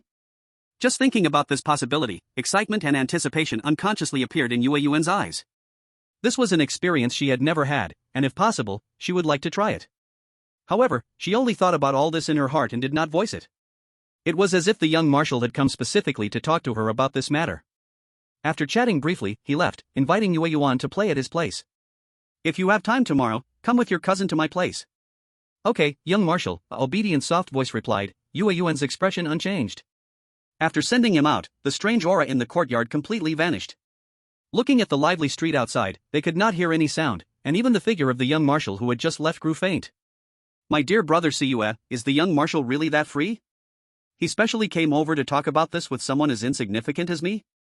Feeling genuinely confused by the young marshal's actions, there was still doubt in Yueyuan's eyes. He even invited you to his mansion, Feng Xiyue said with a serious look, continuing. If you don't want to go, I can tell him so when I go on duty tomorrow. Shaking her head, Yueyuan turned to look at the almost silent courtyard and said. We must go. An invitation from the big boss, whether good or bad, has to be attended. What if something important is missed? Hearing her words that were beginning to carry a hint of strangeness, Feng Xiyue decided to drop the topic. By the way, don't go near that well in the courtyard, the resentment inside is heavy, Feng Xiyue said. With his words, she shifted her gaze toward the well, now beginning to emit dark mist. Yueyuan nodded, deciding not to engage in such foolishness. After feeling the atmosphere of the courtyard, Yueyuan smiled and said, other than that well, the rest of the courtyard seems normal, but who knows what it's like at night. Night fell quickly, and after washing up and lying in bed, she turned off the light and hid under the covers, playing on her phone. Creak. The sound of the door being pushed open echoed, and Yueyuan immediately put down her phone, sticking out half her head, eyes closed, breathing steadily. She could sense someone approaching her, the steady and heavy footsteps indicating the figure's size. Once this thing entered, it did nothing but stop in front of the bed, staring at Yueyuan's back. The gaze was incredibly eerie, as if looking at something lifeless. The next second, a hoarse and icy voice rang out. Are you here to compete with me for the position of mistress? The voice was very young, sounding like a woman in her 20s. It's such a pity, you've fallen asleep. Then enjoy it well in your dreams. The hoarse, cold voice faded as if her master was walking further away step by step. Yet the strange presence still lurked behind her, staring intently at her back, refusing to move an inch. Lying in bed, she quietly awaited her departure, during which images of blood-red scenes began to surface in her eyes. Knowing these were the dreams given to her by the strange presence, Yueyuan fell into a half-asleep state, watching the dream scenes while clearly sensing reality. Uncertain how much time had passed, the dream scenes still hadn't disappeared, and the strange presence had not left. Unable to sleep well, Yueyuan grew irritated, flinging off the covers and sitting up, her gaze cold and her expression fierce as she stared at the strange presence. The room was dark, and only a vague shadow was visible standing there, a pair of blood-red eyes shone brightly in the darkness. But no matter how bright her eyes were, they could not compare to Yueyuan's silver eyes. In the darkness, the blurred figure on the bed opened a pair of silver eyes that emitted a chilling light, instantly wrapping the whole room in a dangerous aura. With a slight smile, Yueyuan looked at the figure standing by the bed, but there was no trace of joy in her eyes. Disturbing others late at night, do you not know this is a very rude act? The soft voice echoed in the darkness, like a lamb awaiting slaughter doing its final inquiry, lacking any intimidation, which only excited the butcher more. The strange presence standing by the bed was now quite excited, the cold voice carrying a hint of warmth. So you weren't asleep, huh? I knew it. After all, you're about to become a mistress, how could you possibly sleep? The strange presence spoke again, each word bouncing on Yueyuan's nerves. Prepared to retaliate verbally, Yueyuan couldn't help but lash out. How could I not know my brother Siyu was getting married? Where did you claim to be the main wife from? Seeing the stiff, ugly expression on the strange one's face, a smile tugged at Yueyuan's previously stoic demeanor. Even in the darkness, she remained fixated. She certainly could not stop here, she had to keep going. Please, this wild pig spirit who doesn't know where she came from, recognize reality and stop daydreaming, alright? Do you really think my brother Siyu would like you? A pig-like figure, a dog-like face? From the earlier performance of the figure opposite her, Yueyuan guessed she probably didn't want to be called Brother Siyu by her, but the more she resisted, the more Yueyuan felt compelled to call her that. And to poke at her sore spots, hitting hard until she couldn't stand it anymore. Did she think being overly obedient meant she could be treated like a little lamb? Nonsense. Tonight, she surely had to anger that thing disrupting her sweet dreams in the dead of night. Not only to infuriate her, but tonight she couldn't expect to walk out alive through that door. Shut up, shut up, shut up. You mustn't call him brother you. You have no right. You dirty woman. You shut your mouth. In the dark, her fat form began to twist and expand, her voice becoming sharper. With an even stronger smile in her eyes, Yueyuan continued to provoke her. Does he even know you exist? If he knew this wild pig spirit was thinking of him, would he wake up in the middle of the night, slapping himself, asking why he's so hot? Looking at the fat creature across, which had turned into a ball and was covered in disgusting slime, my eyes were filled with endless disdain and disgust. Picking up the role of a vicious female antagonist, she acted with glee. After realizing the other had reached a critical point, Yueyuan lifted the blanket, got out of bed, and walked right in front of her, doing so without any defenses. Still dripping with slime, how disgusting. Does your ancestor have a bloodline of slugs? Her words, one after another, successfully enraged the nameless fat being until all reasoning was lost. Die. Just die. Not a single pretty woman is a good thing. You die now. As she spoke, countless tentacles crawled out from her grotesquely fat body, wildly swinging toward Yueyuan, trying to grab her. For these tentacles that looked like disgusting worms, Yueyuan drew out her scythe and began to reap. Actually, she could use bone spikes too, but the spikes were connected to her presence. If she touched those disgusting tentacles with them, she would feel that sensation. She didn't want to gross herself out, so she chose to use her scythe, which she affectionately named Dada.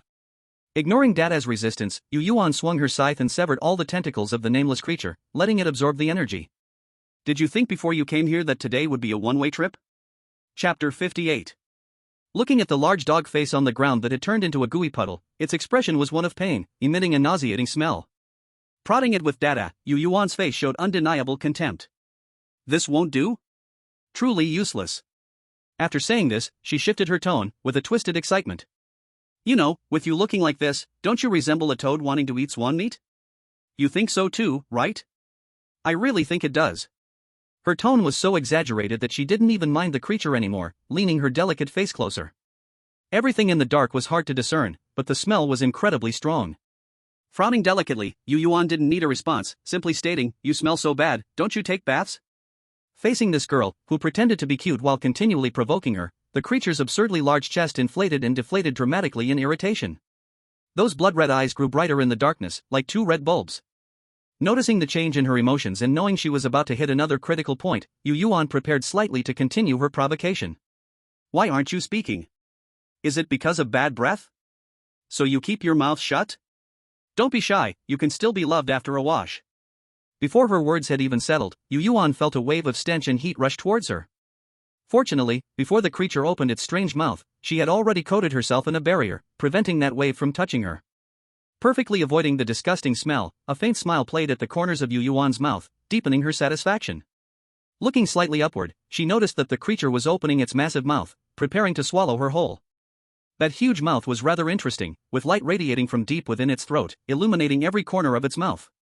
The sharp teeth, the rotting inner walls, and the frog-like tongue, along with that green and blue toxic slime, were all vividly visible. While retreating to dodge that giant mouth, she controlled the energy to bind the creature's body, continuing to chatter away. Saying you're a toad, you really are a toad, then why are you so angry? Her tone was filled with confusion, not understanding why it was upset. Tilting her head slightly, in the darkness, her figure appeared even smaller, creating a bizarre contrast with the strange mass nearly collapsed on the ground like a huge lump of flesh.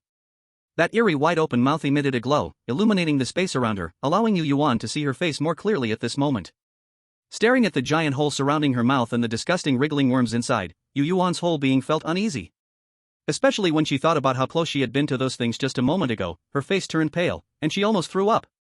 Her tone suddenly turned icy, the temperature lower than when she encountered the big boss in the morning. Sorry, you disgust me. I don't want to play with you anymore, so please become Dao Dao's nourishment. With a blank expression, Yueyuan swung the sickle across her head, swiftly absorbing it all, leaving only the slime that remained on the ground. The stench of that slime was horrible, continuously corroding the floor of the room, faint wisps of white smoke still visible. Directly aiming a part of Dao Dao at the slime, Yueyuan didn't know the meaning of being polite at all. Absorb it, don't waste it. Although Dao Dao emitted an unwilling mood, it still obediently absorbed the slime as she requested. After realizing it could be done this way, Yueyuan let it and carefully cleaned the entire room. It wasn't until she could see the early dawn of daybreak that she lay back in bed, clutching at the opportunity to take a nap. At 10 a.m., a well-slept Yueyuan slowly climbed out of bed. Knowing that Feng Xiyu just needed to return to the young marshal's side before 1 p.m., she wasn't worried about delaying anything. After solving breakfast and lunch together, she set off on the way to the young marshal's residence. Throughout the journey, apart from simple exchanges, the two did not say another word. Any strange being that came close to them would gaze at them with longing eyes. Except for those who were particularly excessive and shrank under Yueyuan's glare, the rest were mostly fine. Upon arriving at the young marshal's residence, they entered through the side door that was always open. The strangeness of the mansion seemed to be aware of their arrival today. Every oddity they encountered greeted them, constantly reminding them. Vice Officer Feng, miss you. Not knowing how many times they heard this address along the way, the obedient smile on Yueyuan's face seemed a little stiff. As they passed through the garden, Yueyuan's expression turned cold, rubbing her cheeks with her hands, but in the next second, she immediately raised a natural and obedient smile. At the same time, the feeling of being watched that she experienced yesterday surged over her once again. Today's sensation was stronger than yesterday. They could even feel the excited emotions of those watching. Those emotions were like leftover thoughts after watching an exciting scene, a whole atmosphere of chaos and madness. After yesterday's experience, this feeling was practically their warning system. As long as they sensed hidden cameras were filming them, it meant that important figures were about to appear nearby. In the current situation, the important figure about to appear was the young marshal. Sure enough, just as this thought crossed their minds, the figure of the young marshal appeared from the other side of the garden. He was expressionless, walking toward them with an aura of coldness. Daring not to stare at the big boss for long, Yueyuan paid attention to his increasingly approaching figure out of the corner of her eye, bizarrely thinking about other things. For instance, is the big boss this free? Isn't his identity the young marshal? Shouldn't he have many affairs to handle? With her little head, she had big misunderstandings. Just as the other was about to reach them, Yueyuan had already begun to speculate on the possibility of the other party slacking off. Are you here? Let's go to the study.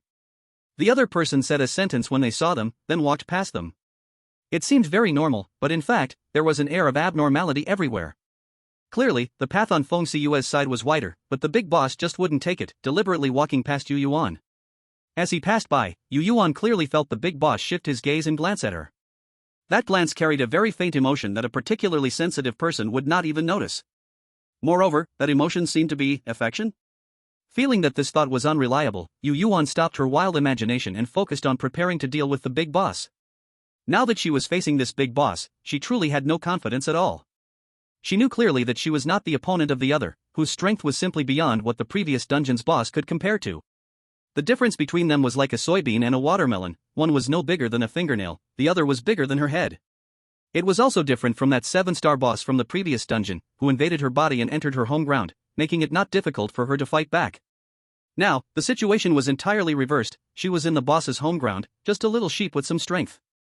Quietly following behind the young commander, Yueyuan's whole being grew softer, her expression playful and lively. Feng Xiyu, on the other hand, was a bit lazy, mostly wearing the same expression, and his emotions were extremely restrained, so he didn't have to pretend at all in such moments. He maintained that resolute and serious expression, walking a step behind the big boss, clearly aware of his position. With cameras present, Yueyuan didn't want to display too many expressions that might reveal her future actions to the onlookers. Therefore, every move she made now was like that of a well-behaved neighbor girl. Once she sensed a spot without a line of sight and confirmed there were no cameras, Yueyuan would begin to secretly observe the big villain in front of her. That little gaze was both cautious and bold. It was as if she was certain that the person in front wouldn't turn around, and once given the chance to look, she would stare fixedly. The young commander knew that whenever she had a chance, she would look at him, but he never turned to look back or showed any extra expression, he just walked in a straight direction. As she watched the young commander all the way, Yueyuan still didn't find any useful information, while also not understanding why he wanted her to keep up. Although he hadn't explicitly called her to follow when he mentioned it, he also didn't say that she didn't need to keep up. Thus, she could only make a choice between the two. She felt the possibility of not needing to keep up was small, so she chose the first option. But now, there was no evidence to prove whether her choice was right or wrong. Was this just a guessing game with her? After thinking for a while and failing to understand, Yueyuan pushed the matter aside. At the same time, because of her irritation, she was less willing to continue pretending, and compared to before, there was a slight change in her aura. In her obedient and lively demeanor, she had picked up a touch of calm madness. She had indeed concealed her other emotions very well, with none of them showing. Chapter 59. After that, they walked silently in one direction, the strange beings they encountered all saluting them without looking sideways. Only after they could no longer see their figures did the strange beings straighten up and continue with their tasks. This mansion was very large, they could feel they hadn't been walking for long, yet they'd already covered a great distance.